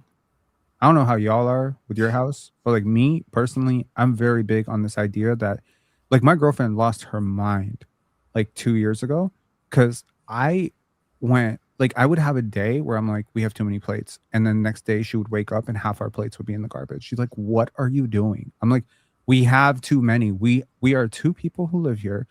We don't need 18 plates. We need 8, you know? And she's like, but what if one breaks? And I'm like, we can buy more. Like, I just don't like having too much stuff. I just want to manage less things. I always want to manage less things. I don't want to manage 5,000 pieces of paper. I'd rather manage a hard drive. So to me, this is kind of where I'm at with this. It's a clutter. The first thing I do every single time I take over as the Raptors general manager in NBA 2K is I waive like 7 people. Like I'm just like gone. I cannot have this many, like as you said, island of misfit toys. I cannot have this many incomplete players who cannot give me anything substantial in a meaningful specialist role. I have a big belief that like this team right now is playing power forwards and small forwards as centers because they didn't invest in a meaningful backup big that they're willing to play. I mean, we have Okay. 3B, so it's like, yeah, but in the next series, it's going to kill you because yeah, if you true, go up against because Jalen Duren, yeah, he is yeah, going to eviscerate Jakob Poeltl, that's true. right? You're So right. you don't have a big body to throw at him, and Trace Jackson Davis is completely out of the rotation in the playoffs. He hasn't played a single minute other than garbage time, and I would argue that Trace Jackson Davis has been a pretty serviceable basketball player up until the point that he got here, and in a lot of ways, he completely fits what Darko wants to do with his offense. So why he can't scratch the rotation to me is baffling. I think he'll play more next series if we play against Detroit because their bigs are way more physical, and like I just don't think Jakob would be able to, you know. I think I could see some minutes for him for sure. Yeah, AG said I'm a hoarder. I should be on one of them TV shows. Gross. Okay, sorry. No. That's how I apologize if that's rude. That's how I feel about hoarding. I feel it's gross. I think it's like honestly, I think it's a sickness. Sling GC, new member. Shout outs to you for becoming a new member. Sasha Music 27 said, "You're the man, Rob. What the fuck happened in Orlando, by the way?" Unfortunately, I was too busy watching the Raptors, but I did record that game, so I'm going to go check out what happened to Paolo. 4 for 20 So with bad. your season on the line. You are so bad. predictably ass. So bad. That team was stuck on 72 points, I want to say, for like a good 10 minutes. I just don't understand, bro. Like he has one good game, 45, and like they talk about him as if he's the next coming of Carmelo Anthony, LeBron It's a James. confirmation bias. That's what it is. And then So Scotty's consistently great, and like no one's talking about it. Like no one. Except I Charles mean, Barkley. we are. Even if the Raptors lose Game 7, the fact that it went 7 games without 2 starters and Ingram and IQ tells us how tough they are and how soft the Cavs are. Great future. Emerge Doc with the €5 super chat. I very much appreciate the super chat, and I very much agree. Pre-game 1905 said being able to put. I already talked about this. Thank you very much. Not Donald Fagan gifted 5 Pensare Basketball memberships. Awesome for you. Thank you so much. And 8 members, 8 months. We've done memberships for 8 months now. What? That is crazy. I thought we just launched it like 5 months ago. I can't believe we're almost 30 members lives in. We have a members live every Sunday or Monday, depending on if there's a game on Sunday, which usually breaks down game tape or something important, you know, an analytic or something deep dive. This will be really cool. Maybe this Sunday, if the Raptors win on Monday, our members live will be a preview of the next series. That would be really cool. Karen Hall said bounce on RJ's shot took 1.5 seconds off the clock. I did not know that, and that's actually very, very cool. And Pepperjack gifted 10 Pensare Basketball memberships. Shout out to Pepperjack, always the most generous with the membership gifts. I can't even tell you how many people have become members of this community because of Pepperjack. I think he's gifted out like 40 or 50, maybe 60 memberships at this point over the last 6 months. So thank you so much for this. I appreciate that, man. Tariq said Braun gave props to RJ. Amazing. Yes, you should want people giving props to RJ right now. Wait, RJ had a really LeBron, apparently. Oh, okay. Yeah. Raw Milk Man 69 said, "Do you think RJ's 3-point shooting in the playoffs is a real improvement, or will he go back to what he usually shoots in the season?" Looking at his shooting form, looking at his free throws, I would say he'll go right back to about somewhere between 32 and 36%. Okay, but to answer that question, what's weird about what's going on this playoffs is we're at a point now where Mamu wide open for 3. Mm-hmm. I feel more comfortable with RJ's wide open 3s. A lot of that also he's has been to do knocking with, them down. Yeah, who else is going to shoot them at this point if it isn't Jacobe and like Battle? But it's like, yeah, we're really deprived of shooting, man. When I'm like, yay, RJ Barrett's open for 3. Mm-hmm. It's crazy. Andrew Johnson 8919 said, "Pen, how much do you use regression analysis when running statistics?"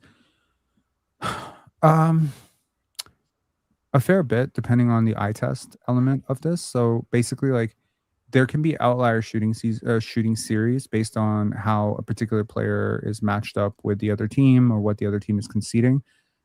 I do feel like people shouldn't throw out an entire 82 game sample of how a player has shot against various defenders, various matchups, how they've scored against various matchups, because sometimes you just get something very favorable to work in your favor. Like, for the fact that I think RJ is really effective against this team because they have a very, very weak interior in terms of like physicality, but they have a lot of length, right? But if we flipped it and you had a very physical interior and a lot of length on the perimeter, he'd be dead. So it's backwards, right? So in a series against, say, New York, if you are guarding him straight up with Mikal Bridges, and like, I think he would struggle personally.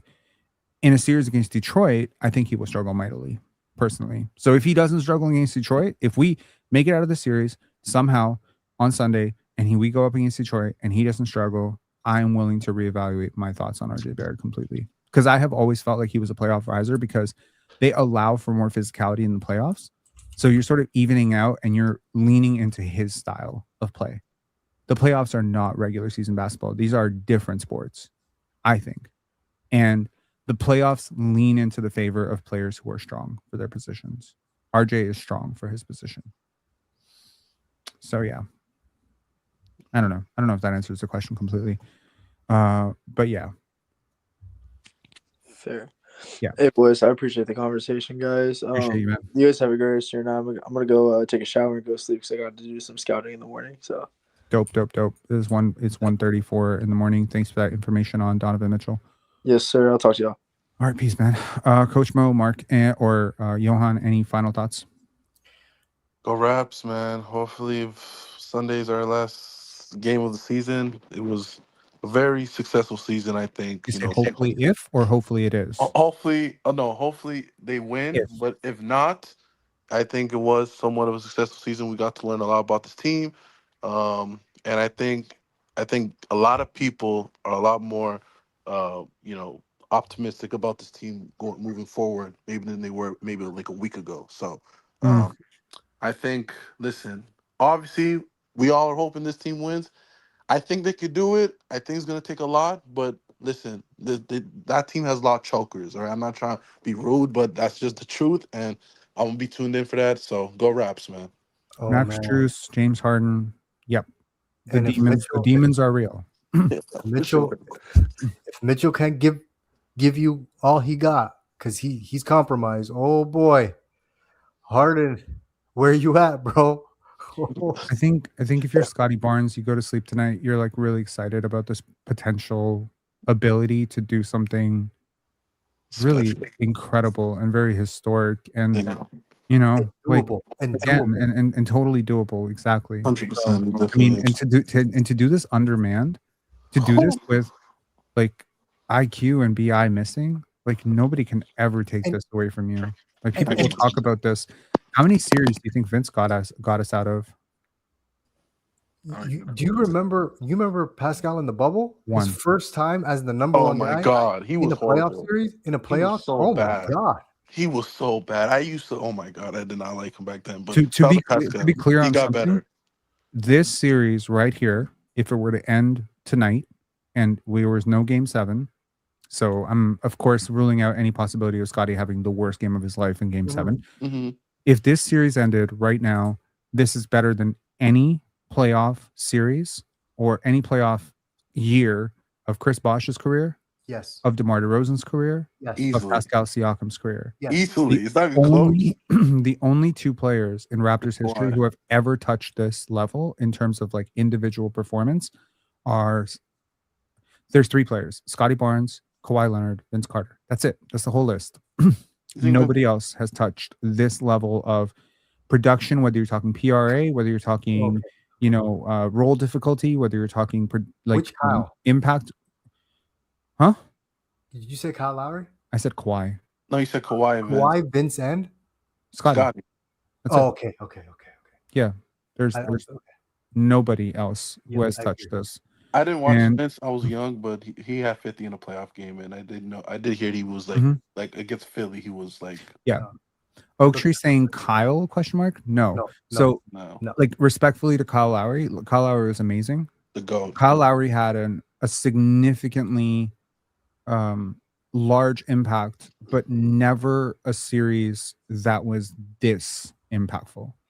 And Like and you've never asked Kyle Lowry to guard 4 positions, shut down the other team's best player, be the number 1 scoring option on offense, and be the lead initiator. Like that has never happened.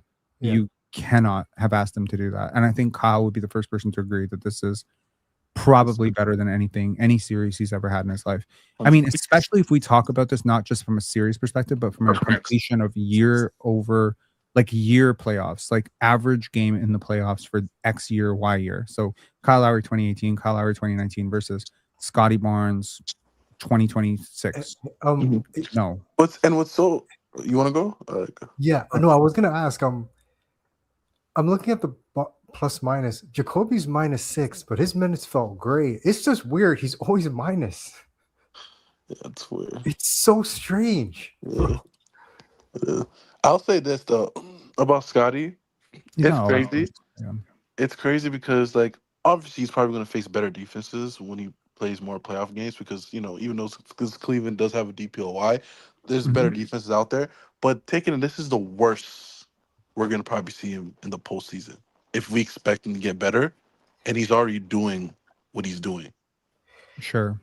The silver lining here is if we win, I'm assuming Ingram will come back, and there is no way. There's only up for Brandon Ingram from here, bro. Literally. That's the silver lining. I mean, I would like to think so, but there's definitely down. I mean, he's played reasonably well defensively.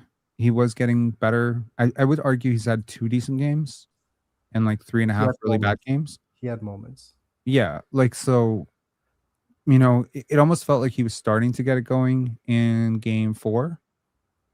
We started to hit some threes, hit some big threes, had the big explosion in the second quarter towards the end of the half, which kind of pulled the Raptors into it. So he's contributed to this. No matter how much people want to take away from him, he has contributed to this. And the only thing I would say to any Raptor fans out there who are choosing to run with this like butthurt, narrative that Brandon Ingram quit on the team or whatever, if he did quit on this team, you need to trade him. You talking about him quitting is not helping that at all. Yeah. Number 2, if he didn't quit on this team, then you're just making an ass out of yourself because his teammates would know when they go into the locker room whether or not he quit on them. And I don't think this team walked out of that locker room today like a team that was like, oh, our top scorers quit on us. This team did not carry that energy. This team carried the energy of let's go win one for Brandon. Now, do you think if Brandon Ingram comes back, we still run those sets where everybody, including their mom, knows the ball is going to BI and it's going to take 12 seconds to get him the ball? You still think we do that? No, Yeah. the ball needs to be in Scotty's hands though. Like it needs to Because- be. Like he when he has the ball, he's gonna generate a good shot. It might not go in, it might not, but like still, I feel like we need to put the ball in his hands and end the games. Like Darko needs to be confident to trust Scotty, and Scotty a little bit needs to be confident himself as well. Like, hey, like I'm the best player on this team. I'm gonna give them the best results. The ball needs to be in my hands, and he needs to demand the ball sometimes. I feel like he could have done that tonight, but we ended up winning anyway, so it's cool. Oh, Yeah. It's Sorry, just guys. weird. Yeah. But it's just weird watching all these people that didn't believe in Scotty and wanted him traded and all that, bigging up Scotty as a kind of dig at Ingram. But this is the last thing I'm going to say. Ingram, if he just lets the game come to him, he's almost trying to prove the haters wrong at this point. Like he feels like he has to prove something, and bro, just play. I think he played out of the offense a lot this year. And I mean, he tried to buy in. Again, I'm choosing to see positive intent with Brandon Ingram in all situations. And I've heard a lot from players on the team about his impact. That's another reason.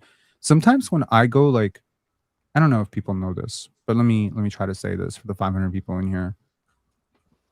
Sometimes when I go out of my way to say something that is very counter to the, to the narrative that is out there, it's not because I am just a genius. It's because I've heard something and I'm not willing to disclose a source, right?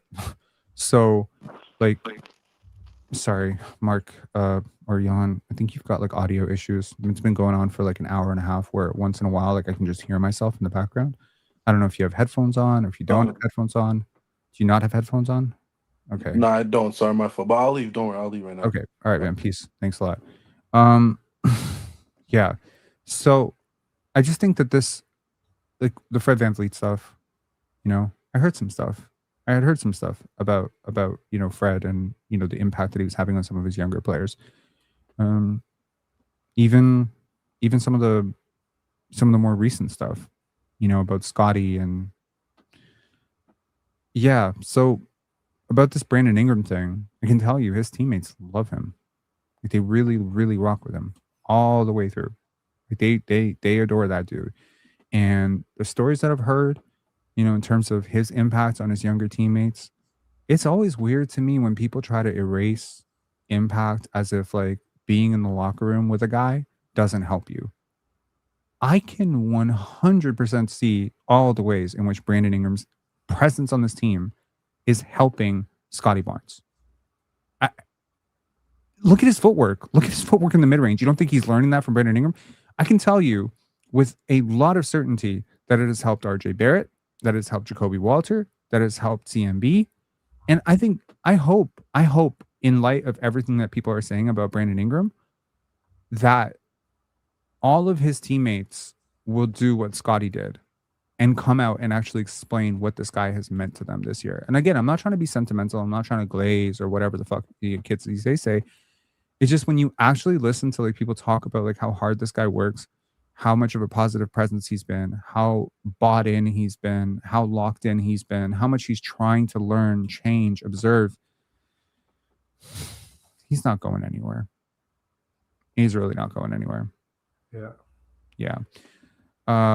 Hushu said W take by Josh Lundberg. What? Pen, did you say Josh Lundberg tweet about Ingram not being available to play?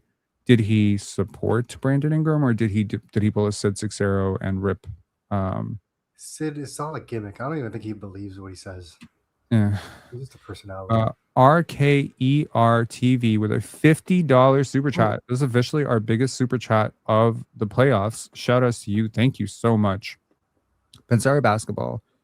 Hashtag KOARM.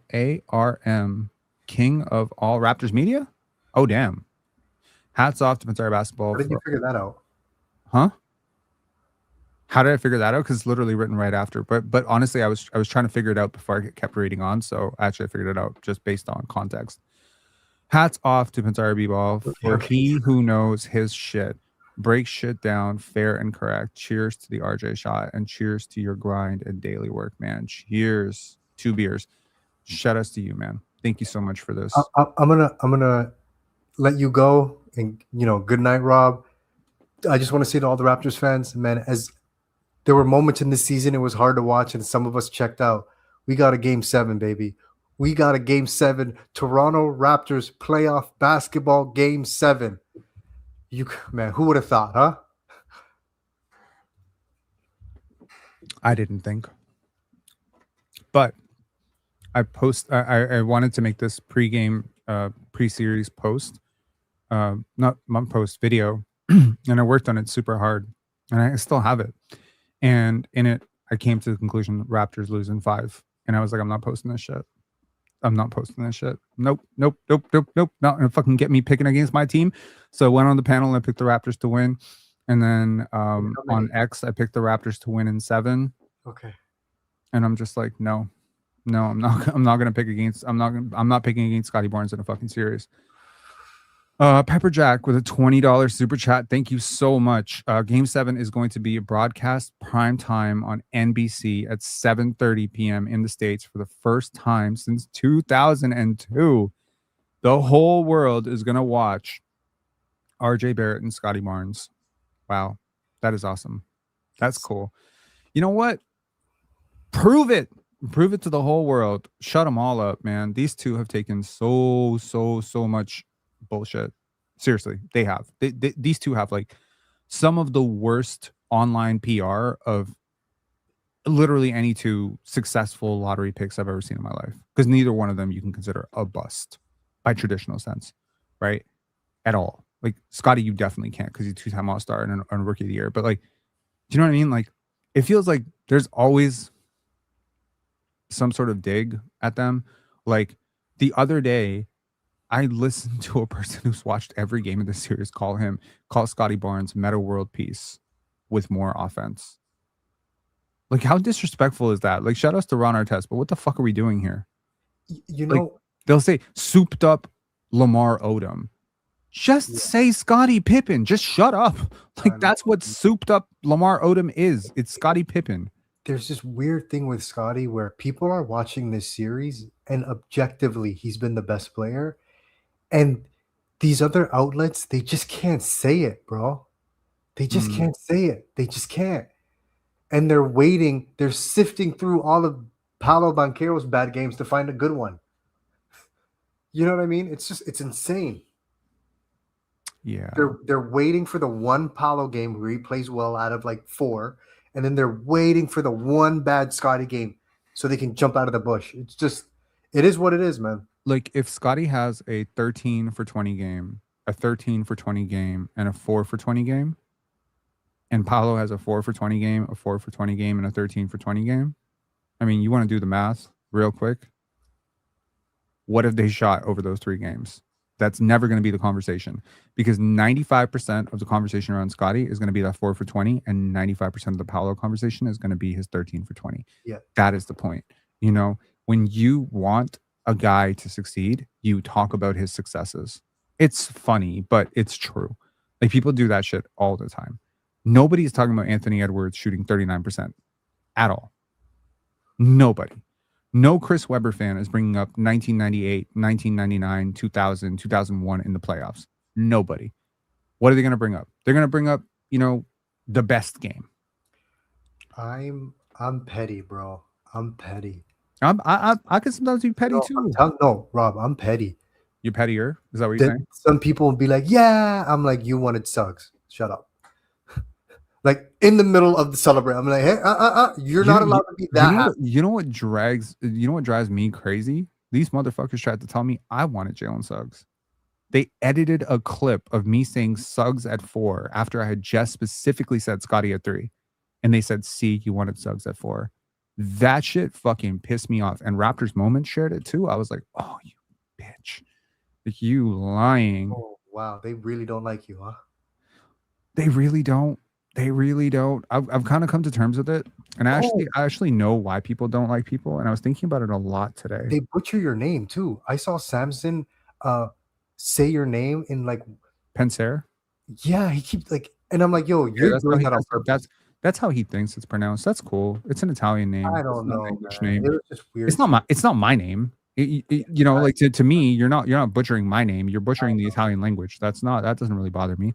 No, I mean, look, like Samson and I have exchanged emails before. I mean, there's really no hate anymore. I mean, there really wasn't hate. There was more like a modest beef going on for a little bit there.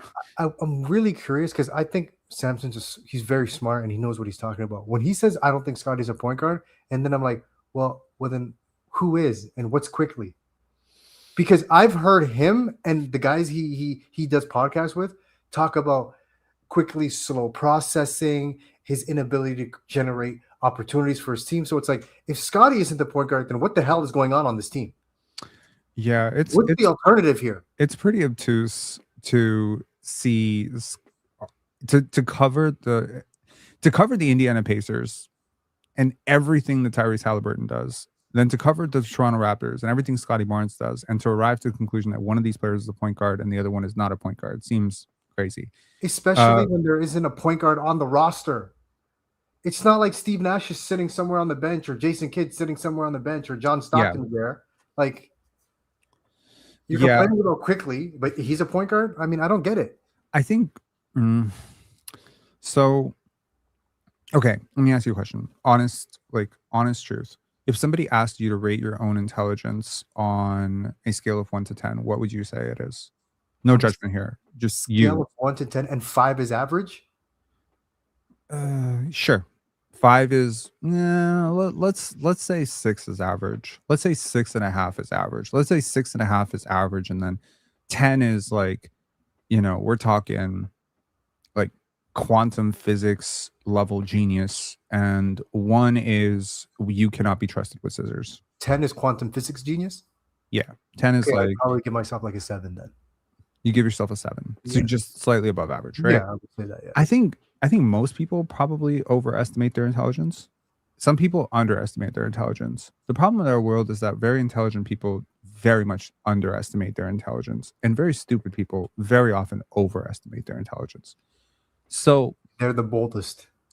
it's hard to know which you are because we don't exactly have a constant feedback. We have echo chambers. It's very difficult. What I have learned through today, I went down to Toronto Film School. They were doing a documentary on pen dance, and I had to speak for about 2 hours in front of cameras. And then I'm going home, and this guy comes up to me. He's like, "Oh, PENSARE Basketball." I was like, "Yeah." I was in the subway at Yonge and Bloor, so he gave me daps and everything. This shit happens all the time. I find like sometimes I'm a little bit nervous when I meet people because I'm like, man, some of the reactions that I stir up in people are very, very scary. Like these people will go at me like until I block them. They'll post 100 comments in 2 hours saying like, "Come outside, you're a bitch boy, you're this, you're that." I'm like, certainly me saying Nikola Jokic is a good basketball player did not piss you off this much, right? So I've been thinking about this for a while. It's like, why do some people piss off other people more? And I think I've come to the conclusion that the more pissed off you are by somebody, the more likely that person is reflecting something in you that you don't want to see in yourself. Mm-hmm. So nothing is going to piss off an overweight person who gave up on their sports dreams because they were overweight than Nikola Jokic. Nobody. You would think that's counterintuitive. You would think like he's kind of a little bit big built, so they'd be like, "Oh, great, somebody who looks kind of like my build is succeeding," but they don't do that. You know who hates successful women? Women. Women hate successful women more than anybody. That's my experience personally. Just from my experience. In corporate jobs, in the few that I've had, I have never seen anybody undercut a successful corporate rising woman more than the women that she's rising past. Ever. And so that's just kind of where I'm at right now. It's like I'm threatening something because I swear to God, there's no way somebody listens to me and says this guy's stupid. So they listen to me and like, "Oh, he's smart." But then I'll say something that they really don't agree with. And now this is like threatening their entire concept of basketball. When I say Scotty Barnes is a superstar, go build around, stop building around Pascal Siakam, you're wasting time, etc. That is hard for people to listen to because they can see Scotty and they can see Pascal, and what I'm saying makes no sense to them. But they also know that I'm pretty well constructed with my thoughts, and there's a pretty positive non-zero sum. There's a non-zero chance that I'm right, and that's what's irritating. But if I sounded really dumb, like if I just came on and was like, "Yo, Ben Mathurin gonna be MVP," if I just sounded really stupid, or if I just completely made no sense, or if I was deeply uneducated, then I don't think I would bother people as much. The problem is I'm extremely outspoken. I do not conform, and I just say what I want to say. You also are kind of like that. You kind of just say what you want to say. Yeah. You didn't care that the chat was telling you to fuck off for like an hour? They really were. They were just like, "Ben, you get off the stage." And I was just like, you know what? Fuck it. Just go. Like, whatever. You don't Do like you run into these people? Because you're just like, "Oh, people recognize me sometimes." I did once. What was it was beef? so funny. What was your beef? So this guy came up to me. This was like last year. He came up to me at Broadview Station. He's like, "Yo, are you PENSARE Basketball?" He came up to me like really rough and aggressive, right? So I was just like thinking to myself, say no. I thought about it. I'm like, do I really want to be fighting? I'm like 37 years old, you know? And I was like, yeah, I am. He's like, "Yo, think you did Fred real dirty like that, bro. Like, you know, he sacrificed for the city, give championship to the city." He made And I'm like, did he give a championship to the city? I just unlogicked his logic. And I was just like, well, I'm not criticizing him for, him giving a championship to the city. I'm criticizing him for everything he did after that. He's like, "Yeah, but still, bro." And I was like, "Is that all you have to say?" And then afterwards, he's like, "Yeah, all right, bro," and he just walked away. It's like he sacrificed what? Do you know how much money he's made? Like, you think he does this for free? Yeah. The man said that like he was a volunteer. The problem is that I listen to so much Raptors media, man. I listen to so much. I have my ears anytime I'm cooking, anytime I'm at the gym, I'm listening to Samson. I don't listen to Helen Welcome, just to be fair. I just don't. That's the only Raptors media I won't listen to. A little bit off of. I'll occasionally jump into an NBA Chev. He had a pod, I think, after game 3 when Scotty went nuts and he gave him all his flowers, laughed a lot, whatever. I can't absorb too much because I do have other content creators that I would rather listen to, like, I don't know, Kenny, Thinking Basketball. There's better content creators than the ones that we have available to us here. But that being said, I'll listen to them once in a while. So I know where people are getting their takes from. So when people regurgitate somebody else's takes back to me, or worse, if somebody uses my own take on me, thinking they're about to cook me with something that I originated, I'm just like, bro, like you're not critical thinking at all. You're a puppet. You're a puppet. You are no different than a fucking parrot. That's it. That's what you are. You're a parrot. You heard somebody say that Scottie Barnes is scoring most of his points in low leverage minutes because some dumbass on a Cleveland Cavaliers podcast was on Raptors Republic. He said it. So now that's what I'm going to listen to for the next 2 days. That was so annoying. I was listening to it, and it's like, Evan Mobley outplayed him. Evan Mobley's getting spoon fed. Like, what percentage of Mobley's offense is generated for him versus how much of Scott? These people actually don't believe Mobley's better than him. They actually don't. That's why I don't believe they believe that. I don't. They have to say it, but I don't believe. What do you think would happen if you created a video tomorrow and said Shaedon Sharpe is better than Cade Cunningham? Nothing would happen because nobody on earth believes that. Yeah. But if I create a post saying Scotty Barnes is better than Cade Cunningham, that video or that post is going to have 1,000 retweets and quote tweets telling me I'm crazy. The reason you're telling me I'm crazy is there's a chance I'm right. That's the only reason it works. Anytime that I have gotten the internet really mad, the only reason you're mad is because there's a chance I'm right. When I say Kobe might not be a top 10 player, there's a chance I'm right. If I say Michael Jordan's not a top 10 player, you're not mad. You just ignore me and just say, ignore the crazy person on the internet. He never watched basketball. So it just kind of comes down to that. You can't be so like, I think personally in this content space, I think getting people mad is a skill. Personally, I do. I think I'm not going out there trying to make people mad. I'm just being myself. I'm going to say what I'm thinking all the time. And, if it comes out wrong or someone wants to hate me for it, that's cool. But I think like the worst thing to do is to talk into a microphone for 2 hours and nobody cares what you have to say. That to me sounds a lot worse. Yeah. Yeah. Cade got 3 assists today in like 42 minutes. But when Cade gets 3 assists, his teammates don't make shots, get better teammates. If Scotty gets 3 assists, he's not a point guard. It's just the anchoring bias is so real. People have a real aversion to seeing Scotty as a superstar because it threatens what they think about basketball. The question is, if you're wrong about Scotty, think about the average fan right now, right? You watch this guy every year, right? Every year. You said you're bullshit. He's a 0-level scorer. He'll never be a number 1. He'll never be a number 2. He's a role player. He's Draymond, blah, blah, blah, blah, blah, blah, blah. I know basketball because my name is Jeff and I know basketball. And this Pensare basketball guy, he's a Scotty dick rider. He don't know shit about basketball. He never played before. Okay, cool. Now who's right and who's wrong? The Raptors are building around Pascal. They would never, ever trade Pascal before they trade Scotty. Who was wrong? If those guys had their way, we'd be trading we would have traded Scotty. Sorry, basketball guy's a hater. He's hating on the Raptors for we finally got a 7-footer. We finally got Jakob Poeltl. Who cares about the first round pick? Who cares about the future? Oh, we got a 7-footer. This Pensare basketball guy, he's a hater. He's a Scotty dick rider. He wants us to trade everybody but Scotty. No, bitch, you want to trade everybody but Scotty. Now you wish that you would have heard me out back then. And the problem is there's this like societal expectation that I'm supposed to be graceful right now. Fuck that. They weren't. Why should I be graceful? To be the bigger person?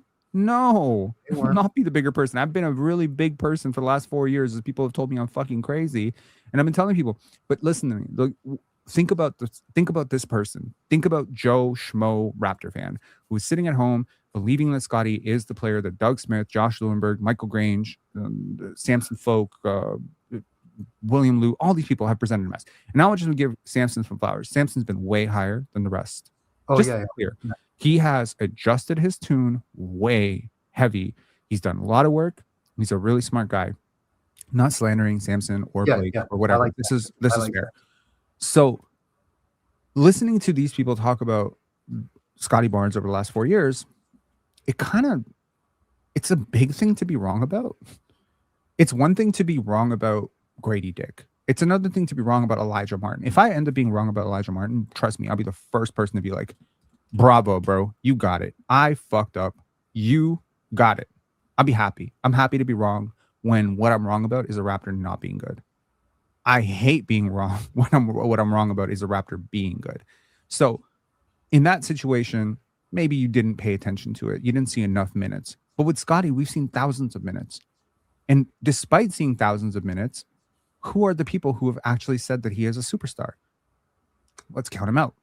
His head coach, Kevin Garnett. His former head coach, Leonard Hamilton. His current trainer, Brian Macon. Me. This is the only people really that you can point to that have ever really used those terms with him. So Okay. if he becomes that, then what the fuck does that say about what people are watching and what they know about what they're watching? I guess what I'm saying is this would be like being a history. This would be like having a PhD in history, thinking you know history, and then learning that everything you know about history is wrong. Did any of these people that doubted him at least say he has that ceiling? No, they didn't. Okay, They so said he for will me- never be a number one. He will only be a number 3. Look, I would have forgiven it a lot better if they'd said he could do it one day, but I doubt he will. They didn't do that. They said he's Draymond at best. That's what I cannot let Yeah, stand. that was crazy. Considering we watch him all the time, and I'm one of those people that said, even as a rookie, I was like, he has the highest ceiling of everybody on this roster. Even as a rookie, I'm like, his ceiling is higher than Siakam's. Will he reach higher? I don't know, but his ceiling's definitely higher. Absolutely. And it was obvious. Acting like we all know what ceiling he's going to get to is presumptuous and quite frankly intellectually void of any meaning. Even Brian, I don't think even Darko, like these people work with him closely in the gym. I do not. So I'm observing what they work on after they've worked on it. They're observing him working. That's a completely different level of insight into a player or an athlete. So what I will say is the people who've seen him work have almost always walked away with this idea that he had way, way higher ceiling. And the people who watch him play walk away with this idea that he has a very low ceiling. So I guess it just kind of comes down to the fact that like this existed in him. He's shown spurts of this, but the fact that he hasn't been able to pull it together, the fact that it doesn't aesthetically match what people are expecting, the fact that it doesn't match an archetype, that is what threatens people. This would be like, people are naturally dubious when things don't match archetypes, right? Like people were naturally dubious of Isaiah Thomas, the second Isaiah Thomas, when he was getting MVP votes, right? People were naturally dubious of Kyle Lowry being the best player on the Raptors. Why? It was obvious he was the best player on the Raptors. But DeMar DeRozan seemed more familiar. They're dubious of Jokic in the beginning. They're still dubious of Jokic. People were dubious of Victor Wembanyama. I remember, this is very early in my basketball coverage take, when Wemby was a rookie, not before he was a rookie, there was a video by Jimmy Highroller which said no player over 7'3" has ever managed to have an NBA career minus major injuries. I respect Jimmy Highroller. I think he's an awesome podcast. I think he's an awesome content creator. He makes great videos. I was very, very adamant that he is wrong about this. Why was I adamant about this? Because I know the person who actually trains Victor Wembanyama. I know how much work he has put in since he was 15 and 16 years old to making sure that all of those pitfalls that have, you know, ended the careers or shortened the careers of everyone who is 7'3" do not happen to him. I know about his barefoot training, his ground training, all the flexibility training that he's done, and I see how he moves. And so the fact that he's 7'3", 7'4", 7'5", 7'7", bless you, does not really change how I feel about like his injuries, because the mechanism of injury is not dependent on height. Like, it's the correlation causation thing. What causes injuries? It's not being 7'7". Being 7'3", 7'4", 7'5" does not cause injuries. Load imbalances cause injuries. Lack of flexibility causes injuries. Moving beyond your limits causes injury. Overload causes injury. You look at most people who are 7'4", 7'5", look at how they move. Of course they're getting injured. But there are people who are 6'5" who move like that, who get injured. This idea is that we don't know how to treat aliens. We don't know how to treat outliers. So every time an outlier comes, like a LeBron James is the ultimate outlier. Tracy McGrady is an outlier. Shaquille O'Neal is an outlier. Wemby is an outlier. Scottie is an outlier. Luka is an outlier. Jokic is an outlier. Giannis is an outlier. When I think about outliers in the NBA, they're always treated with a lot of suspicion, a lot of doubt, and a lot of unwarranted criticism until they finally win. When they win, however, they are treated with ultimate adulation, really high status.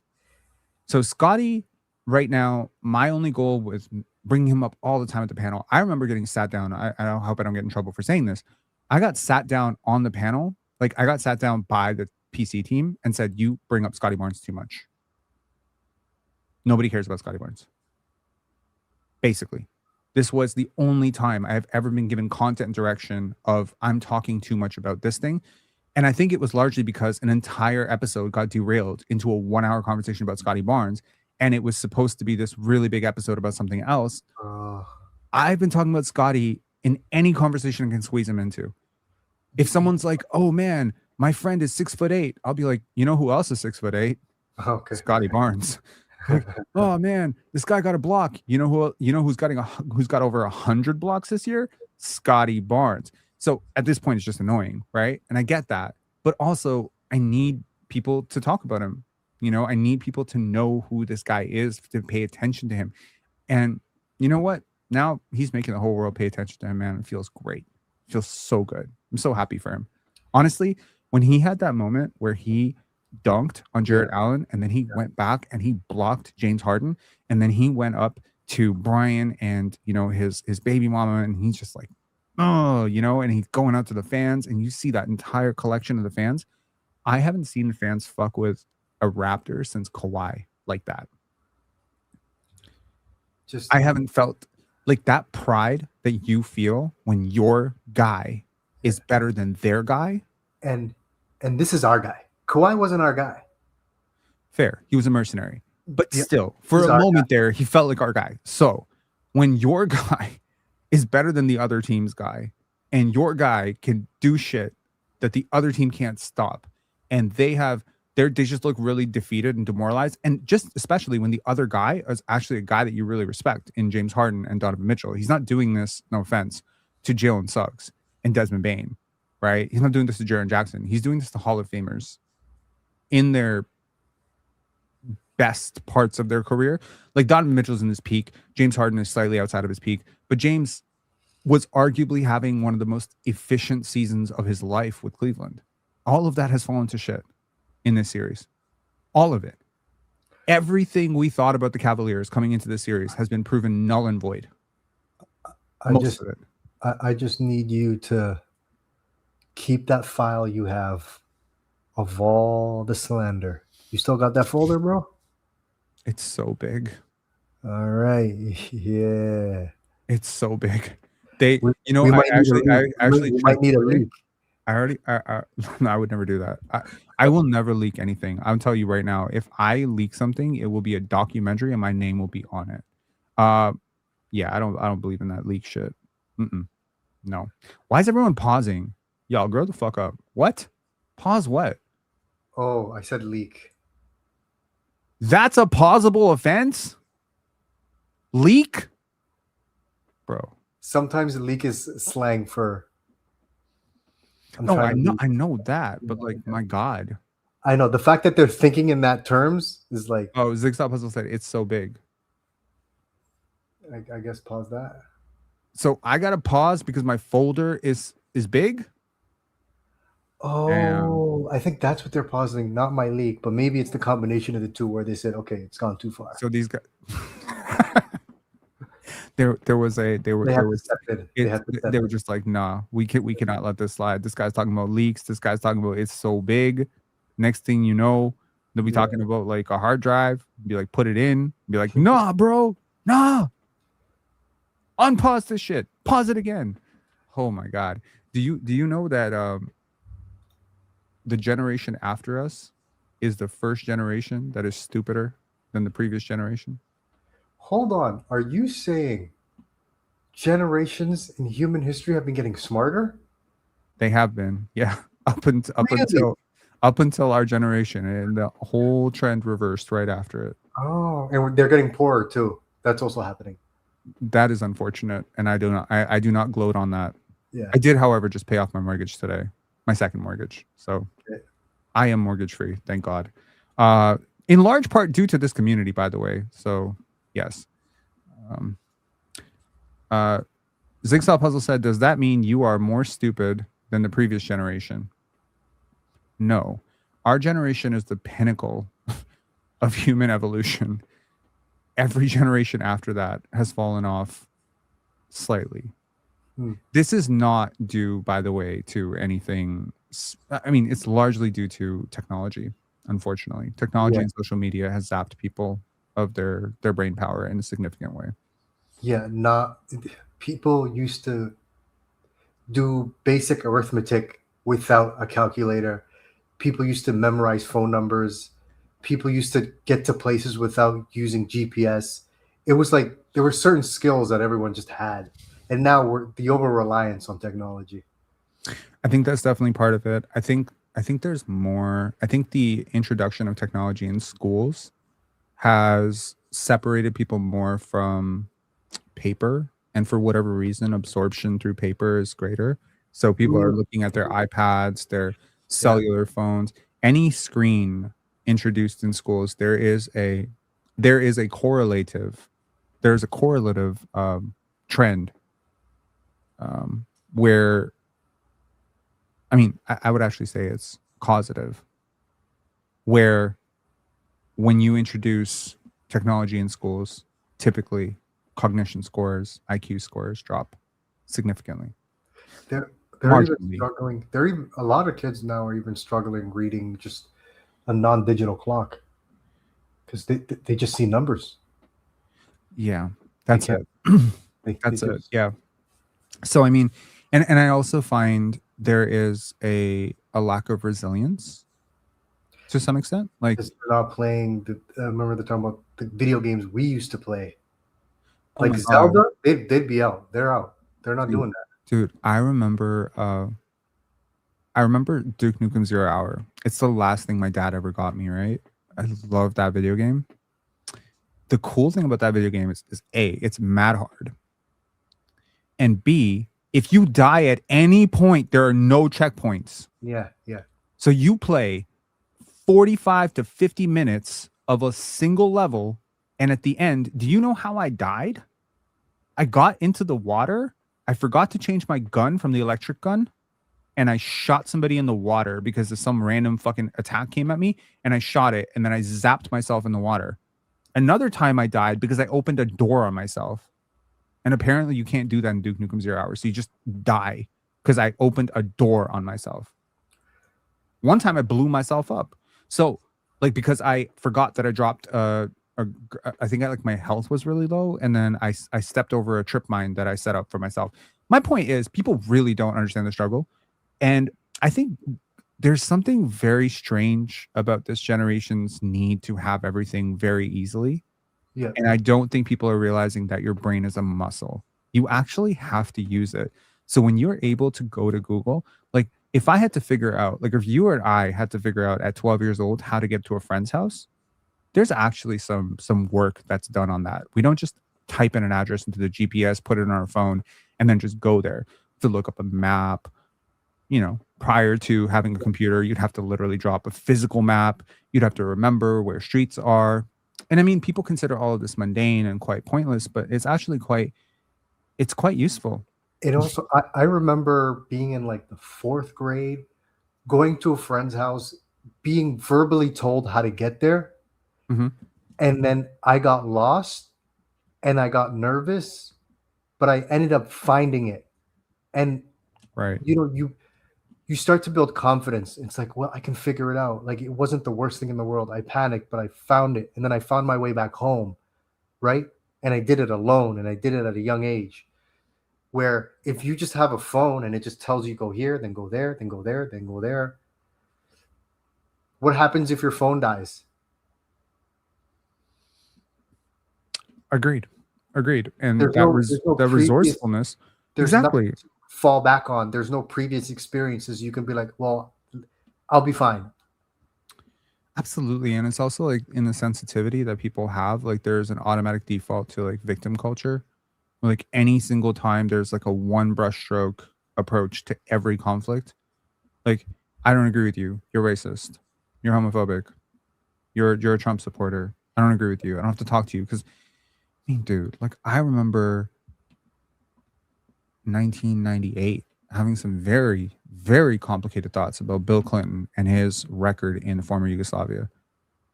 Friends and I would talk about it. We were what, 10, 12 years old at that point. We would talk about it. We could still have a conversation about it without resorting to ad hominem attacks. You know, and could explain my side. They could explain their side. I'm not even glorifying a previous era. It's not even there. It wasn't that glorious. I can tell you that. Like, it wasn't glorious. My childhood was a straight up nightmare in many ways. But I do know that like the type of resilience that I saw in people around me, Yeah. I'm seeing a lot of that missing today. And problem solving, patience, attention, depression, People are just resourcefulness, lost in work their ethic. algorithm, bro. People are just lost in their algorithm. Everyone lives in their small little world. Before technology, you had to go outside. You had to talk to your neighbor. You had to interact with people. And what do you the way people behave in comment sections, they're not going to behave in real life. Yeah. Right? Yeah, I've noticed that. I actually have a rule where now, like, anytime something makes me a little bit mad, because I've worked really hard to not get mad at things, and now if something makes me mad, I just block the person immediately. That's just how I deal with it. I don't need to like there are random people on a basketball forum that are just like, bro, you so lame for this. If that's your response to me, there's nothing we can talk about. So now you're just wasting my time. Right? Like, that's just a waste of my time. You so lame, you're so lame is a waste of my time. Cannot discuss that. If you want to say, how did you arrive at that conclusion? We can talk about it. If you want to say, I think you're wrong because X, Y, Z, and this is my counterpoint, we can have a conversation about that. You so lame, you so corny, you corny AF. These are conversations I will never entertain. I used to respond when I was like 27, 28. I'd be like, oh, no, you corny, you're corny. I'm like, why do I have to do this? Why am I even fucking entertaining this? So now, yeah, I'm past it. I just don't want to deal with that shit anymore. Yeah. Anyways, man, any final thoughts? Game 7, baby. Game 7. Man, if we get a game 7 and it feels like it's going to go down to like the last 2 minutes, bro. Like, it feels inevitable that's what's going to happen. I'd be shocked if there's a blowout. I'd be shocked. Would you be shocked if there's a major comeback? I wouldn't be shocked at that either. And by blowout, I mean like it ends in a blowout. Okay. Yeah. I could see the Cavaliers coming out really, really desperate and overwhelming the Raptors. Maybe the first quarter, us getting down 15 and then clawing back. I don't think we're capable of blowing them out. I just don't think we have the firepower to do it. I mean, we did in game 4. In game 3? Game 3. When Battle lost his mind. Yeah. So I mean, that's at home, but that was at home. I guess I'm looking at this team right now and I'm just like, you know what? I think the messaging and connectivity in this locker room is too strong to go out and just completely not compete in game 7, regardless of how people are feeling, how tired they are. I think they will compete majorly. I think they're going to compete. How much they are able to compete at this point will be, remains to be seen. But yeah. Anyways, man, thanks a lot for coming on. Good chat as always. Nice vibing about old people shit. We're old. Oh my god, this is happening. Mid-30s. Peace. See ya. See ya. Okay. I want to get to some super chats here. Not Donald Fagan sent a super sticker. Thank you very, very much. Got to this. Did talk about this. Thank you so much, RK ERTV. Thank you so much for this. It's very generous, and I appreciate it very much. Game 7 is going to be broadcast. We read this out. Thank you very much, Pepperjack. I appreciate it very much. Another one from RKERTV said, this is for the conversation that I have missed here. Real talk, reflection talk, goldmine content. Thank you. Thank you. Appreciate that, man. We are different. We are definitely different. I was talking to the students over at Toronto Film School, and we were talking about a lot of stuff. We were talking about, what I hope to do with pen dance, why I do what I do, how I think, and there was some feedback, which is like, people don't really talk like this. And I was like, but they think like this. And that is a direct quote from National Treasure. And I just, they said it, and I responded exactly as the movie responds. There's a lot of ways where people, I think about things, but they're not able to say them out loud. And I say a lot of the things that I just think out loud. I don't think I've had a single thought. No, that's not true. I've had a few thoughts that I haven't said out loud, but for the most part, 99% of what goes on in my brain comes out of my mouth. And I don't know if that's necessarily a great thing or a bad thing, but that sometimes means that a basketball podcast is going to turn into a podcast about race relations in Alabama. And I really appreciate that some people just roll with that. It's coming from a good place, but I also understand that some people don't want to hear about race relations in Alabama, American history, Yugoslavian history, neuroscience, stuff like that. But my goal, and this is the autism, by the way, I have very, very specific, very tunnel vision goals when it comes to everything that I do. My goal is that every person who subscribes to Pensare Basketball is a leader in their community, is smart, is well informed, has the right takes on basketball, but is also moving towards becoming a better person, is expanding their horizons, is challenging their brain. And I feel like doing that myself, I'm able to extend that forward to people in this community. This community is not easy to fit into a box. It's not a Raptors React channel. It's not a hot takes channel. It's not easy to package. It's just not that easy to say. How do you even describe what this channel is to somebody? He's talking about film. He's talking about film festivals. He's talking about life. He's talking about, a friend who got, I want to talk about that again. A friend who lost his life. He's talking about a documentary filmmaker who lost his life while trying to film sharks. Like, where are all these stories leading to? What is the point of any of this, all of this? But I think that's kind of the randomness of life. What is the point of walking onto the street and seeing a clown walking? It's random. Today, I walked onto the street, and so many things. I observed so many things. I could probably sit here and talk about the things that I observed just going from my house to Bloor subway station in an Uber, and then coming from Bloor subway station, going to the Shoppers, going to the Bloor platform, coming home. I could probably talk about that, like all the things that I observed, probably for 7 hours, and probably lose my mind just dissecting all the random shit that I saw and things that I observed in that moment. And I think what I've just kind of come to realize right now is I see the world differently than most people, and speaking about it is something that I can do for others. In the hopes that maybe in some weird way, the way I see things, while it may not be right or wrong or perfect in any way, it's different enough to shake up what we think. And that's good. Because in a world where everyone is trying to be the same, it helps to be different. So be different. I guess that's what I was trying to say. But thank you. for this. Pepperjack said, not sure if this was covered, but per StatMuse, Scotty Barnes is the first player with at least 25 points, 5 rebounds, 10 assists, 3 blocks, 3 steals in a playoff game since 2016 LeBron. That has not been covered, but it is worth noting that most of Scotty's last players since X stats lately have been LeBron. Youngest forward to record 30 points and 10 assists. Second youngest forward since LeBron to record 30 points, 10 assists. I think he did that in game 3. Now we got this stat. I mean, I'm very curious to see where it sits after this series. It'll be up there. This is LeBron level impact. Honestly, it is. Oak Tree saying, you have definitely expanded my horizons.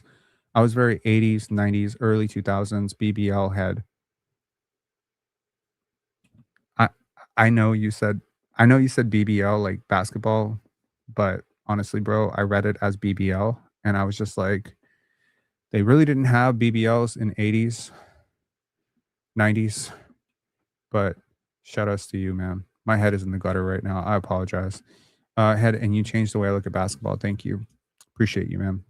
Obviously, a lot of love for you for being one of those day one supporters. Appreciate that a lot. I mentioned this before. My friend Yari started a podcast. She is a very, very, very fucking cool person. She is funny. She is insightful. Thank you for watching us.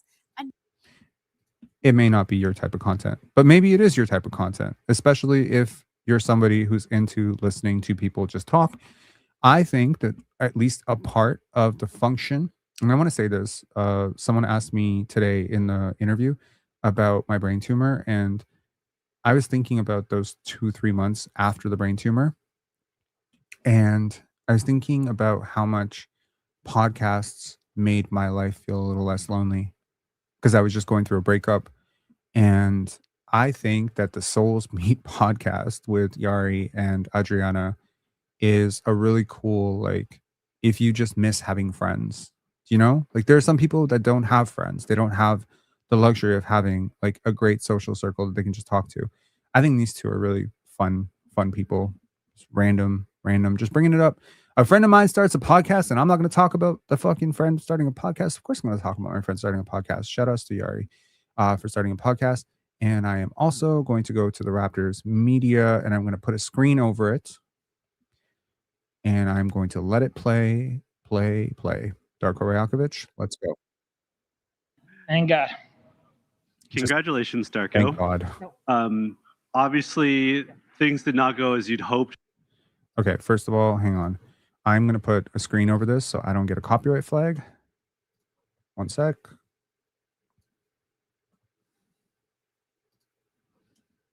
Let's go, Darko. In the fourth quarter, you turned it around in the overtime. What were the conversations like on the bench in overtime to sort of rally your team? It was, we just talked about how fun this is. How much we love the challenge that's ahead of us, how much we love to fight through it, to find the last atom of energy to go out there and fight and to give it all we got and to dig in and to really find the last resources that we have. I'm really proud of the guys and what they brought there on the court. It was a heck of a fight. Darko, you've obviously never shied away from your confidence in RJ's abilities, but just knowing how important this city is to him, how cool was that moment and for him to knock down that shot? Huge moment. Call me crazy, call me psychic, but I saw this one coming tonight. And I was talking to assistant coaches before the game, and I was planning ATO plays for the end of the game to get RJ in those situations. And it's surreal, that he made a shot, the way that shot went down. It's awesome. Really happy for RJ and really happy that he brought this win to Toronto. Samson and then Jamal. Hey, Darko. Obviously, Scotty played, I think, 48 minutes, and it looked like towards the end, a lot of the expended energy was to save things defensively. How does it speak to your team that you have a star that will give it on that end and give other guys the opportunity, like you said, ATOs for RJ, to close it out on offense? Scotty is going to do whatever it takes to win, and he's such a selfless guy in a sense that he's going to do whatever it takes. He's going to take the hardest challenge on defensive end to guard, to rebound, to push the ball in transition, and all he wants to do is to win. And he trusts his teammates. That play there really showed when he kicked out the ball back to RJ, and that shows how much he trusted his teammates and what kind of leader he is. Okay, so we're gonna go Jamal, then Kai, and then Brian. You say you knew RJ would hit a big shot, but as that ball's hanging in the air, what's going through your mind? What are you thinking? I mean, I know it was a half of a second, but it looked like eternity over there, to be honest with you. And I was just like hoping for him, for this city, for everybody, for all the players that he's going to drop down. And thank God he did. Kai, Brian, then Eric. Hi, Darko. Before the game, you spoke about, you're not expecting one player to maybe replicate the impact of a Brandon Ingram, the loss of a Brandon Ingram, but Jacobe did a pretty good job of that today. Can you speak to maybe what he's meant for this team and what it means to, see him play that well in a moment like this? Jacobe Walter is a case study in itself.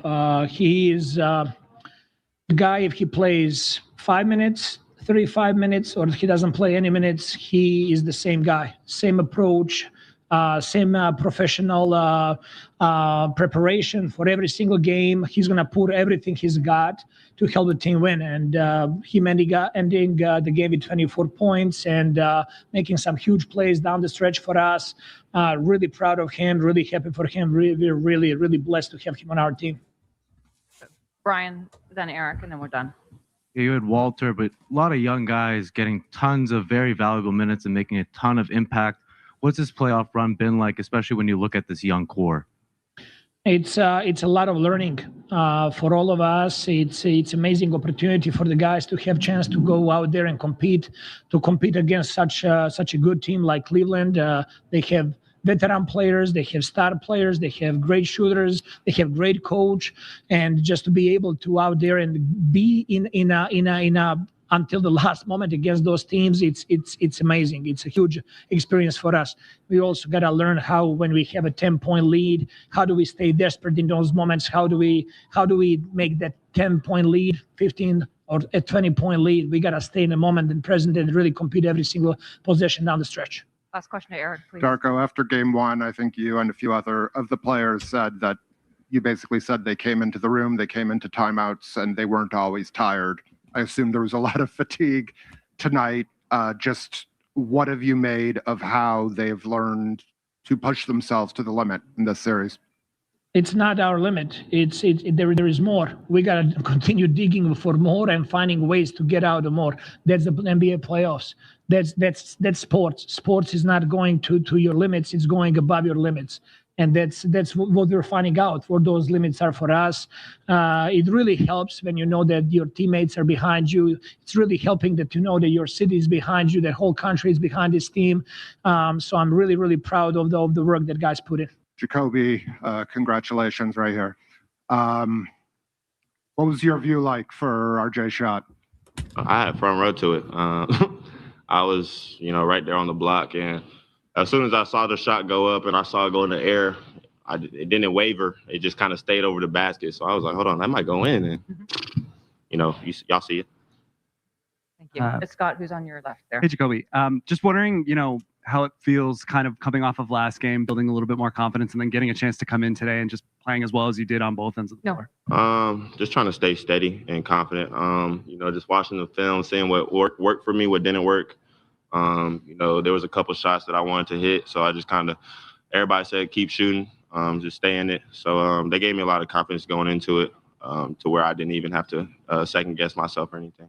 Difficult to kind of come in, without Brandon and playing increased minutes in such an intense environment. Yeah, it's huge. Someone like Brandon, the caliber that someone like him who scores the way he does. That's a lot that we gotta replace, but. We just kind of do it in different areas, get out and transition more, get more stops on defense, just do what we're good at, that we just kind of got to amp it up a level. We know that it's going to take more. Yeah. So it's S, Joe, Samson, Michael. Hey, Jacobe. Before the game yesterday, you were mentioning how you have to stay ready for this game. And basically playoff experience is something you've been learning over this series. What do you think you've learned over the last 6 games about your game, team, and what you guys figured out about yourselves? Anything can happen. You know, that's one thing I learned. Anything can happen. No matter if you're down people or anything. I think it all comes down to who wants it more energy, who's more physical, and who wants to execute more. You know, everybody, the scouts are different, so everybody got to step up. Yeah. So Joe, Samson, Michael, John. Jacobe, given the amount of attention you guys probably knew Cleveland was going to be paying Scottie, without Brandon, without IQ all series, how important and how much of an emphasis was it for you guys and for everyone to make sure you were being aggressive, letting it fly on the catch when Scottie was finding you to take pressure off of him? Yeah, you can't stop the offense and worry about trying to force feed Scottie all the time. He does a great job of getting to the paint for us, and he always makes the right decision. Coach always says, if it's an open shot, don't second guess yourself no matter who you are. Just shoot the shot. And when you get that kind of confidence from everybody and your coach, it's kind of hard not to just be aggressive and take those opportunities when you can. Samson, Michael, John. Right over here. You just had 24 points on 13 shots with 3 steals. It's only your second year in the league in a do-or-die game. How are you feeling about going back to Cleveland? How are you feeling about, honestly, just for yourself, what this game was? It gives me a lot of confidence. A lot of people always tell me in these moments I kind of step up. But for me, I just kind of see it as another game.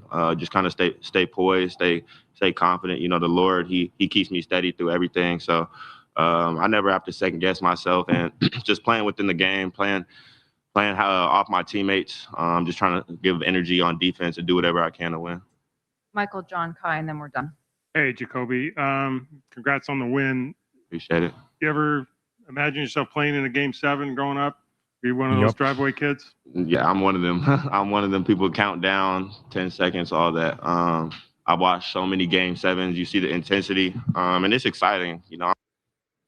That right there is why this is a guy that you must build with for the next 10 years. This is why. You build with a guy who takes a moment like this and all the anxiety, all the pressure, and you bottle it up into what it should be, which is excitement. Excitement, nervousness, and anxiety are the same thing repackaged in different formulas for different people. The moment is large. You don't want to forget the moment is large. You don't want to go into a Game 7 and act like, it's a preseason game. No. I think that's what the caliper test got wrong with Andrea Bargnani, if I'm being honest. That's probably what it is. You don't want no anxiety. You don't want there's no pressure. No, there's pressure. But how do you feel about the word pressure? How do you feel about the word Game 7? It's a moment, if you think about it, to test yourself. It's a moment to cement yourself. It's a moment to become a legend. That's all exciting shit. It's also a moment to potentially let your city down. It's also a moment to choke. It's a moment to miss a big shot. A whole bunch of people are going to be mad at you. And so you have to think about it in the right way, but you do have to think about it. For a player like Jacobe, and again, thanks to Eric, thanks to a lot of people in Jacobe's life who've reached out to me because they know I've been very supportive of him, I've gotten to learn a lot about Jacobe. That's the cool thing about people like Carter, Scotty, Jacobe, is you get a very unique window into their lives. You get to find out about their family a lot. You get to find out about their friends, who they are off the court, how they are in the locker room, how they are in the summers, et cetera, et cetera. If there was one player on this team other than Scottie Barnes and RJ Barrett that I was just not concerned about in a playoff series, it was Jacobe Walter. And that's despite the fact that he had never really been in the playoffs before. Because again, it's just about what is your relationship with pressure. And some people historically choke under pressure. And we call them droppers. We call them playoff droppers because they have the wrong approach, mentally speaking. Their brain interprets that moment as harder than it needs to be. His brain doesn't. That's why he's going to be successful in that moment. I have no doubt about Jacobe Walter in Game 7. Shout out to Jacobe, man. I'm so excited just to experience this and be in this moment. You know, it doesn't really feel real, you know, but, you know, I'm just staying present because I know this next game is going to be a big one. So, you know, we kind of got to learn what we can from this game, flush it, and focus on the next one. Last question to John. Jacobe, the Raptors have never won a postseason game in Cleveland. What's it going to take to get a win at Rocket Arena?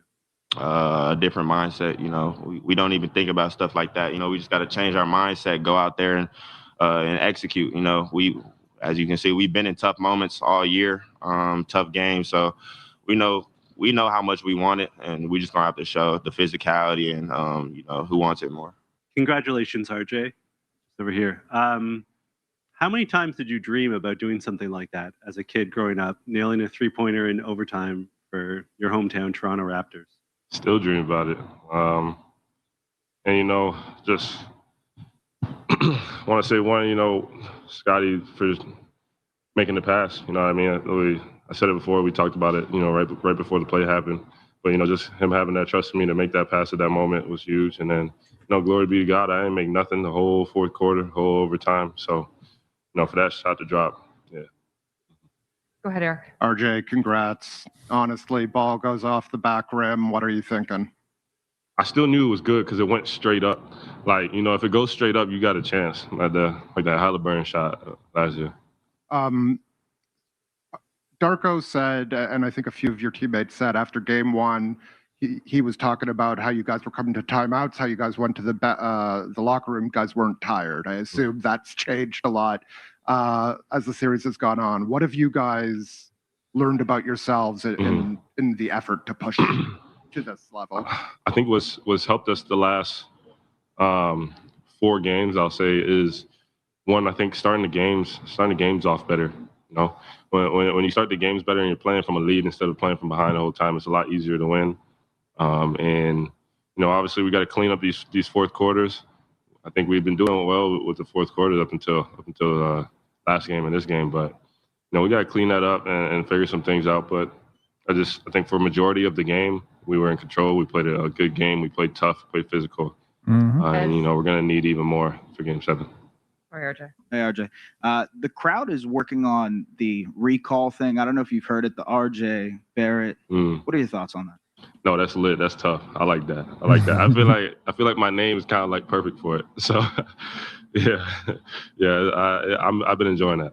And then the other aspect is Game 7. I mean, what's the mentality heading in there? What's the locker room saying going into Sunday's game? I mean, kind of forget everything that's happened so far. Got one game to decide it all. I think this group has been tough and resilient, and we've fought through the toughest of tasks all year long. So going to Cleveland, Game 7 is going to be a tough task, but you know, that's what we're built for.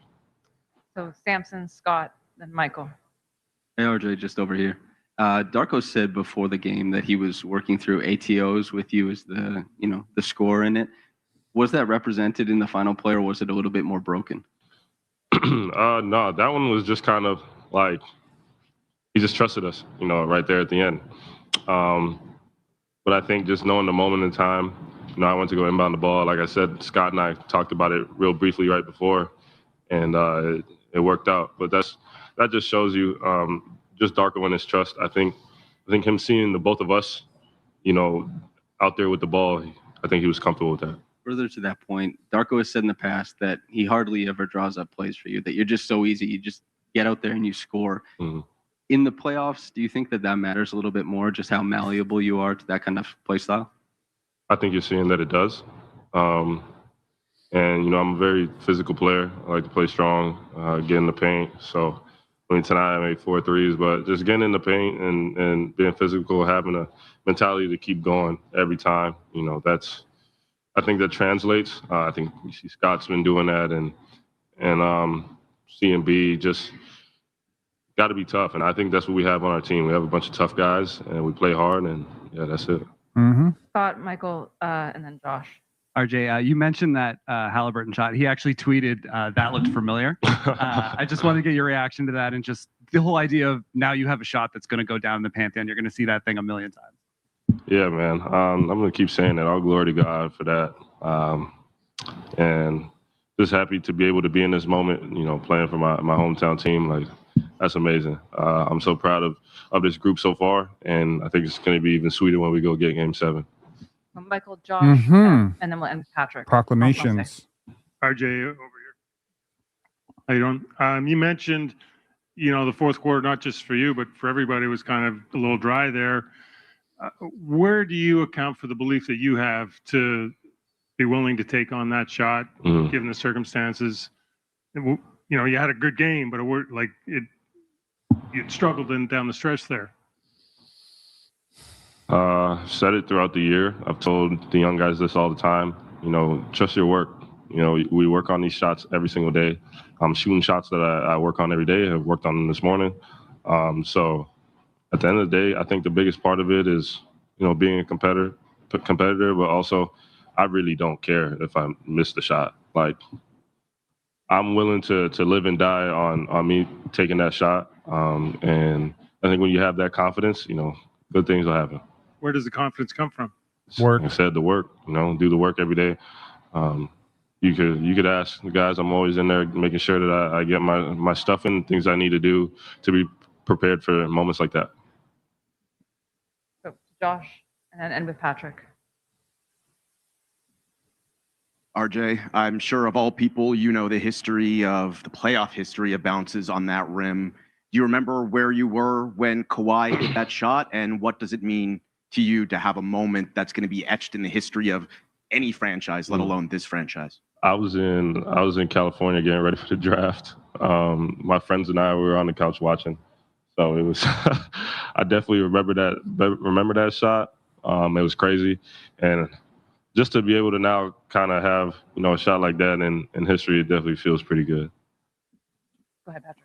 RJ, félicitations pour la victoire. Merci. Ça fait quelques années que tu es dans la ligue. Est-ce que tu as déjà vécu des moments pareils comme ce soir? Et qu'est-ce que ça fait de le vivre à Toronto, chez toi, avec les fans? Ouais, une fois en New York contre Boston. Et puis maintenant, je suis tellement content pour ça, mais j'aime ça beaucoup et je suis très content et on va gagner dimanche. Scotty, congratulations. First off, The take suit. me through your view of RJ's shot. What went into your decision, and what were you thinking when the ball was hanging there? I trust you. Really, I was trying to score. They did a good job of stopping me. They brought help. Just trusting my teammate. He already told me coming down the court before we passed the ball, and he was like, "I got you. Just trust me." Trusted him. Seen the ball bounce up. Seen it bounce up like 2 times. Like, please. Went in, made the shot. Had to get a stop on the other end. What's up, Scotty? What does it say about this team that you just keep hanging in there? Like, you're down, guys. It doesn't matter. And the effort on the defensive end is just like unbelievable from everybody on the floor. Like, what does that say about the team? We're going to fight. We're going to fight. We're going to keep fighting. Just got to take it one possession at a time and figure out ways how can we get stops. And then on the other end, how can we get the best shot possible? And how can we find ways to score? We can do a better job of, executing late, getting some rebounds, boxing out, of course. We had a good lead.